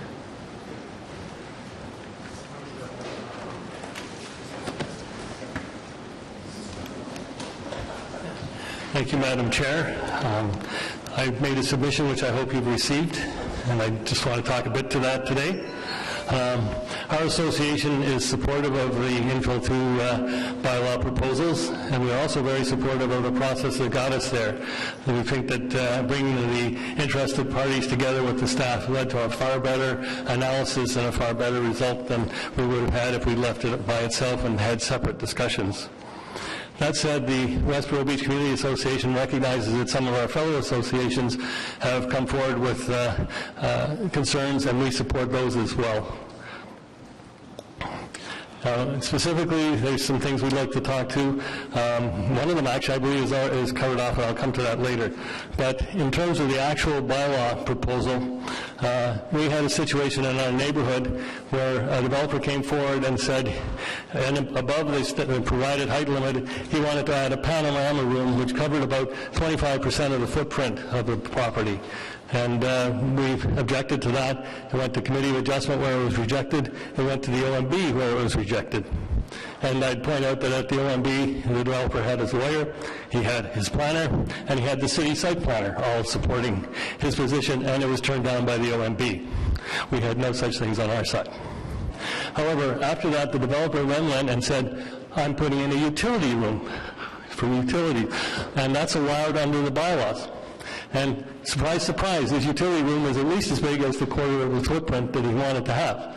And so we find that objectionable, and therefore what we are asking is very simple. We would like you to close the loophole, and I don't know the exact legal language to do that, but I'm sure they've got people on staff who could do that for us, and so we would like to see that included in the rooftop projection provisions of the bylaw. Okay. And I note that if somebody has a legitimate reason to put an extension over and above the allowed limits, then they can come forward and request a variance, and that would force a public hearing where he would have to justify every square centimeter that he's asking for, which is really what we want to see. The second thing is infill studies have taken a lot of volunteer time, both from the development industry and from community representatives. But in addition to that, there's been an incredible amount of staff time involved in this. And if you think about that, that's taxpayers' dollars that we're spending. So regardless of where you sit and live in the city, that's a concern to you as to whether we get our money's worth. And so therefore, I think one of the things we're asking you to do is make it very clear to staff, that planning staff, that you expect them to have very good reasons for any exceptions they grant to these bylaws. Because otherwise we've just wasted all that staff time, and your time today too, by the way, in bringing this forward. The third thing we were going to suggest was that you create a database of, as you go along, of all the cases, and my understanding is that you have already thought of that, so if that is true, then I will not continue on that subject. And that's really what I had to say. We look forward to the implementation of this bylaw, and we are prepared to be involved in any future type activities like this, where we are developing, in cooperative way, additional bylaw. Thank you. Thank you. That's good to hear, sir. And thanks for coming today. Anyone have any questions of Mr. Stewart?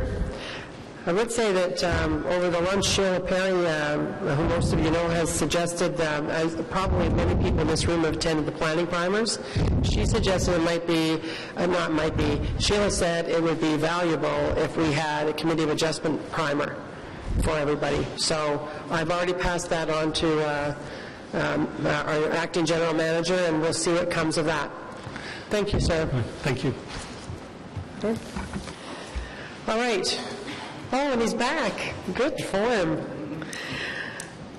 Okay. So here we are. I'm calling, there's no more speakers on this item for today. Okay, so I'm going to call that part of the meeting to a close. And I think that we've had excellent input. We certainly have a lot, pages and pages of comments, communications. Staff have got a lot of work, and as I said, we are going to not be having this come to council until June the 24th. Having said that, I wanted to say that one of the councillors was hoping we could move it to July 8th, but because... Did you want to say anything to me? Okay. Councillor Brockington. Thank you, Madam Chair. I just wanted to note on the public record that on June 24th I will not be in Ottawa. I was hoping that this matter would be dealt with at the first meeting of June, but understanding the volume of issues to address, I certainly support moving it to a later date. I know I've asked you on the side if we could have this matter go to the July 8th council meeting, and perhaps you'll take that under advisement, but for family reasons I will be out of town on a matter that was arranged about 4 months ago, so I just want to go on the public record and make that known now. I will certainly be providing my comments to all members of council prior to my departure to let them know where I stand on matters, but if it can be done July 8th, that would be great, but if it's going June 24th, I accept that ruling. So thank you. And thank you. We appreciate that. And so what I'm going to suggest that if you have comments, happy to read them into the record. If it's on June 24th, one of your colleagues will be happy to do that. Then thanks for all of your input. Okay, so we're back into committee for questions and wrap up if you want. There's a lot of things I can tell you. Just wait a minute. Time out.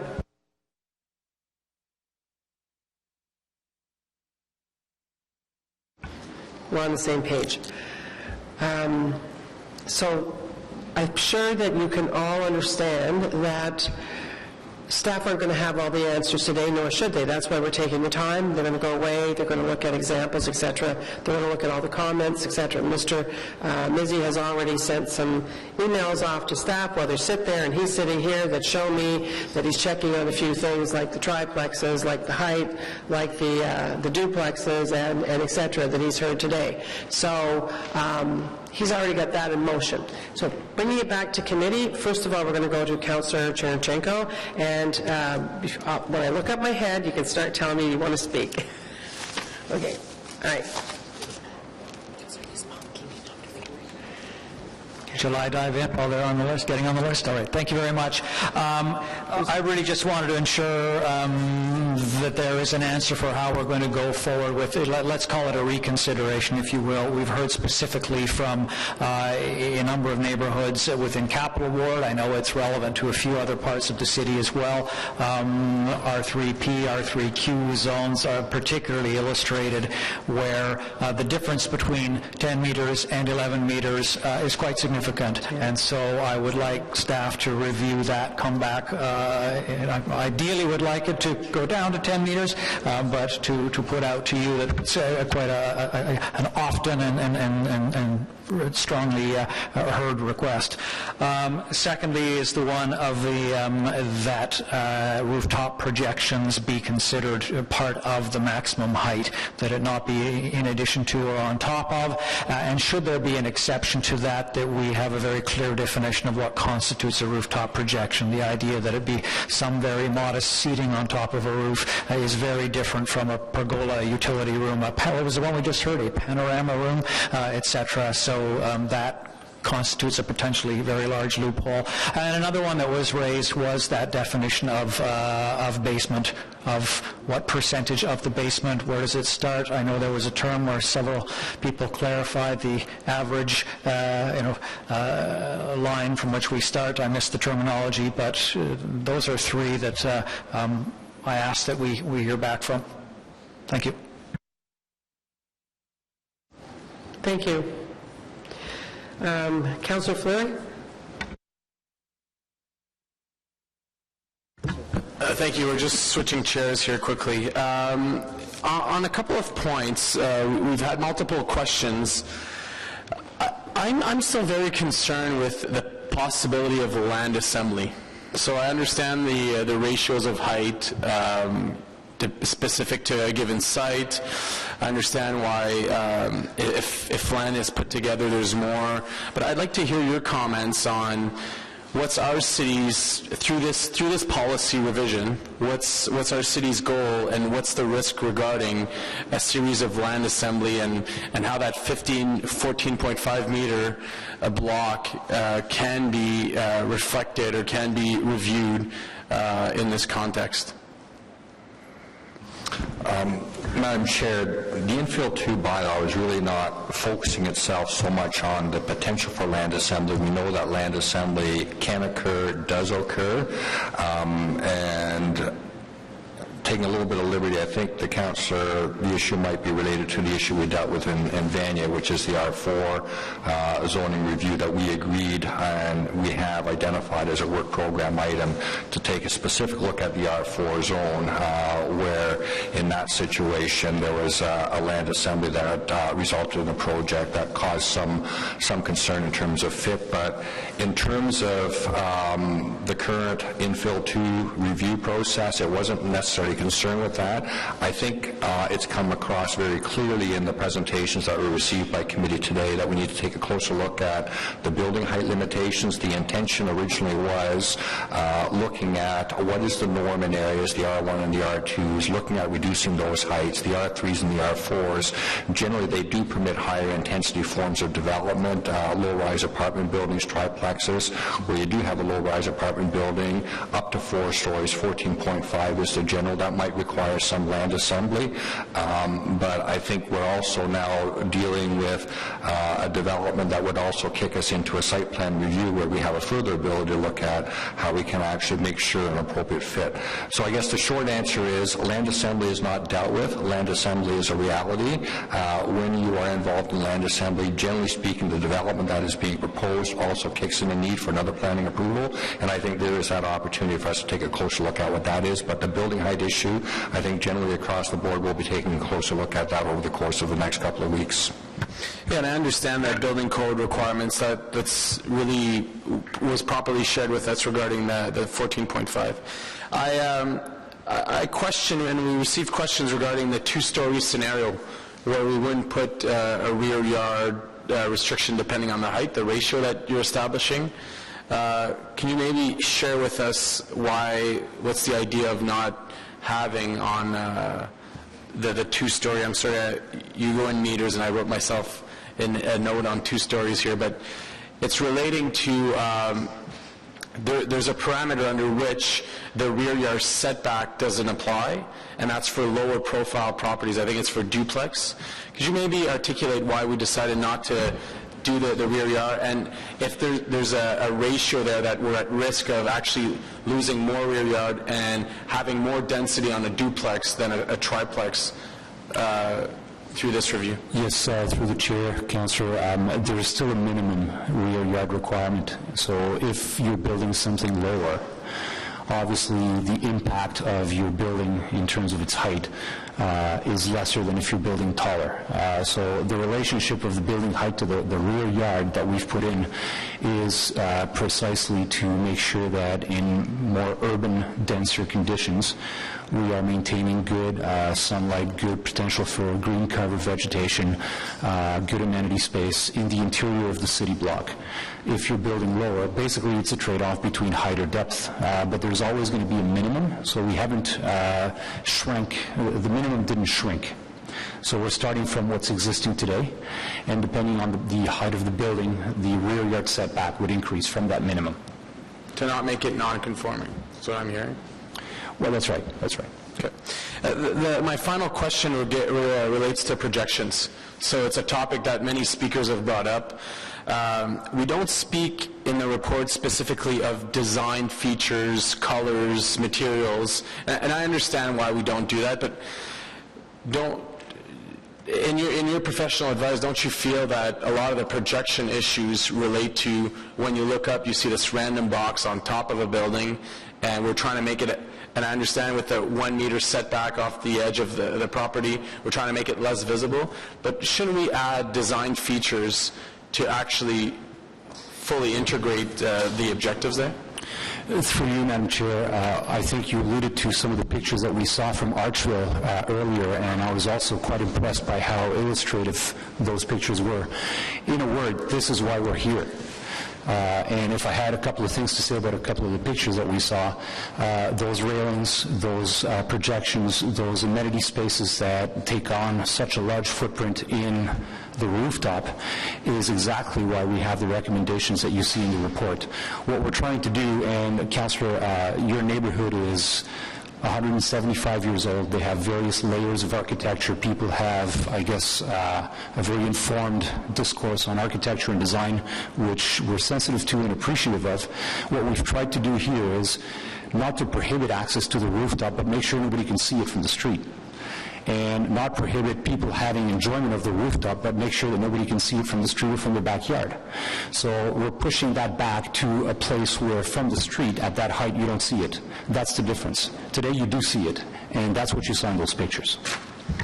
Just on wrap-up, wanted to congratulate our staff who really have started with the Infill 1 process. It was, as many of us around the table recall, quite a significant process to look at the parking, the doors, the garage doors, and come up with a toolkit. I remember that process was lengthy.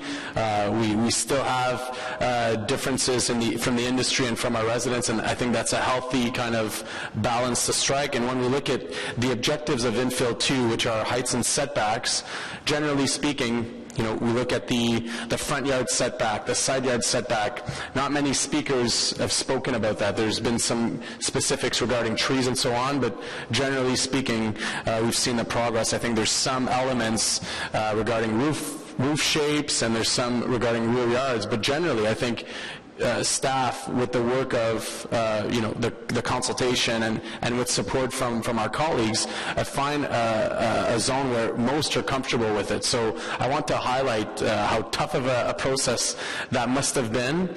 I've been part of some of the discussions. I think that infill can be properly done, and that's the objectives of this report. So I wanted to, Madam Chair, highlight the efforts and the work of our staff in trying to balance and our objectives of bringing more density in downtown neighborhoods, but as well understanding some of the and maintaining some of the character, maintaining the character of our mature neighborhoods downtown. Thank you. Well said, and I just have a suggestion, and I don't think we've done this before, but I think it would be helpful. So we've seen pictures that were added, real house pictures that have been added, dwelling pictures by staff to try and identify what they're looking for or what this means. We've seen the pictures that Ms. Ottenbach-Sutton showed us, and many others. And I'm just wondering, we do have architects on staff at the city, and I'm wondering if there'd be an opportunity for you to actually have them design or address or give a vision of what it would mean, so that we're not, well, here's this awful one that's beside this little one. Really, to scale and everything, what would that be? I think that would be really helpful. So, we had a question a while ago about balconies, and what's a balcony, and what's a stoop, and what's the difference, and one's off back kitchen, and one's off something else, and having that. So really, I think that would be helpful for everybody to have a real apples to apples, if it's possible. Okay? Next up, thank you very much, Councillor Fleury. Did you want to say something, Michael? Madam Chair, I was just going to add that as part of our return to council with answers to these questions and motions, I certainly don't see why we couldn't include some rendering or sketch work that help illustrate the answers or address some of the issues. I think it would help committee and council for sure to see it in scale, to see what we're really talking about. And, obviously, clearly I'm sitting beside you and I see you taking notes all day, sending them off to staff already. I think it's really good that we're going to delay the process. Thank you very much, Councillor Fleury and Councillor Nussbaum, followed by Councillor Cloutier, Chiarelli, Leeper, McKenney. Okay? Thank you, Chair. And I would certainly echo the thanks to staff on what has been really a great achievement. Just a number of questions, in some ways, taking up where Councillor Fleury left off, so I'll drill down a little bit into projections. So my first question is, we've certainly heard a lot from community associations that there's a real preoccupation with projections, I think on two levels, one on privacy and one on the perception of massing and profile. So the first question is, in terms of the setbacks that staff has put forward, was there some analysis done about what the perspective will be, say, from the middle of the street or from the sidewalk, and are the setbacks established to try and minimize a visual examination of the projection from the street? Yeah, the 1.5 meter was established based on obstructing the perspective down of a normal height adult by a railing there.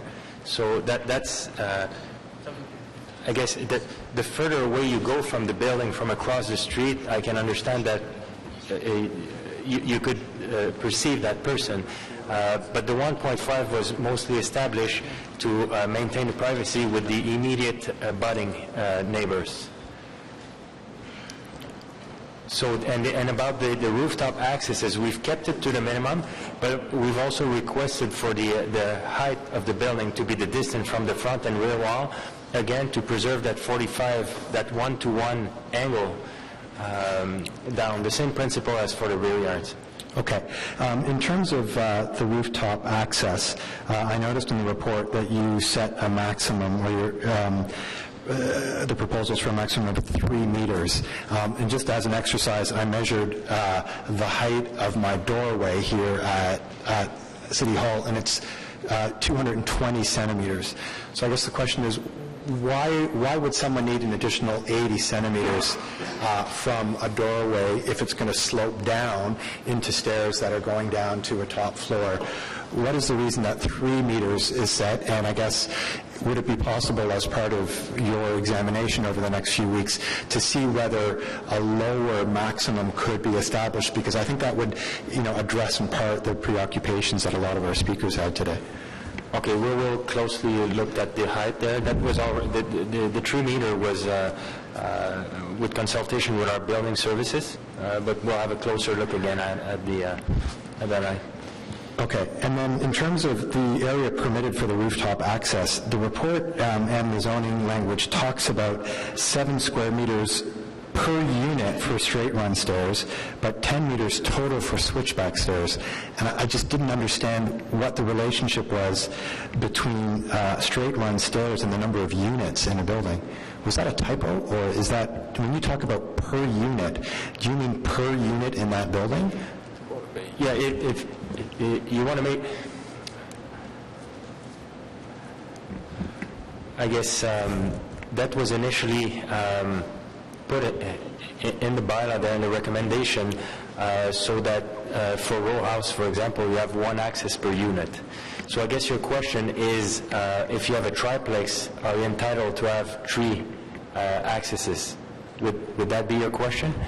That's not the intent. No. I see. So the intent is if you have a building that is an up-down, is an up-down triplex, then each of the units would have the opportunity to have rooftop access. Was that the idea? Well, no, the intent was to have 1 per unit, as I said, for a row house, but not 3 accesses for a triplex or 2 accesses for a duplex. So on a duplex or on a triplex, we're looking at just 1 access. Okay. It may be that language has to be looked at, because... Madam Chair, we can clarify that. It's 1 access per separated lot to the rooftop. Okay.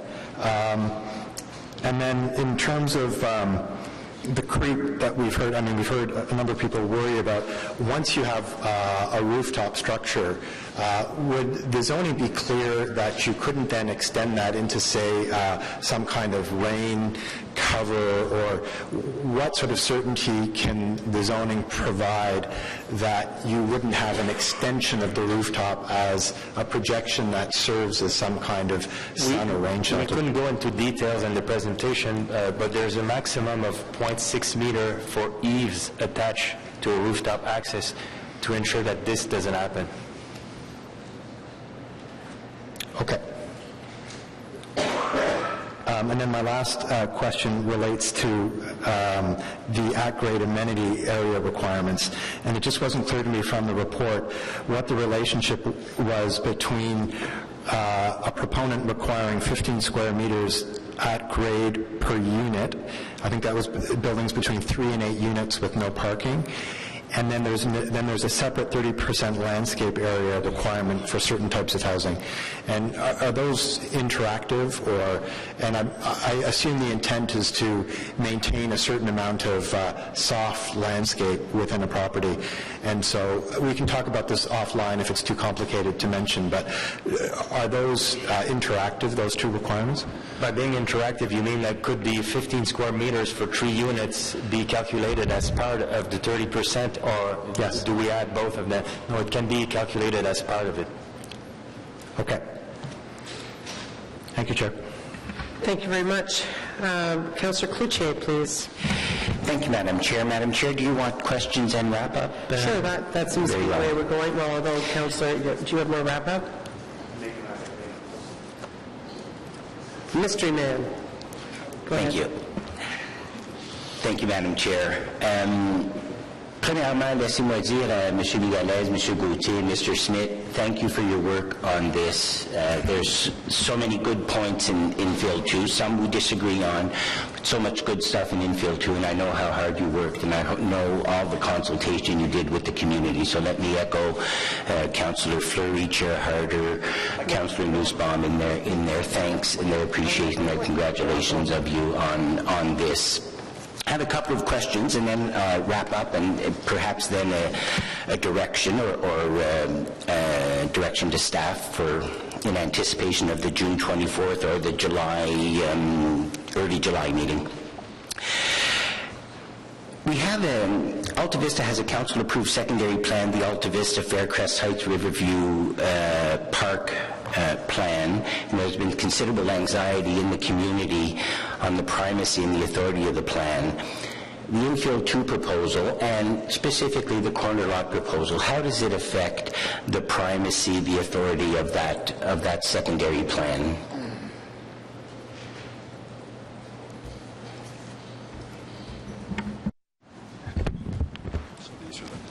So, through the chair, Councillor, Mr. Smith's been kind enough to pull up the secondary plan for reference. And in the policies, it says, only minor residential development shall be considered along the following arterial, major, and collector roads. So that is secondary plan policy, and it's applicable.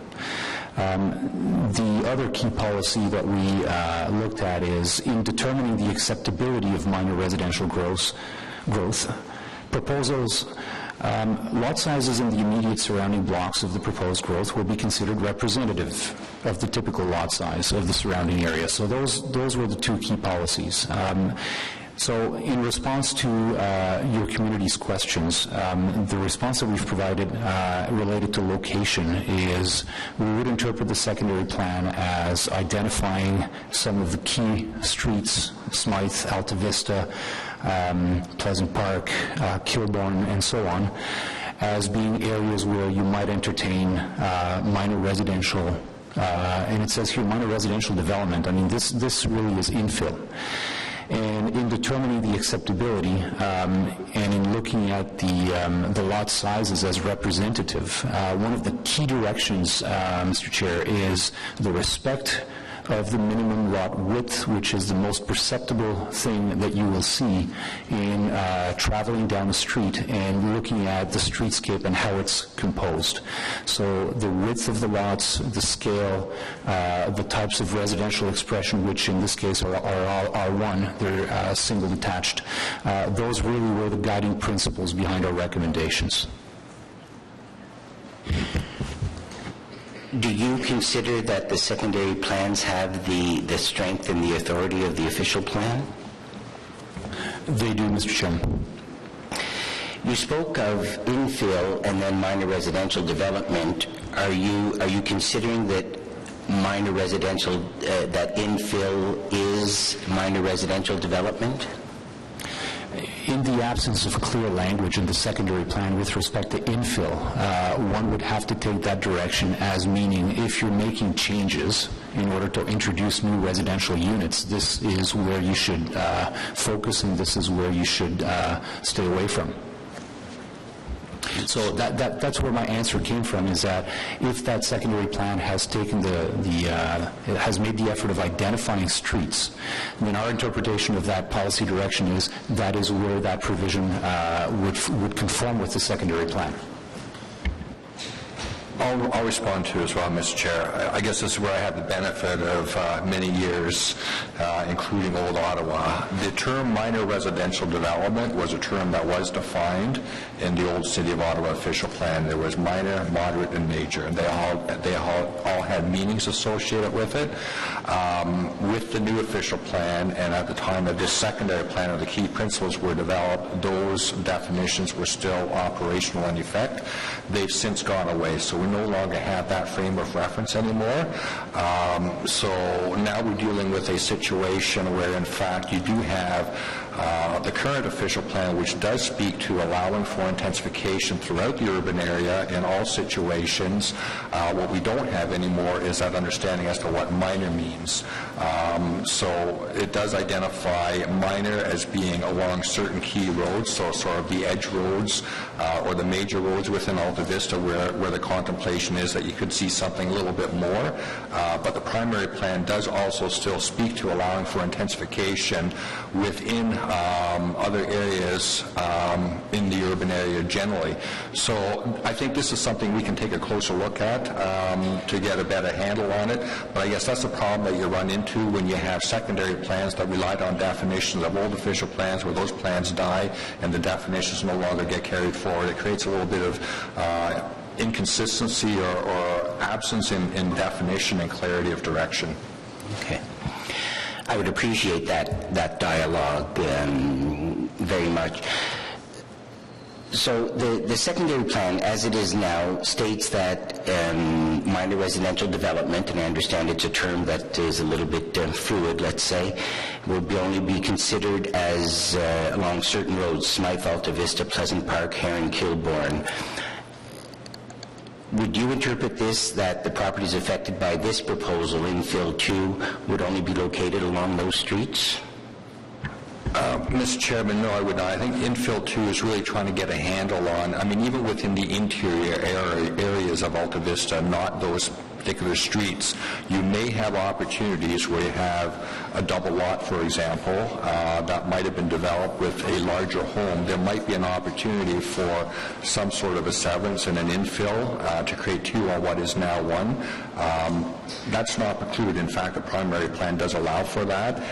What infill 2 is really focused on is trying to get a handle on the characteristics and the conditions that help us to understand sort of what would represent appropriate conditions for infill within established neighborhoods. And I think in your particular ward, in Alta Vista in particular, and through the R1 zones in particular, part of what infill 2 was looking at was opportunities for smaller scale intensification on corner lots, because we always do see pressures for that type of activity on corner lots. I, for example, can point at Carlton Heights, Councillor Brockington's ward, where in fact we've seen that type of a pattern of development happening for the last 20, 25 years, and this is trying to bring some order in terms of how you'd start looking at that.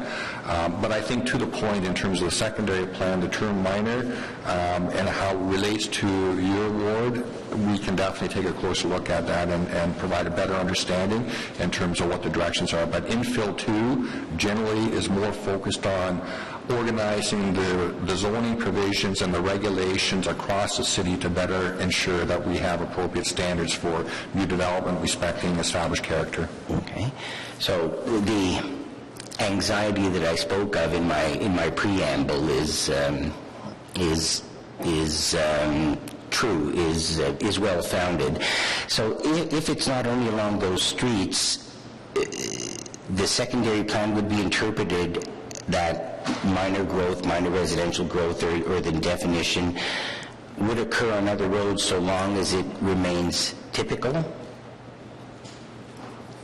I think that's the key direction of the primary plan, that it needs to fit. It needs to fit within the character of the established community. That's what infill 2 is trying to do. And then in the outer urban, it's allowed for, and in particular, the point that you raised and that some of your constituents raised was the corner lot development. But yeah, that's the direction. And minor residential in the context of the current official plan would suggest along some of these major roads you might have something a little bit more intense than what you might see in the interior portion. But the interior portion would still be trying to focus on respecting and being consistent with that established pattern and character that we have today. One of our speakers, just to wrap up the question, Mr. Pope spoke of the fear of communities that secondary plans were not given the proper weight, an appropriate weight. So I just like to put that on the record, and that secondary plans are things that the community works hard on, and that, like Chair Harder said, I think early in her term as chair, provide certainty to the community, and that's what we'd like to do. So let me just take this opportunity, Chair Harder, if that's okay with you, just to wrap up.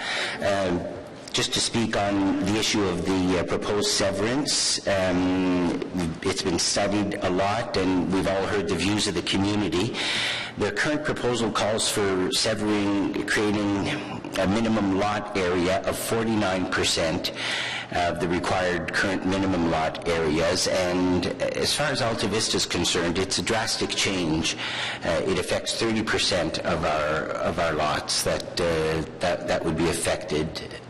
More balanced approach would be to, and this will be direction to staff in a moment, perhaps call for a different ratio for minimum lot.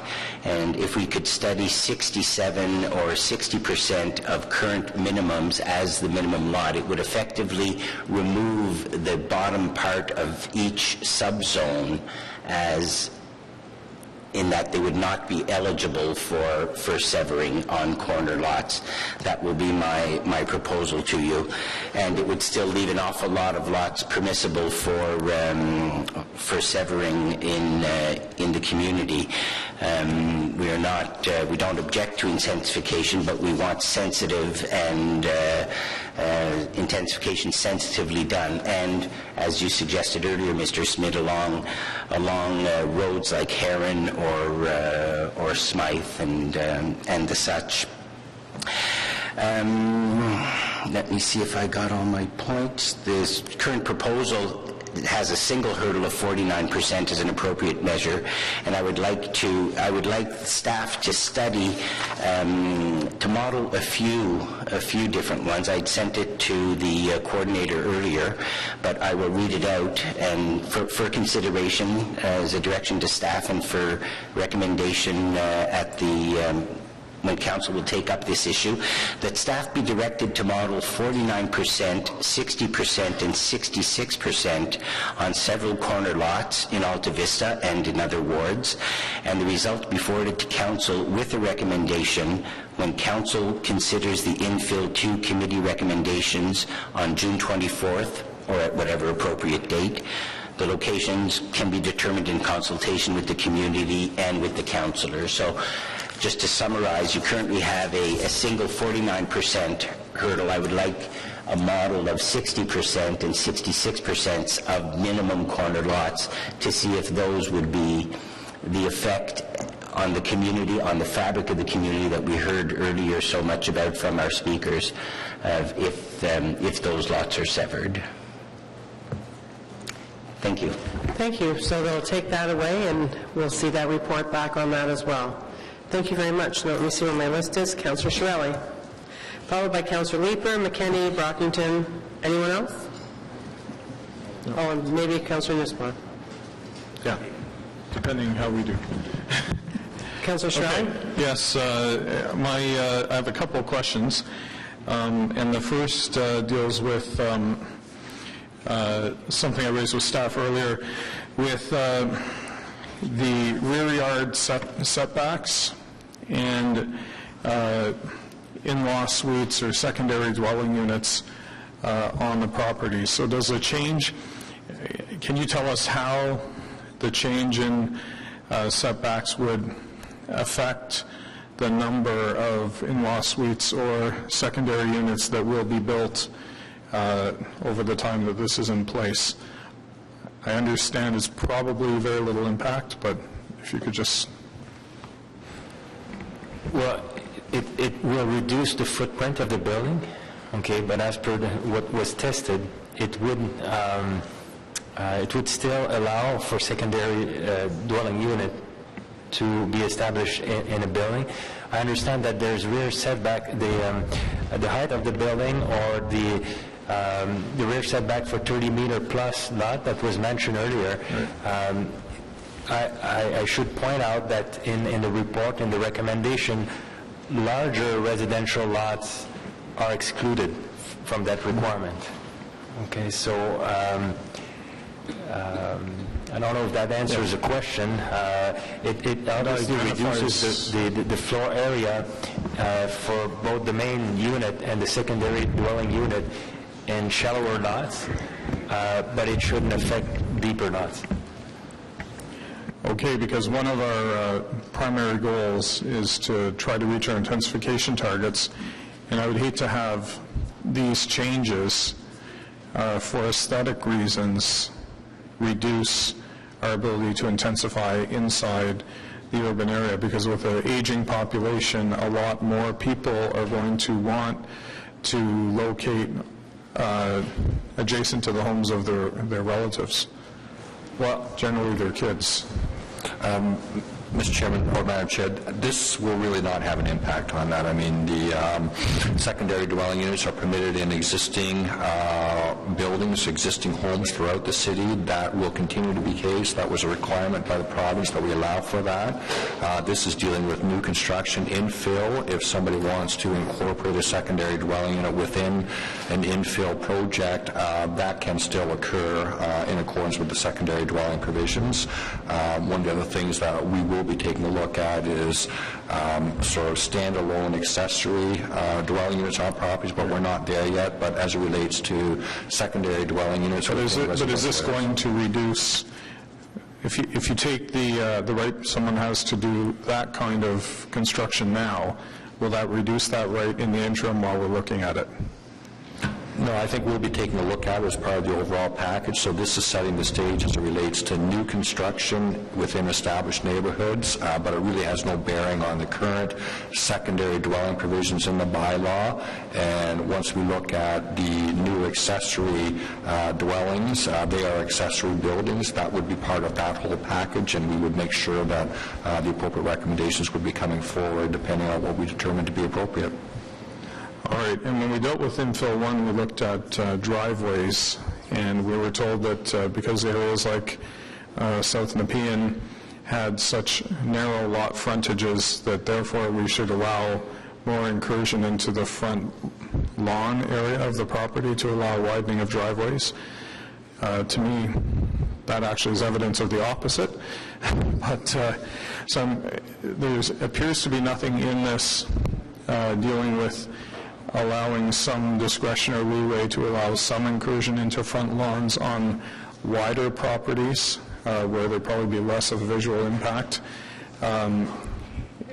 What is the reasoning for that? Madam Chair, through you, infill 2 did not concern itself with driveways. That's what I'm saying. So why?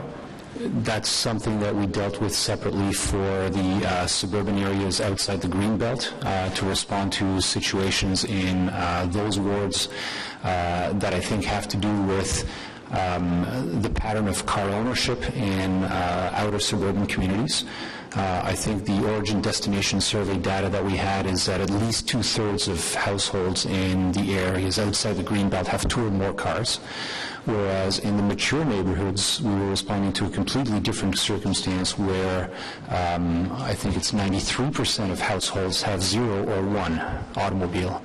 And okay, but my ward was considered suburban up until I think April of 2 years ago, and then on one specific day it became one of the core wards, but they all still think they're suburban? I wouldn't say core, but we're saying outer urban now. Urban, okay. Outer urban. Okay. It's still the same issue when they talk about wanting to look at permission to widen their driveways. Councillor Shirley, I just want to make a suggestion. Next Monday when we're on the tour and we end up in Bell's Corners, you should show us a couple of examples. Okay. But I'm just wondering how this gets into this, or should it be a separate issue? Separate issue. I think it's a separate issue, Madam Chair. As I mentioned earlier, there's a section in the bylaw that deals with location of parking, and that section there has not been changed for the outer urban wards, including your own, Councillor. So, if there's issues that you want to bring to our attention, we'll take a look at them, but because of the pattern of lot width and size in the outer urban neighborhoods, we didn't see that as an issue. It was certainly a burning issue in the mature neighborhoods, and it was a completely different circumstance in the outside the Greenbelt. So we want to recognize that there's not a one-size-fit-all approach here. There's different contexts that we need to be sensitive to and respond to, and I think we're doing that.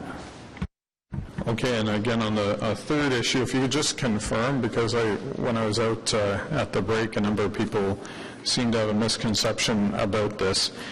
Can you confirm that the way we are trying to promote smaller structures under infill 2 is to increase the rear yard setback, and secondly, provide more alternatives on corner lots so people who are contemplating bigger units can say, oh, it makes more sense to actually divide this and make 2? I think in a nutshell that's it, although we're not necessarily trying to promote smaller buildings. It all depends on the size of the lot. But because there are larger lots in the outer urban neighborhoods, you do have opportunities such as at corners. We have not gone in to change minimum lot size or minimum lot width. But what we did do is, if you look at a property, what is the buildable envelope? What makes sense to preserve the privacy, the amenity?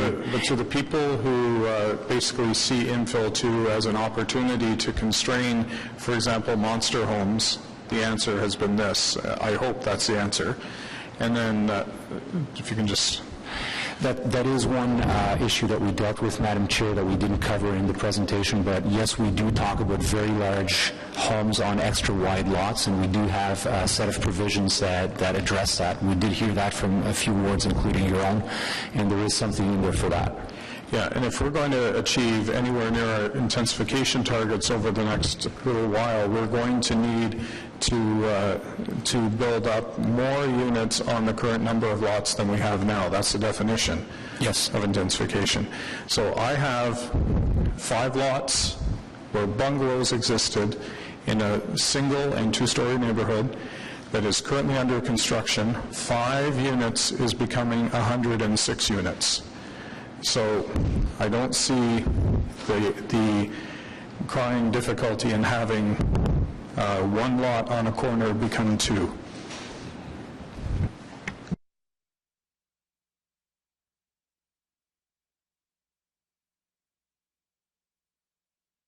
Just because it's not Alta Vista. Shame. People live on Meadowlands. Yeah. To be precise, I think out of 138 front lawns, there were about 111 Shirelli signs. Okay, so that's totally off the topic. Moving on to Bob Shirelli. Anyway, Councillor Leeper. Okay, we almost need to have like a popcorn break or something here, and I only have just 2 bags, so I wouldn't go too far in the audience, but... I'll keep it quick, Madam Chair. Obviously, extending my congratulations as well, not just to staff for the job that you've done on this issue, but to the community associations and to the developers as well, who have put a lot of volunteer time in on this. It's been generous and collaborative on all sides. I would like to make just 2 points in advance of the work that is to come on this issue as we seek further consensus ahead of our council meeting. First, I just wanted to suggest caution around Ms. Bradley's assertion on behalf of the builders that putting constraints on building size, reasonable constraints on building size so as not to overwhelm the neighborhoods behind them is somehow an unacceptable stifling of creativity. I would love to see the builders accept that as a challenge rather than an unacceptable constraint. Westboro, Hintonburg, Mechanicsville, Champlain Park have been seen a lot of infill activity over the last few years. It is transforming the community. The dominant pattern is to see a single-family home replaced with 2, which is the thrust of intensification. But oftentimes those are simply egregiously out of scope with the rest of the neighborhood. And I believe that this bylaw is going to help us to rein in the size of those. A lot of the most egregious examples of infill in our community have been the result of Committee of Adjustment decisions and variances. And I just want to emphasize again the points made by the Hintonburg Community Association and the Champlain Park Community Association that we need consistent height limits in order that the Committee of Adjustment not have any basis upon which to differ from the clear intent of this bylaw, which is to rein those in. So I do hope we're going to see more consistent height limits. You know my concern around the duplexes. We've heard some concerns around tris and the R3s. I do hope that we will see those as part of a package of amendments that's going to come before we go to our city council meeting. So thank you very much for this work. It is very encouraging. I know the communities have taken heart. Thank you, Trevor. Thank you. And now we go to Councillor McKenney, and then Councillor Brockington, and maybe Councillor Nussbaum. I'll wrap up for Councillor Nussbaum. Thank you, Madam Chair. I will be very brief, though. I just want to quickly reiterate that infill 2, it was a tremendous amount of work, and the vast majority of it will, make sure that some of the examples we saw here today won't continue in terms of massing, oversizing in the neighborhoods, and just all around, bad development that can ruin an existing street and an existing neighborhood. And just briefly then, I just want to make a few points on height. In the R4 neighborhoods, I'm on record as supporting 14.5 meters. I believe that it does allow us to build the kind of housing that we need in the downtown that that will allow, say, medium to lower income families to live in the downtown, supporting more intensification and having that, whether it's units that are owned or rentals even, that they're built to a higher standard, that we have nice high ceilings, and so I do certainly support the 14.5 meters there for those very reasons. I am on record again as being opposed to the projections. I think that I will await to see the response back on what you feel is okay to allow for projection, but you can understand, we heard from folks here today that they don't always feel comfortable with, small allowances because they've experienced it in the neighborhoods where height creeps. So whether it's projections or the percentage of the ground floor that needs to be below grade, I think that we need to be really careful there. I just want to, the other thing that I was very happy to see, obviously, as we all were the rear and side yard setbacks, and the amenity space at grade. It is striking how much green space we lose whenever we over-intensify, when we have buildings that are overmassed, and it is happening. You can see it especially in areas like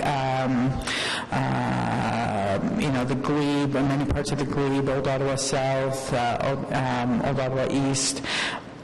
But one of the things that I think we're missing here, and I don't know if it's something that we can add into your response back to us, we saw a conversion. I'll use an example on James Street, where we saw a number, I think it was 4 nice mature trees that were lost as a result of it. And I wonder if, this is certainly allowing us to maintain more green space in terms of our yards, our side yards, and our rear yards.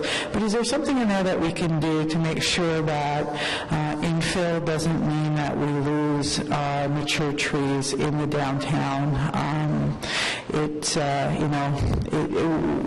We struggle constantly to make sure that we have enough green space and that we have that tree canopy, and I think that it's important that as we allow infill and try to look at what that means, that we also make sure that we're not losing our mature trees.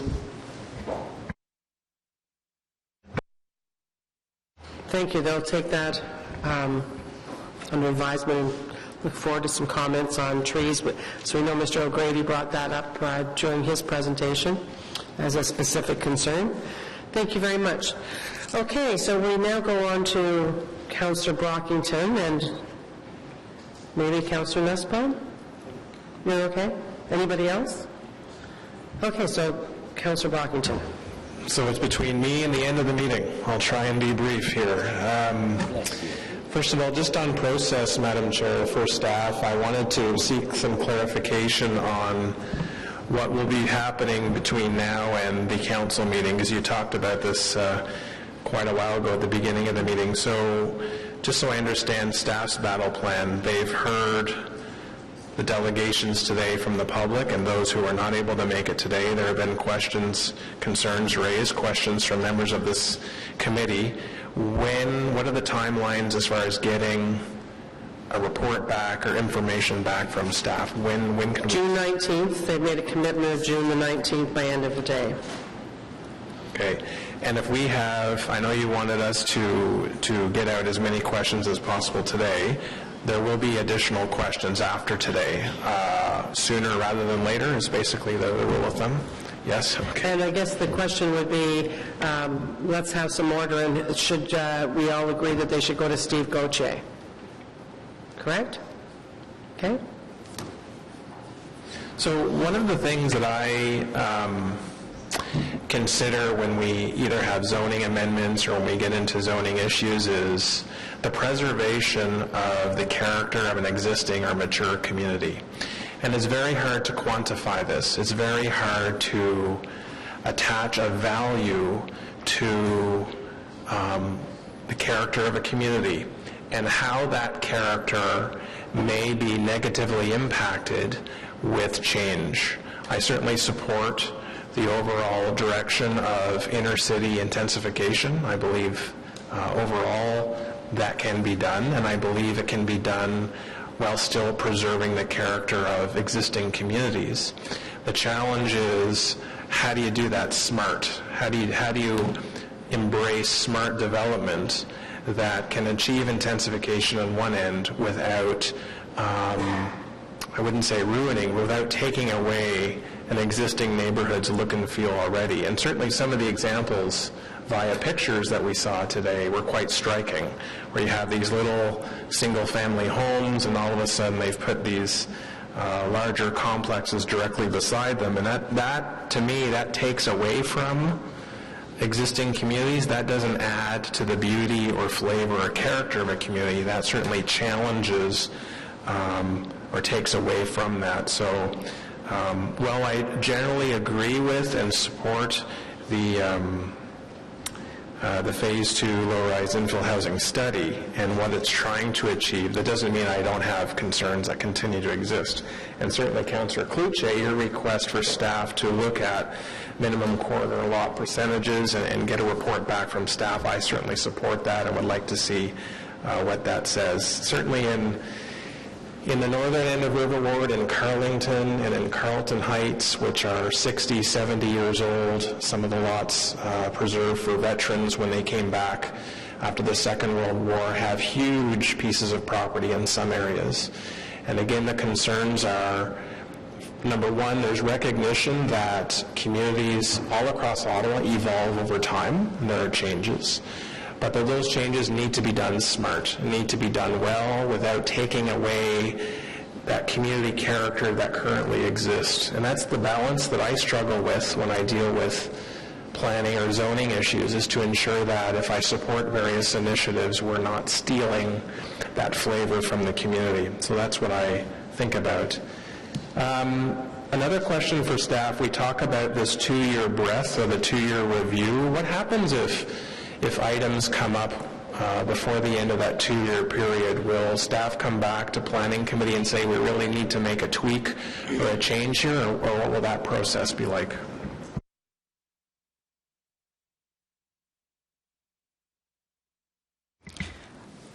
Yes, I would, through you, Madam Chair, I would say if something significant arises through the implementation of these recommendations, and we require a recommendation to come back to Planning Committee, we'll do that.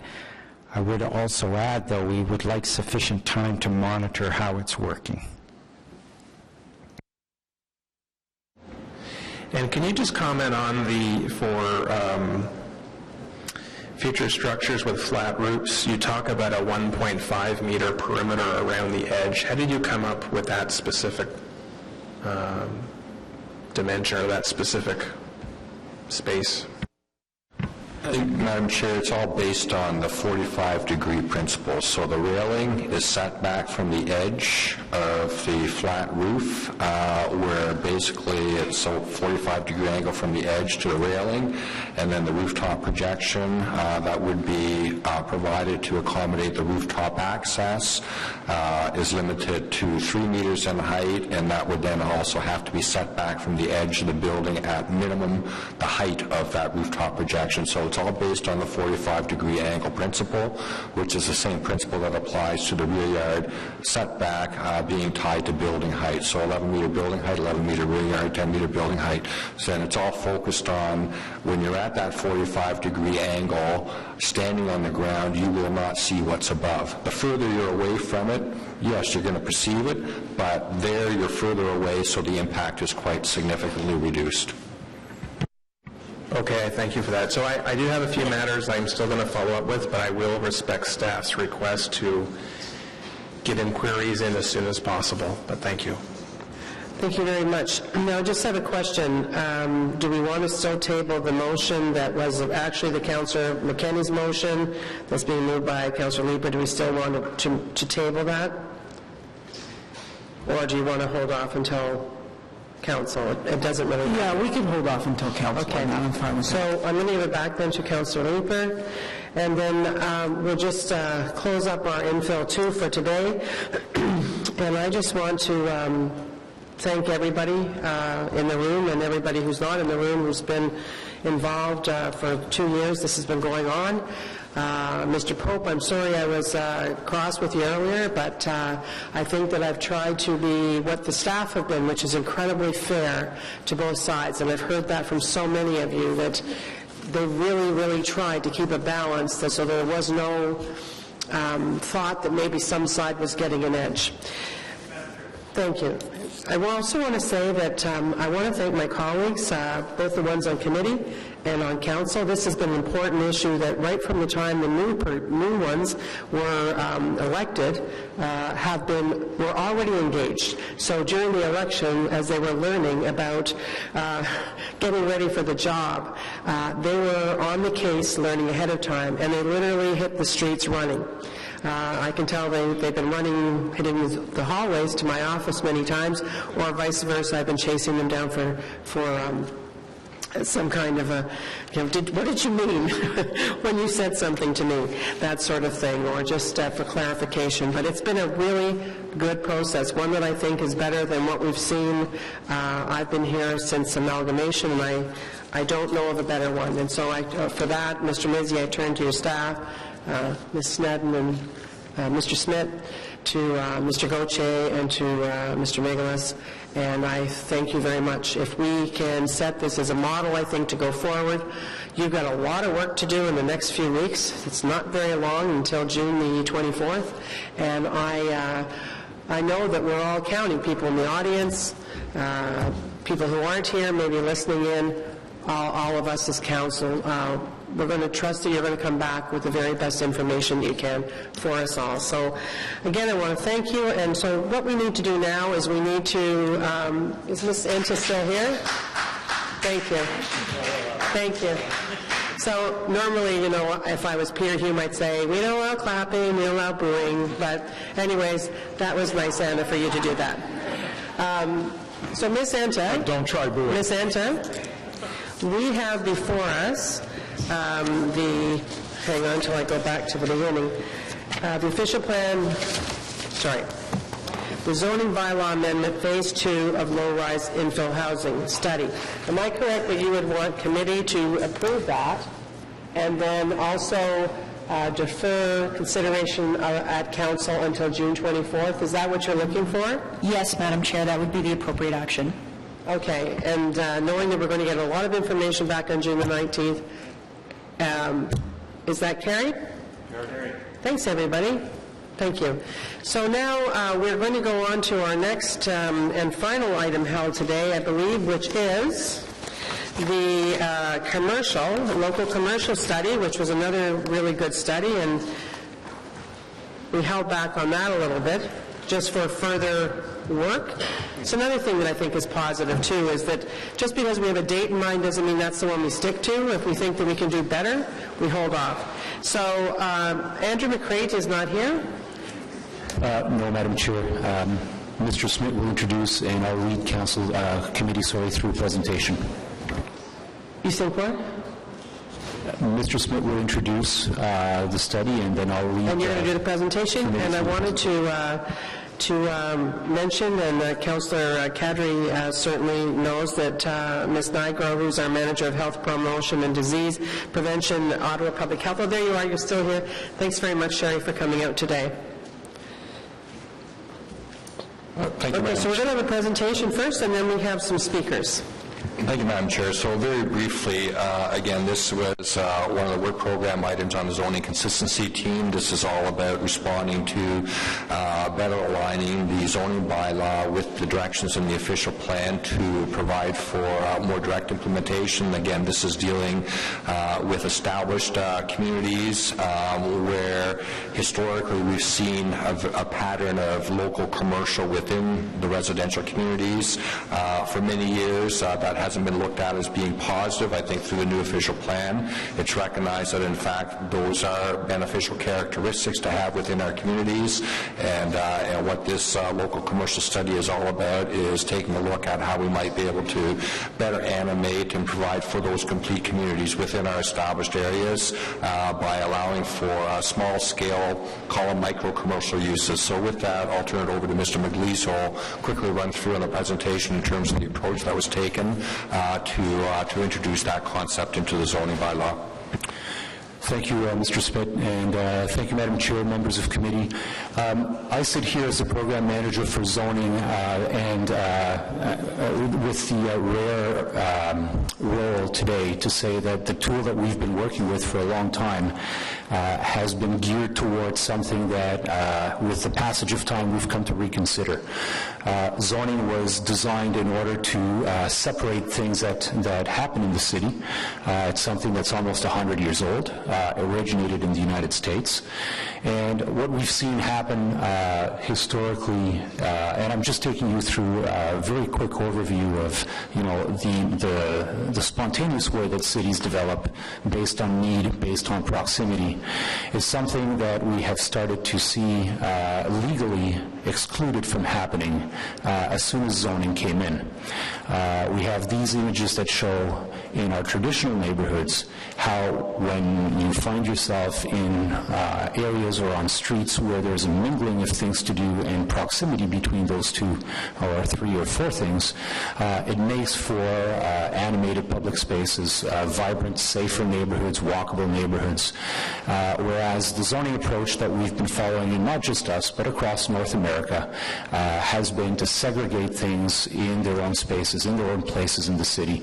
And as a result, we have to ask ourselves whether the zoning tools that we've been using are really still doing what we want them to do, which is, as the official plan has been saying, produce vibrant neighborhoods, mixed-use communities, walkable communities, convivial public spaces. So the purpose of our study, as we started out, and as Mr. Smith alluded to, this came from the zoning consistency team that was set up in the the previous term of council, was to look at opportunities for, first of all, we have been losing corner stores. We have been losing small commercial uses throughout the city, and especially in the older neighborhoods. So can we stop that hemorrhage? And second, are there new opportunities that we can create at the right places? And so those are questions that we asked in an online survey.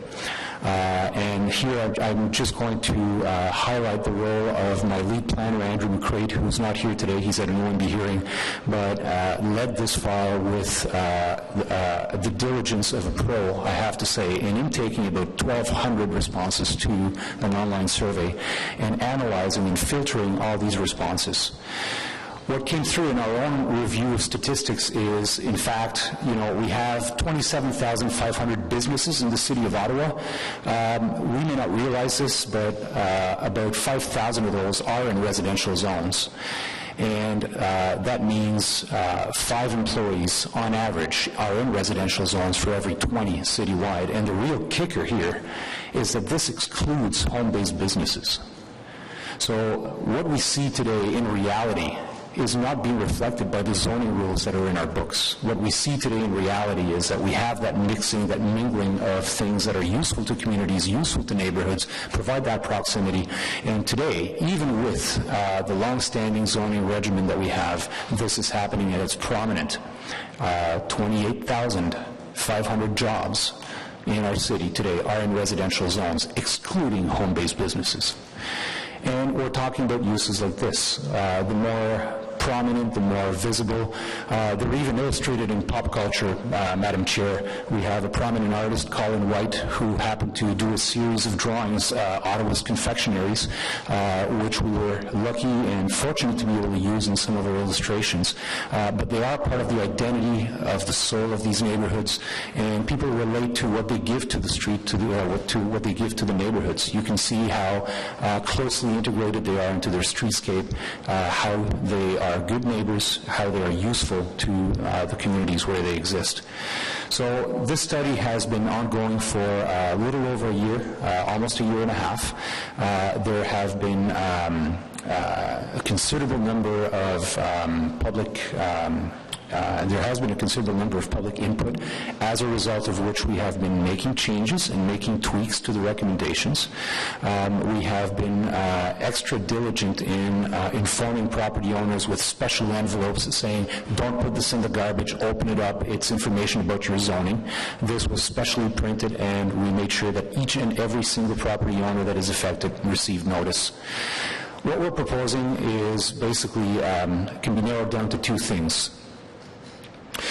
First is a new suffix C for residential zones, where we can see that there are opportunities for micro retail or small commerce. And the types were vetted through extensive online consultation and public consultation. You have the list. So there are restrictions on where you can do it, how big it can be. There's a specific restriction on parking. You cannot provide parking for a commercial use in these cases, because if you do, then you start to pave over the front yard or the side yard, or affect the streetscape, or affect the look and feel of the property and the character of the street. So this really is meant to go back to, this is local, it's for walk-by traffic, it's for the neighborhood. There are provisions for outdoor seating areas on corner lots. So as you can see, we like corner lots, and we talk about logistics as well. In the other family of recommendations, we look at the local commercial zone that exists already, and there are several, actually dozens of exceptions that were put in over the years that were restrictive to a certain degree, reflecting site-specific conditions to other degrees, or in some cases, buildings that had been commercial but were still, zoned only residential, so that they would lose their right to commercial uses if that commercial use were to close down. So what we've done is we've provided for a small local commercial zone that has broader sets of permissions, so that if a corner store were to close, it can be reused as a barber shop, or it can be reused as a daycare, or it can be reused as an artist studio without having to go through a rezoning or a Planning Act process. So what we're doing in a nutshell is there are 70 legal non-conforming businesses, so these are businesses that are operating today, but if they were to extinguish, they no longer have the right to continue as a commercial use. We're recognizing those and providing for permission to continue with a variety of compatible commercial uses. We've identified 315 residential properties for micro retail opportunities along corridors and at intersections that coincide with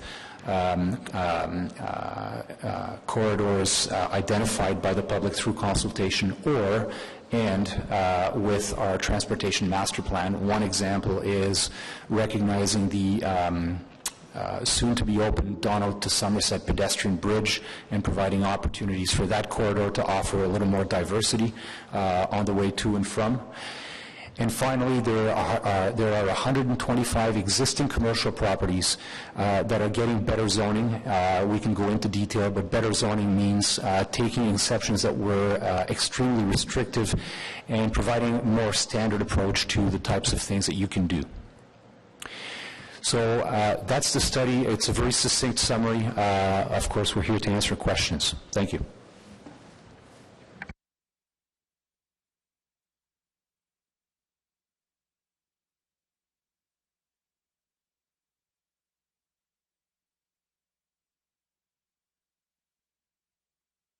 Thank you. So I think that we'll proceed as we did with the last item, and unless anyone objects, so we will go to our speakers first. You're objecting? No, I think I'm on the list. Well, you might be on the list for the, yes, you are on the list for after we have the delegations. Want to ask questions after? Okay, fine. Yes. Thank you. Okay, so we have 1, 2, 3, 4, 5, 6 speakers. 7 speakers. Okay, so we're going to go to the speakers, and the first person up, and come on up, Sherry. First person up is Zachary Dahler, or Dialer. Zachary is the Executive Director of the Wellington West Business Improvement Area. Welcome.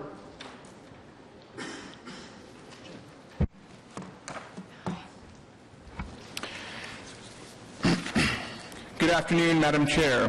Thank you for the opportunity to provide comment on behalf of the Wellington West Business Improvement Area. As a BIA, Wellington West represents 556 commercial destinations between the O-Train line and Island Park in the neighborhoods of Hintonburg and Wellington Village.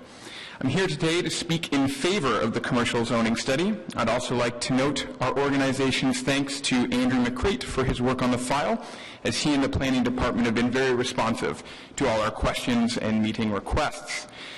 The neighborhood of Hintonburg and Wellington Village have benefited from small business growth through a commercial incubation process of sorts. For example, Hintonburger grew from a portable space to taking over a larger storefront formerly occupied by KFC. Local fashion trendsetters Twist & Weber went from a small off-Main Street space to bringing their trends to the commercial Main Street of Wellington West. And not to mention other notables like Cube Gallery, Susie Q's, Fabrications, and more are all examples of physical business growth. Everyone around this table and in the room can speak to the importance of small business. We all have a family member, friend, acquaintance who is employed, or better yet, thinking of opening a business. Frankly, small business is at the heart of what runs the city, province, and country. The unfortunate reality, costs of operating are increasingly becoming a challenge, whether it be increased hydro rates, property taxes, costs of waste removal, and the list goes on. On the other side, business is also changing. A commercial operation that might have required, say, 3,000 square feet of space can now operate with a 3D printer in 600 to 1,000 square feet.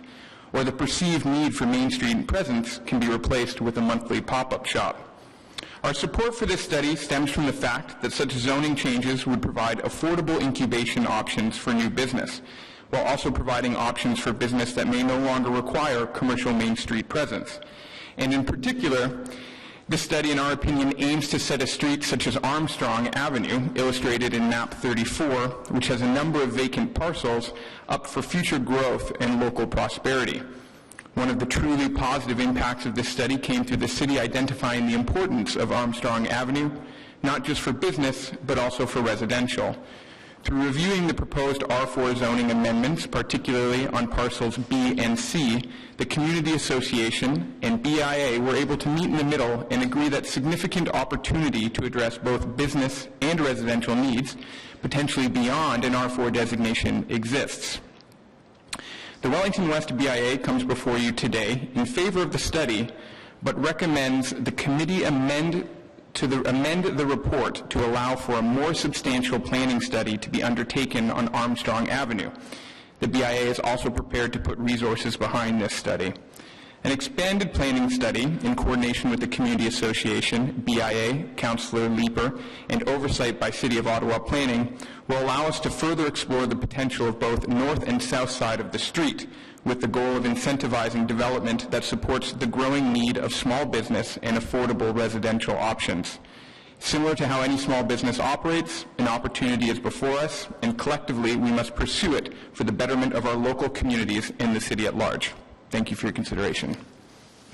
Thank you very much. Just hold on, because I want you to listen to Councillor Leeper has a motion that he's going to be, and we're not tabling this one, by the way. This is, we're treating this as a regular item. Yeah, we're voting today. If you want to have motions, it'll be today. Okay, unless there's some reason that anybody thinks otherwise, that's the way I want to go. Okay? All right, so let's hear your motion, and if you have any questions of Zachary, that would be good too. Yep. Thank you. So, Mr. Daler, staff, we've been chatting for several months about the potential for Armstrong to evolve into a much different street. I think a number of folks in the community were somewhat surprised to see the number of properties that were being suggested for the new commercial designation. Over the past several months, I've been working with staff, with the Wellington West BIA, with the Hintonburg Community Association, and with Chair Harder to suggest that it would benefit from further study. For those not familiar with Armstrong Street, from Parkdale through to Bayview, it's a lot of vacant parking lots, some commercial storefronts. It is the cycling route for the community as well, although no one uses it because there's very little by way of destination along there. So working with staff, we are suggesting that it would put a hold on the zoning, the new commercial zoning that's been suggested today, pending the completion of a study that would see the input of resources from my office, from the business improvement area, from the Hintonburg Community Association, and from various others. So I'll read out the motion that I have.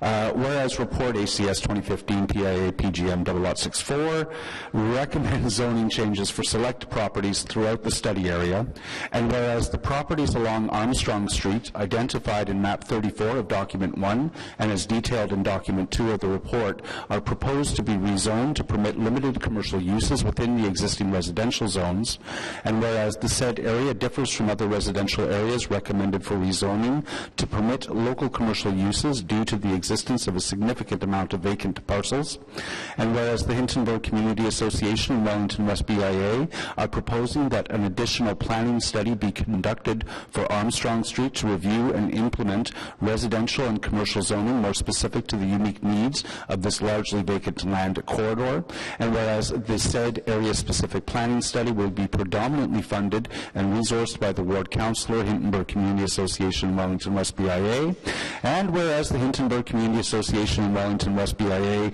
wish to explore a broader area of Armstrong Street, generally Parkdale to Bayview, for possible new micro-retail zoning beyond the area reviewed by staff in the report, be it resolved that the following changes be made to the report. Just want to, the effect of it would be to take the portions that are identified in map 34 and subject those to a holding zone.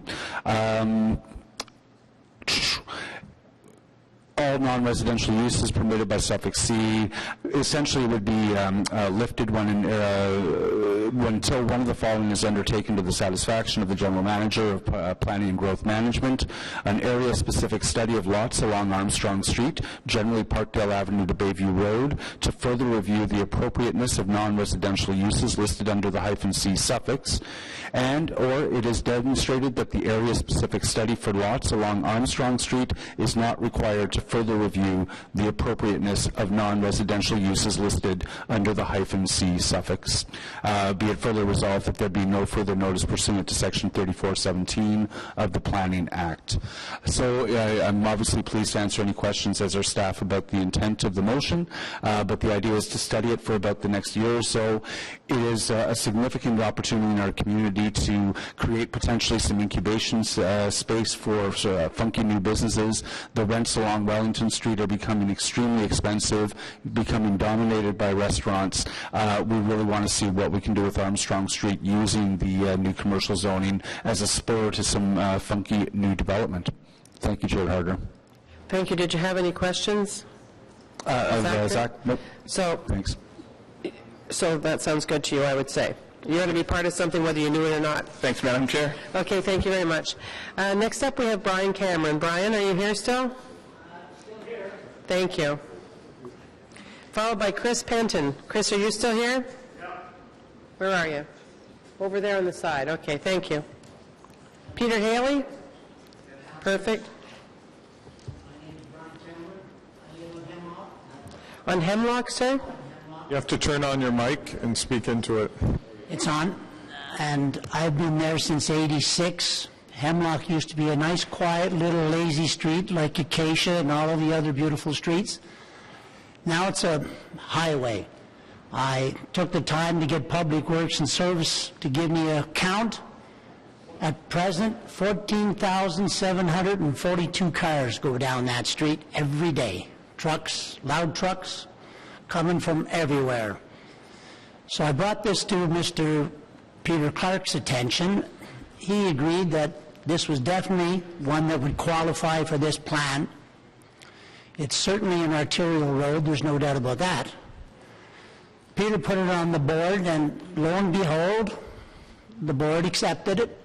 I received from the zoning consistency team, from Mr. Andrew McCrae of the Zoning Intensification and Neighbors Unit, that 243, 235, 246 has been approved by this local zoning bylaw amendment as presented by Peter Clark, who felt that 14,000 cars a day on a daily basis would certainly be considered an arterial road. This is backed up by the Public Works study.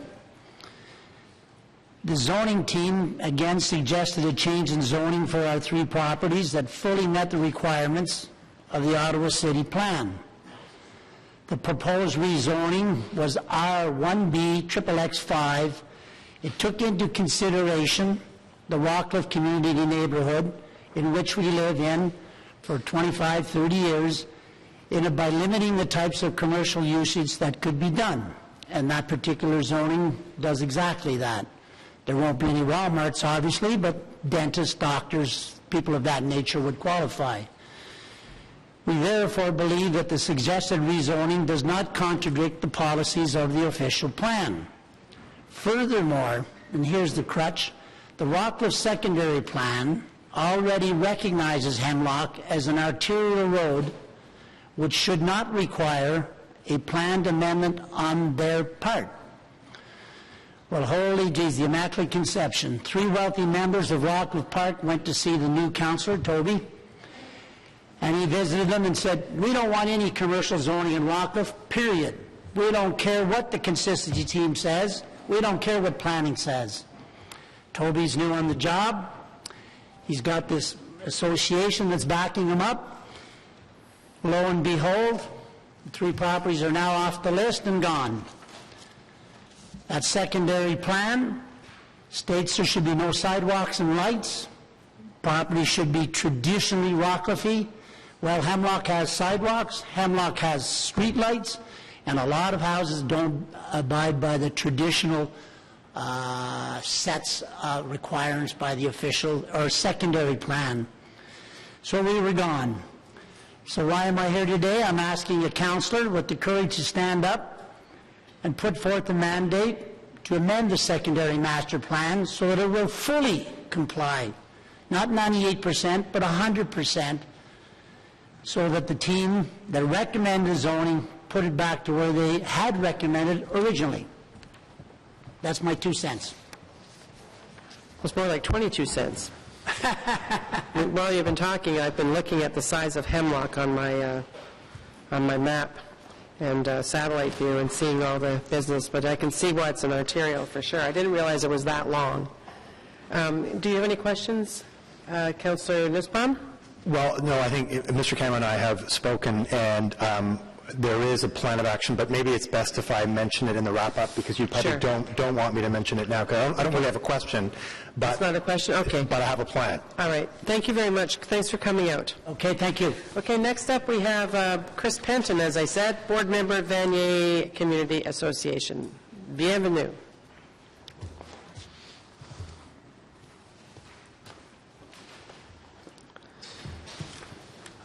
Hi, everybody. Madam Chair, Committee, thank you very much. As you mentioned, I am the chair of the Sustainable Development Committee with the Vanier Community Association. Sustainable development, always a bit of a vast term. We speak about matters that add up to the Vanier we wish to see. Depending on the meeting, I welcome roughly half a dozen to 24 people to each monthly meeting. So we get some pretty big crowds, one of which Alain and Andrew attended not too long ago, I guess. Vanier's in a bit of a state of a renaissance, I like to say, to be over-dramatic about it. We have young families moving in, student housing is growing and will grow even faster with the completion of the Somerset Pedestrian Bridge. Respected arts community, very forward-thinking, progressive councillor. good one to the north as well. Organize and engage community groups such as ours, Beautification Embellissement Vanier, and the Beechwood Village Alliance. Walking around the neighborhood, you can always hear there's endless buzzes of drills and slammings of hammers and renovation and infill projects. Large-scale development is also noticeable. We have the Kavanaugh going up by Domicile, the Minto, which is the rejuvenation of our fire site. You may remember that going back a few years. The purchase of the old St. Charles Church is going to become a bit of a plaza, piazza, I guess. The ECU Gateway project, and of course, a few years back, the Wabano Center as well. Innovative projects like the temporary cloud lab installation, the Beechwood Market, and a very quickly growing population of community gardens complement original businesses like, just a few examples, Maison Baguette on Montreal Road, Eco Equitable on MacArthur, and the Ola Casino restaurant on Barrette. So, these businesses, these new residences, and all these community efforts will only benefit from this study. Will not only benefit from the study, but will come to rely on its results. Along with specific zoning components that Alain is more apt to go on about than I am, the study aims to improve the conditions for pedestrians and cyclists. More foot and bike traffic along with ample parking and safer, calmer roads equals more revenue for local businesses. More revenue equals commercial growth. With more commercial amenities, the area becomes more attractive to potential buyers and renters. I don't think this is a new concept to any of you, but well worth mentioning. Some specific brilliance about the study that we found as a committee: Beechwood is developing very quickly. So it certainly makes sense to gel that growth with Montreal Road via Vanier's arguable fourth artery, Merrier Street. Choices like St. Charles, Barrette, Montfort, and Bradley that already have a few established businesses are ready to accept new commercial neighbors. More action on streets like La Fontaine, Hannah, and St. Anne will help decrease, unfortunately, our prostitution and drug trade activities. So, the growing density of Vanier and the core as a whole must be managed with class and precision. This study understands that. That's how we feel. Andrew and his team have done an excellent job of examining the history, challenges, and current needs of Vanier. His public consultation, as was pointed out by a couple of the first fellow there, his public consultation and engagement with our board and residents has resulted in widespread comfort with this study. Having reviewed some of the other maps and locations in the study, I feel that it sets Ottawa's core down a new and exciting path. Again, on my committee, we speak about sustainable development in Vanier. Andrew's study certainly fits this description. Thank you. Thank you very much, and we do have a question from Councillor Nussbaum. No. Okay, we don't. But thank you very much for coming out today. Thanks. And it is exciting what's happening in Vanier.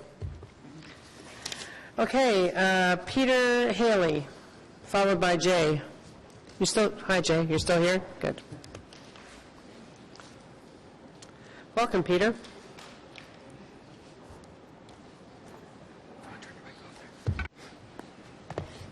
So, Madam Chairman and councillors, thank you very much. I am a mere resident of Alta Vista, and I live directly in front of a current plaza on Kilbourne Avenue. And I would just like to say, first of all, that the overall plan has commendable aspects for urban planning, especially in the Centretown core. The process was not as open or communicative as it could have been, with one public information session in the middle of winter, and the online sampling seemed insufficient to me. I certainly wasn't sampled. Sir, can you speak closer to the mic, please? Yes, I wasn't sampled. Now, I will restrict my remarks to the plaza at 1783 Kilbourne Avenue, Alta Vista, currently zoned LC 47, and proposes LCC XXX 3. Currently, there is illuminated signage within 30 meters of my home across the street. 4 large signs, actually, which is contrary to bylaw 2005-43971. Also, a pharmacy is replacing an office space, and pharmacy is not on the list of authorized uses now or in the new provisions. I point these out to bring your attention to examples of having bylaws in place that haven't worked. There seems to be a lack of coordination between planners and the issuing authorities, with enforcement wanting. You wonder why I have little faith in any new zoning provisions. And I believe it would be to the benefit of the owners in the plaza, all the store renters, the residents in this predominantly residential area, to have attractive-looking plazas. There are awning, low-light signs on a food store, the Three Sisters, and the Physiotherapy Center, which is described in the bylaw as appropriate for a primary residential area. The proposed zoning is to, and this is a quote, permit appropriate commercial uses amongst surrounding residential uses. Who determines what is appropriate, and what are the criteria? Will these uses be given carte blanche approval and not be subject to input from residents or other community input or other renters? As well, the new zoning seems to give any non-conforming uses retroactive approval.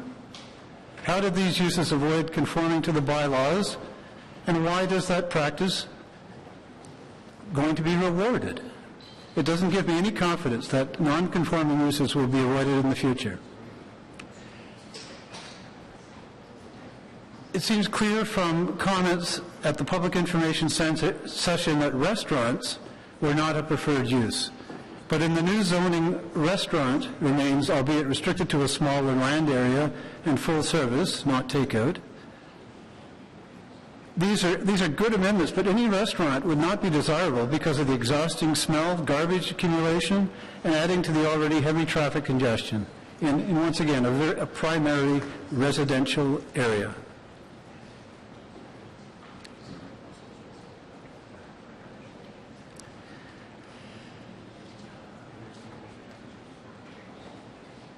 Finally, I would like to commend this planning effort, Madam McCreight, for his very ambitious planning proposal, which should do wonders for startups and conveniences, stores appropriate for certain areas of the city. I do feel, however, if what results is the type of plaza at 1780 Kilbourne, then residents will not benefit and the city will be the loser, at least from a beautification and appeal streetscape perspective. Enforcement provisions also require tightening. Thank you very much. Thank you very much, sir. Anyone have any questions? Mr. Haley? No? Thank you very much. Next up is Jay Voss, and followed by Brian Murphy. Brian, you still here? Okay. And followed by, is it Lionel or Lioner? Lionel? Is it Lionel, sir? It's Lionel. Thank you. Okay, welcome, Jay. Thank you. Can you hear me? Yeah, there it is. So once again, I'm here for the Hintonburg Community Association on this item. I also would like to thank Andrew McCreight and staff for what turned out to be a very responsive and intense process on this study. So first of all, right off the bat, we're generally supportive of the zoning changes. Actually, as often happens, Hintonburg is ahead of the rest of the city, having gone through the Hintonburg neighborhood planning study about 12 years ago, which regularized the zoning on our then existing corner stores, so a lot of them were already zoned as of right. We also support the addition of more local commercial in inappropriate locations. I did want to, as an aside, respond to the history of zoning, which is true, that exclusionary zoning is a problem, and we really appreciate our local commercial and interspersing within the residential area, although a lot of what drove that about 100 years ago was things like tanneries and slaughterhouses in residential areas, which we don't want to see a return to. That brings, though, the issue of where the boundary is. So clearly there are things that don't belong and things that really do belong, and a lot of what the discussion during the process of this study is where that cutoff should be. We have a couple of comments to make. One is that we're appreciative that the number of changes that were made during the study in response to comments from the public was very extensive, and that process worked very well. A lot of the things we were worried about at the beginning are now not in there anymore. One of those, and I'll only speak to this briefly because Councillor Leeper's motion takes care of this, but we have joined with the BIA to support having another study, a more extensive study on Armstrong, as has already been discussed. I mean, we support the idea of incubator space for less established businesses there, and really what we're looking for is a strategy to encourage actually more than the -C zoning would probably do, and to have a more targeted strategy for there. Councillor Leeper also brought up the idea or the fact that is supposed to be a major cycling corridor. And it's one that I try to use. You can't actually get to it from my house legally without going the wrong way down a one-way street or across the closed-off area of Wellington, so that should also be part of the study as well, how to use it. The only other things that we have remaining somewhat concerns about is the issue of patios. And having been part of the community association for a long time, the issue of people hanging out in front of X at night is one of the things that brings many, many complaints, and I think also to councilors' offices. So while having places to sit outside of confectionaries and having restaurants inside of residential areas, as has been true in other neighborhoods and other cities that I've lived in over the years, we are, I think, going to have to be very careful about what happens there. The zoning bylaw does not have the ability to control the hours of operations, I believe, and to determine whether or not a liquor license could be applied for. So how this gets titrated, I'm not sure, but we want to make sure that your offices are not inundated with complaints over what happens late at night. There's also one technical issue, I think. So originally, a property at 1200 Gladstone had been included as one of the -C in our zone. It's around the corner and separated from the block on Parkdale and Foster on map 37. That was originally part of that block. It's been removed from the map after comments from us quite some time ago, but it still exists in the table on page 38. So there's an inconsistency in there. I think the correct thing is that the reference to that property should no longer be in the list of properties for the zoning in table 37 on page 38. So one of those two things has to be reconciled, and we believe it's the removal. And other than that, thank you. Very much. Good timing. Okay, and I know that Mr. Miglis is looking for an answer to 1200 Gladstone. Yeah, Madam Chair. Did you find it? Yep, through you, Mr. Baltz is correct. We do have a typo. We need to remove 1200 Gladstone from map 37 in document 2. Okay, so we need a technical amendment on that? That's right. Okay, if somebody can write that up, please, and give it to Councillor Hubley, who will be moving all of the technical stuff. Okay. Thank you very much, Jay, for coming out twice. Thank you. Or hanging around. Next we have Brian Murphy, followed by Lionel Kirby. You might as well both come up and have a seat. And Mr. Murphy, you are first from Action Sandy Hill. And I know that your councillor has a motion. He's not on the committee, but Councillor Hubley is going to move on Councillor Fleury's behalf. Did you want to hear that first, or have you seen that motion? No, that's okay, Madam Chair. You're aware of it? I'm aware of it, yes, okay, I am. I spoke much. with Matthew earlier today. Okay. Thank you. Perhaps I could begin by saying that I didn't expect to be here, that somebody else for our community associations carried this dossier, but she had to go to the factory today to make a living. So I came for her, and I say that maybe because if I might sound a bit befuddled and confused, It could be because I am befuddled and confused by this.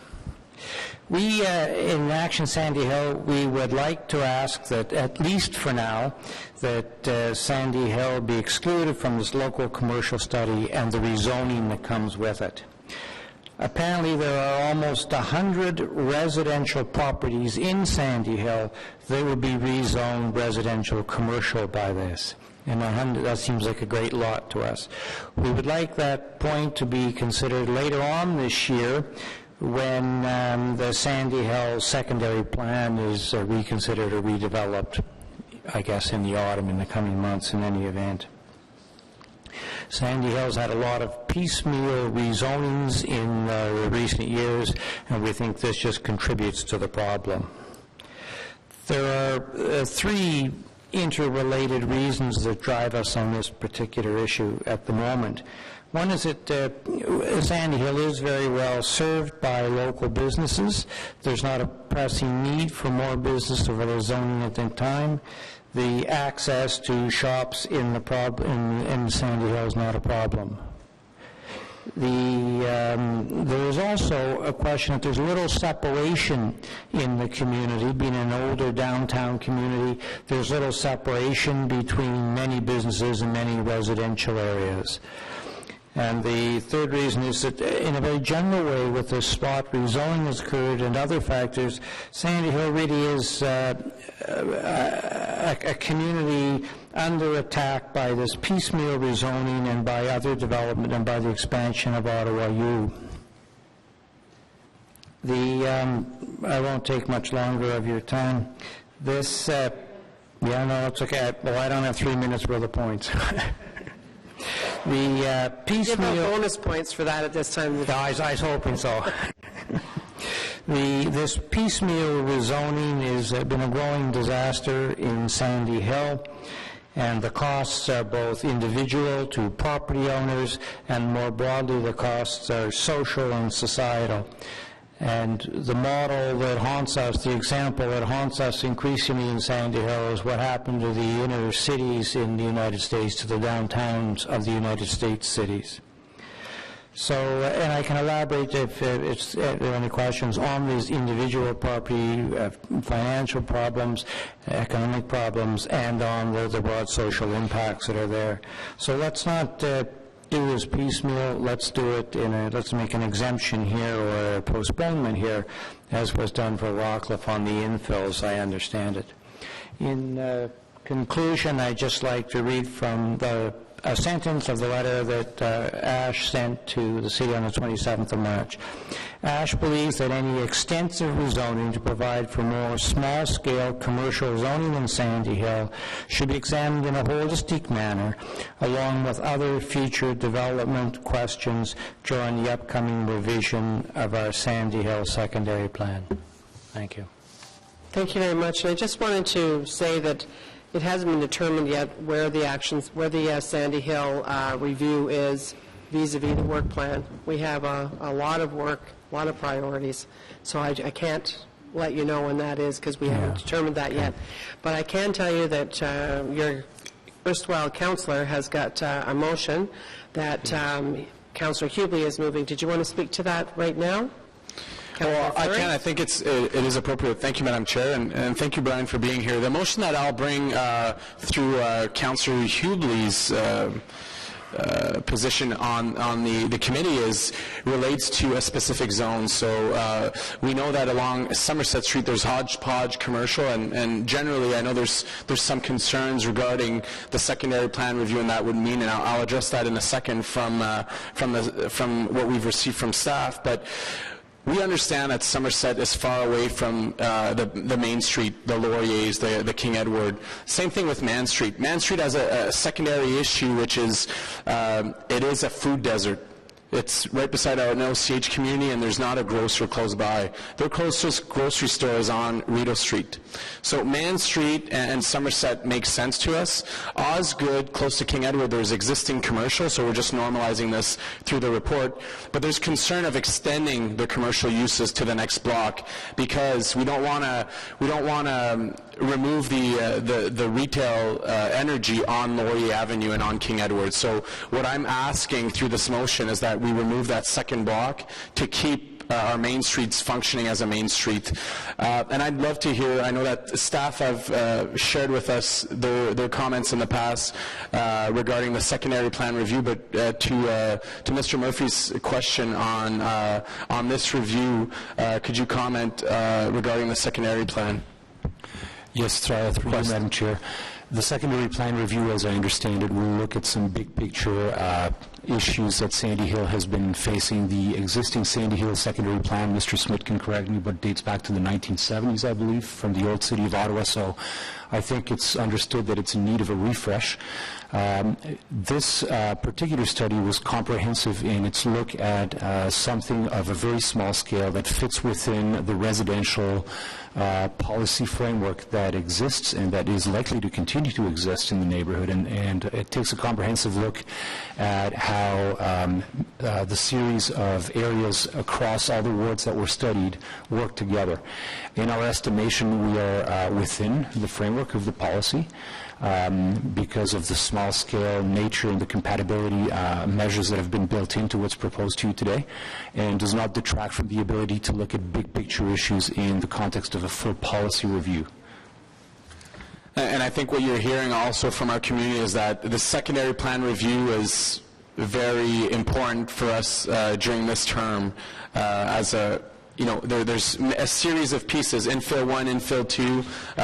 Today we had the heritage study for Sandy Hill. Secondary plan and the Uptown Rideau plan also play in protecting and maintaining the character of our neighborhood. So I'm glad to hear that, and thank you for that update. Thank you. So thank you very much, sir. I just got to say that the rezoning of 100 locations just exacerbates some of the problems that they're speaking of. Yeah. Thank you. Mr. Lionel Kirby, please. Then Lionel Kirby is our last speaker on this item, and then I'll be closing it after he speaks. Welcome. Thank you. I will try and be brief. I've enjoyed the day. It's been much longer than I anticipated. I had the privilege, maybe I should tell you a little bit about me. I'm a retired developer. Yes. And it was interesting to listen to all the contradictions today. Now I appreciate the challenges that you really have to manage. On one side, it's intensification, more development. On the other side, it's protecting the residential character of the community. Those are inconsistencies. Do you agree? Now, how do you manage that? That's why when my colleague came to me and said on Hemlock he was being limited because of the secondary plan, I was surprised. I mean, there are 17,000 cars that go by that every day. We happen to have developed New Edinburgh Square on the corner of Beechwood and Mackay. Did that affect the residential character of the community? I don't think so. So if it's done tastefully, Toby, it can be done right. And I'm sure my colleague will be very sensitive to the community. So that's my comments, and I want you to know that I have a new appreciation for what you must decide on every day. Thank you. Well, thank you, sir, for saying that. And I can say that, part that makes it easier for us is that our staff go out and work with the community and the developer and the local councillor, and then bring it back to us. And, they take the time to work hard. And you're right, it's difficult. The first time, were you here right off the bat this morning? Yes, I was. So I enjoyed the conversation and the inconsistencies of it all. Well, the 4401 Fallowfield, for example, that one in Barrhaven, that's been going on for probably 14 years now. I mean, it's just been on. And what's happened is that the market has changed, employment has changed, so much has changed, and that's a really good example of how do you keep up with it, how do you reflect what's going on, how do you make it so that it fits in a community. In that case, how could we find a way when everybody told us we couldn't put the berm on their side of the road?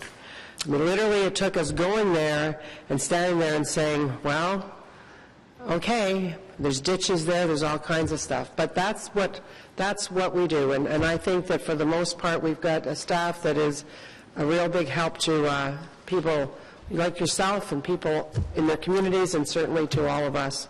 I understand. From the start to the finish of New Edinburgh Square, it took 18 years. So And I that's understand. just a shame, and I hope to do better. Thank you. I hope this committee understands from a developer's point of view what he must go through in order to bring the fruition to a project. And most of my colleagues now will not put up with it. They will walk away. Yeah. So if you want development in this city, you better turn the lights on. And that's something else we're working on. You've heard from many people in the community today that appreciated very much the fact they've been sitting at the same table with the development industry. You heard the development industry say the same thing. We have moved the bar largely. Thank you very much for coming out today.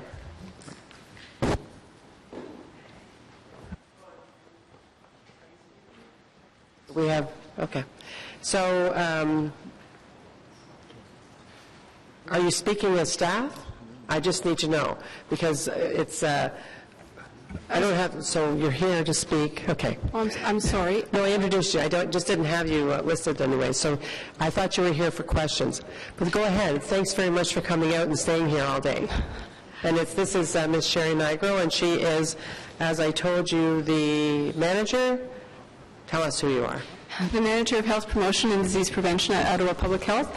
And the purpose of my being here today is really just to provide a public health comment on the proposed zoning bylaw amendments and to advise you that Ottawa Public Health does support the recommendations in the report. The neighborhoods that we live in, work in, play in, have a significant influence on our health and our well-being. And with growing public health concern about obesity, chronic disease rates such as diabetes, heart disease, stroke, cancer, as well as mental health concerns, Ottawa Public Health, like many other public health agencies, is beginning to focus on the role of the built environment on health. Neighborhood characteristics such as density, mixed land use, access to goods and services, and walkability can either foster or discourage good health. They can impact the quality of life and can have a direct effect on demand for health care. In 2013, the Ottawa Board of Health, I'm pleased to see the chair here, approved a health and built environment framework that looks to advance the development of health-promoting complete communities. The zoning bylaw amendments align well with the framework as well as with policies identified in other provincial and city planning documents. The amendments open opportunities to diversify land uses and contribute to the walkability, the vibrancy, and the social connectivity of our neighborhoods. The potential of the amendments is really to strengthen local neighborhoods to better promote physical and mental health. With half the adults in Ottawa and almost a quarter of the school children overweight or obese in Ottawa, facilitating more active transportation can reduce physical inactivity and sedentary lifestyles. Currently, only 10% of adults and 20% of children walk or bike to school or work. So creating more walkable destinations will encourage those small 10 or 20-minute walks to the local grocer perhaps, and this will be physical activity with purpose, which contributes to increased daily physical activity. And with the increase in the use of people power, the reduction in car use will reduce carbon emissions and improve air quality, which will again reduce health risks such as heart attacks and asthma exacerbations. Finding mechanisms to improve access to healthy, fresh foods is another potential benefit of bringing retailers into neighborhoods. Ottawa Public Health has seen local instances of produce and healthy food options being introduced successfully at convenience stores and are optimistic that the zoning bylaw will support expanded availability at a neighborhood level, increasing accessibility to those with limited transportation or mobility. Compact, complete communities with local amenities and a mix of land uses can improve personal safety through having more eyes on the street and a heightened community vigilance. Mixed-use neighborhoods can contribute to increasing the level of interactions between people, and this increases social cohesion and supports a sense of belonging to your community. These factors can influence a person's mental health and well-being, and they can also enable Ottawa's older adults to remain independent as long as possible. While there is good evidence that complete communities contribute positively to health at both the individual and at population levels, the type of commercial enterprises, as mentioned earlier, may also have an impact. Ottawa Public Health is more than pleased to work with community partners such as those with the Ottawa Neighbourhood Study and with our municipal partners to monitor the influence of zoning changes and to ensure that appropriate regulations, for example, food safety regulations and infection control practices, are followed. Ottawa Public Health supports the principle of diversifying land use in urban neighbourhoods. Overall, we anticipate that the proposed amendments to the zoning bylaw for local shops and services in residential areas can help create conditions to reduce health and social costs and improve health, particularly by promoting physical activity and reducing social isolation. This, in turn, will support economic prosperity, protect the environment, and help achieve a higher quality of life in Ottawa. Thank you. Thanks very much. Councillor Cadre, question? Thank you very much, Madam Chair. And just one question to Ms. Negro. In terms of complete communities that you speak of, are there good examples in this part of the world as to what complete community entails in terms of the food or other retail uses in a community that you're aware of? I think it's the mixed use. We think of the neighborhoods that you've been happy with, where you know your neighbors, where you know that they look out for each other, where you can access a fresh quart of milk or some services. One of the slides that Miguel put up there did show a number of convenience stores, and those are a prime example. There's one there that I saw that we know locally. They changed up their offerings to increase the fresh produce that was available, make healthier sandwiches, have healthier options, and their sales went up. So that's the kind of sense of creating a neighborhood service that meets neighborhood needs, can be successful economically, and creates that healthier access to food, a local meeting area.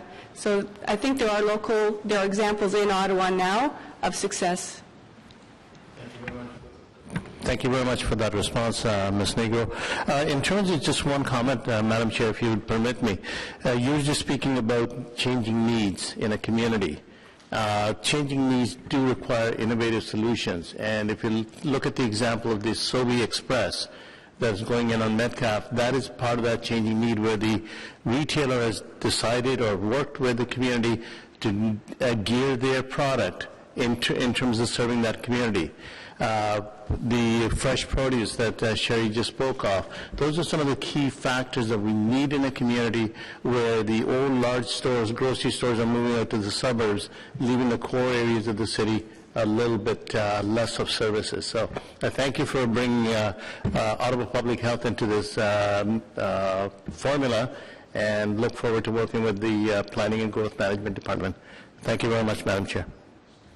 Thank you, Councillor Cadre. Now I'm going to go over to Councillor Hubley is going to move motions. There's a couple. Thank you very much, Madam Chair. You've already heard the one from Councillor Leeper, but that's first off. You have another one? Yep, I've got two here. Let's see here, changes to the document. This is Councillor Tierney's one, local community study. The document 2 detailed the recommended zoning of the staff report be amended by adding the following provision to the list of provisions applicable to all non-residential uses permitted within the areas subjected to the residential neighborhood commercial suffix. Quote, permitted non-residential use may only be located on the ground floor, basement, or both of a residential use building, end of quote. And that table 37, map 37, be amended by removing the address 1200 Gladstone. And there be no further notice pursuant to section 34, subsection 17 of the Planning Act. So that's motion number 1. Mm-hmm. And then number 2 we've already heard because Councillor Leeper. So then I have number 3, which is Councillor so we're going to go to Councillor 2 was Councillor Leeper's that he moved about Anderson and et cetera, et cetera, et cetera. I'm sorry, Armstrong actually went there on Sunday just to have a look at it. Yeah, well, we've talked about it a lot. I wanted to see it. Councillor Hubley? Ready for this one? Okay, so this one is whereas report ACS 2015-PAI-PGM-0064. Can you summarize in any way? Sure, you want to go right to therefore be it resolved? First, because I think this is the one that Councillor Fleury for his area, and he introduced it. So what he's asking for is by deleting area J on map 15 of document 1, maps illustrating recommended zoning, and 2, by deleting the row containing the proposed amendments for area J under table 16 of document 2, details recommended zoning, and be it further resolved that there be no further notice pursuant to section 34, subsection 17 of the Planning Act. I take it we don't want to talk about these things anymore. About what? I take it we don't want to talk about these things anymore because that's new, this final notice piece. So. And yes, and that one is a technical amendment. Sorry, that's the one from Councillor Fleury. So we'll hold all that. We'll go in that order. But Councillor Leeper wants to wrap up, I guess, or ask? Okay. Anyone else? Okay. Councillor Leeper for questions? Thanks, Chair Harder. I actually have a list. It's been so long that I forgot what it is and I've lost it. But I know that Councillor Nussbaum was first. Yeah, Councillor right. Councillor Chiarelli was actually first because he wrote, that's why I can't find it, because Councillor Chiarelli made the list on his own paper. So let's go with him first. Councillor Chiarelli, then Councillor Nussbaum, Councillor Leeper, and then for closing comments, Councillor Fleury. Chiarelli.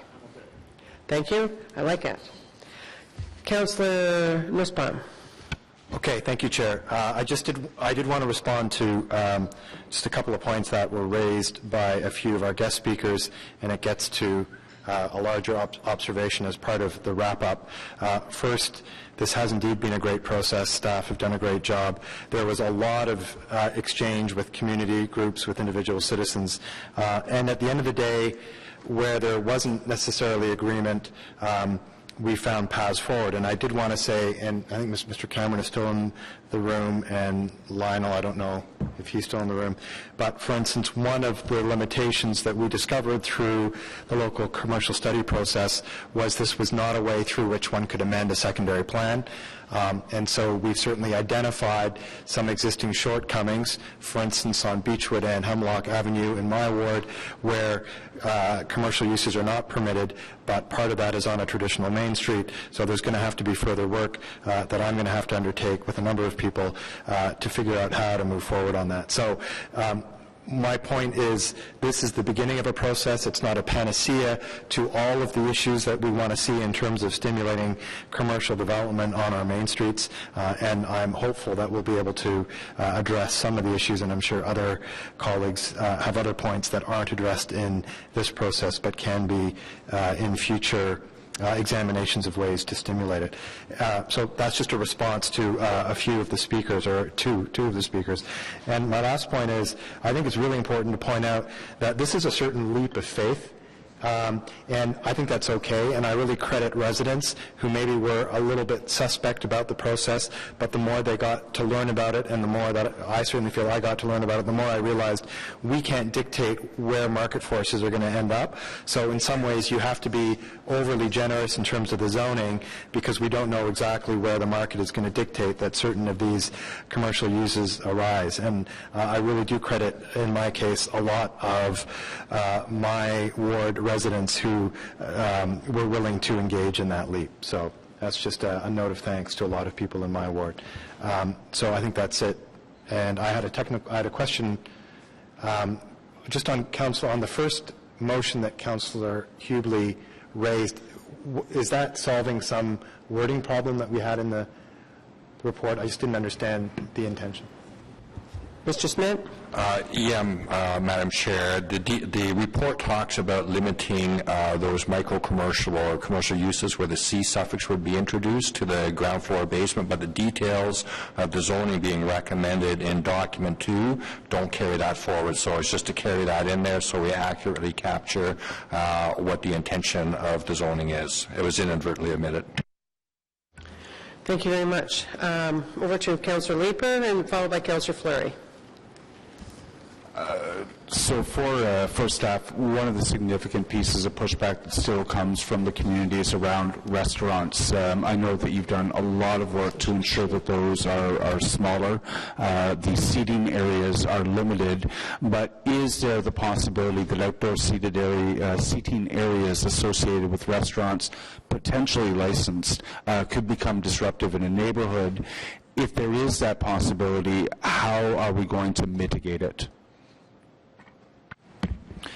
Through the chair, Councillor, the issue that we were also trying to resolve is how would we let a local food store have a couple of tables, or a bakery, or that sort of retail outlet, and we were I guess confined within the zoning definition of restaurant. What really we're trying to capture is that type of micro opportunity for people to pick up a croissant and sit down and have it there.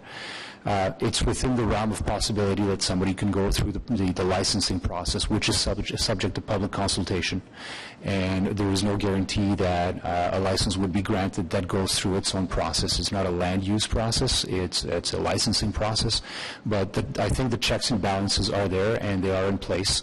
That coupled with the space restrictions that we're imposing on these types of opportunities, I think should keep what is likely to concern people within the control that we want in order to make sure that we're getting what we really intend to be getting here. Thank you very much. And over for last words from Councillor Fleury. Merci, Madame la Présidente. J'aimerais remercier les employés sur ce projet. I think that we often, as a city, are tagged with the boring city. And last term, when we did the food truck rally stuff, it went wild. It went viral. And I think the example of this local commercial is really an identifier of how each community is very unique in Ottawa. It's organic. People know about these stores. They want to see them. They're part of the fabric of mature neighborhoods.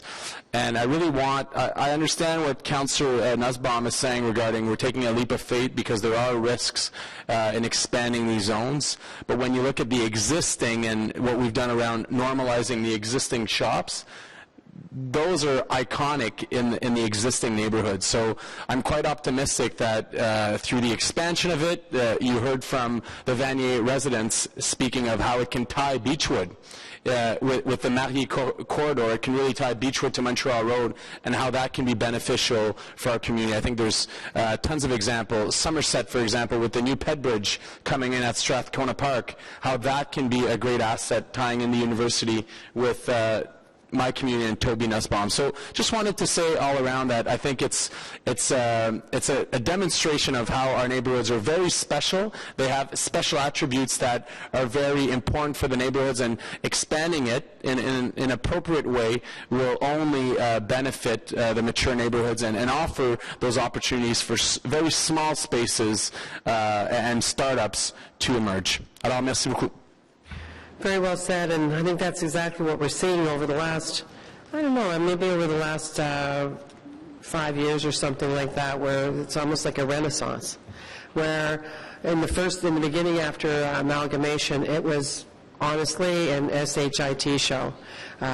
Nobody wanted to be here except a certain former municipality. Everybody else fought it. We did our best to change it. We inherited or adopted a former city's rules. They weren't necessarily the best rules at all. and most of us that were here there know that. So we've modified that. We're finally getting to the point now where all that tough slugging is done, and either we have to go back and tweak stuff, or we have to take care of some really big stuff. So it's really, just like we've worked so hard on the infill and on commercial, on the local commercial, probably the largest piece of work that we will do this term is on the suburbs, on the Building Better, Smarter Suburbs, and the review of the standards, for sure. Those are going to be massive, and they're going to put us that much farther ahead again.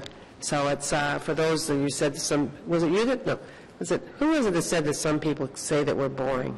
Was that you, Councillor Winkler? Yeah.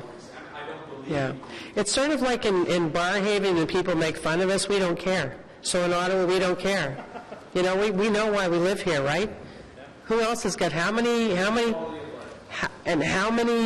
festivals do we have? 900 or something that Dolores has just underneath her purview?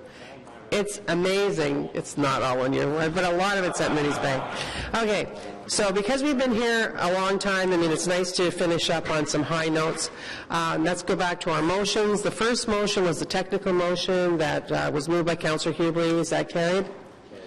The second motion was the Leaper motion, and that had to do with the local commercial in the Hindenburg area, Armstrong Streets, and a couple of other things, I think, specific. Or just Armstrong? It's just Armstrong. Okay. And so on that one, is that carried? And the last one was the motion moved by Councillor Hubley with regard to a very small piece of Councillor Fleury's area. Is that carried? And so on the item as amended, on the report as amended, is that carried? Good. So thanks, everybody, for your patience today. Thank you for all the residents and businesses, et cetera, that hung in here. Just to get back to the agenda, if I can find it in this overwhelming here. Any notices of motion? Oh, wait a minute. We had to, on the infill, yes, we did that correctly, June 24th, okay. Notice of motions, any that anybody knows of? Okay. Any inquiries? No? Another business, I have one thing, and I think it's important to state. Ottawa rated most flood-proof city in Canada. Most flood-proof city in Canada. Why is that important? It's very important. They picked a near drought to tell us, but experts have rated Ottawa as the most flood-proof big city in Canada. Ask Councillor Hubley why that is important. And we have done this. We're ahead of everybody else. We got an A- rating. All other cities got B+ or lower, and Toronto and Montreal each got B-, and Halifax finished last with a D. And so just to let you know that Mr. Smith, and reporting to him, Mr. McGillis and Carol Ruddy, a planner in our Policy Development and Urban Design Group, have been working on this with the conservation authorities. So it's important work they're doing. It's not something that we talk about. I want to thank you for that. And on that, thanks to everyone that prepared all the work for today. Thank you, Melody. I will try to up my cake for the next meeting. Maybe bring some homemade cookies. That's my specialty. Thank you. Are we adjourned? Thank you. Thanks, everybody. Oh, that was fun.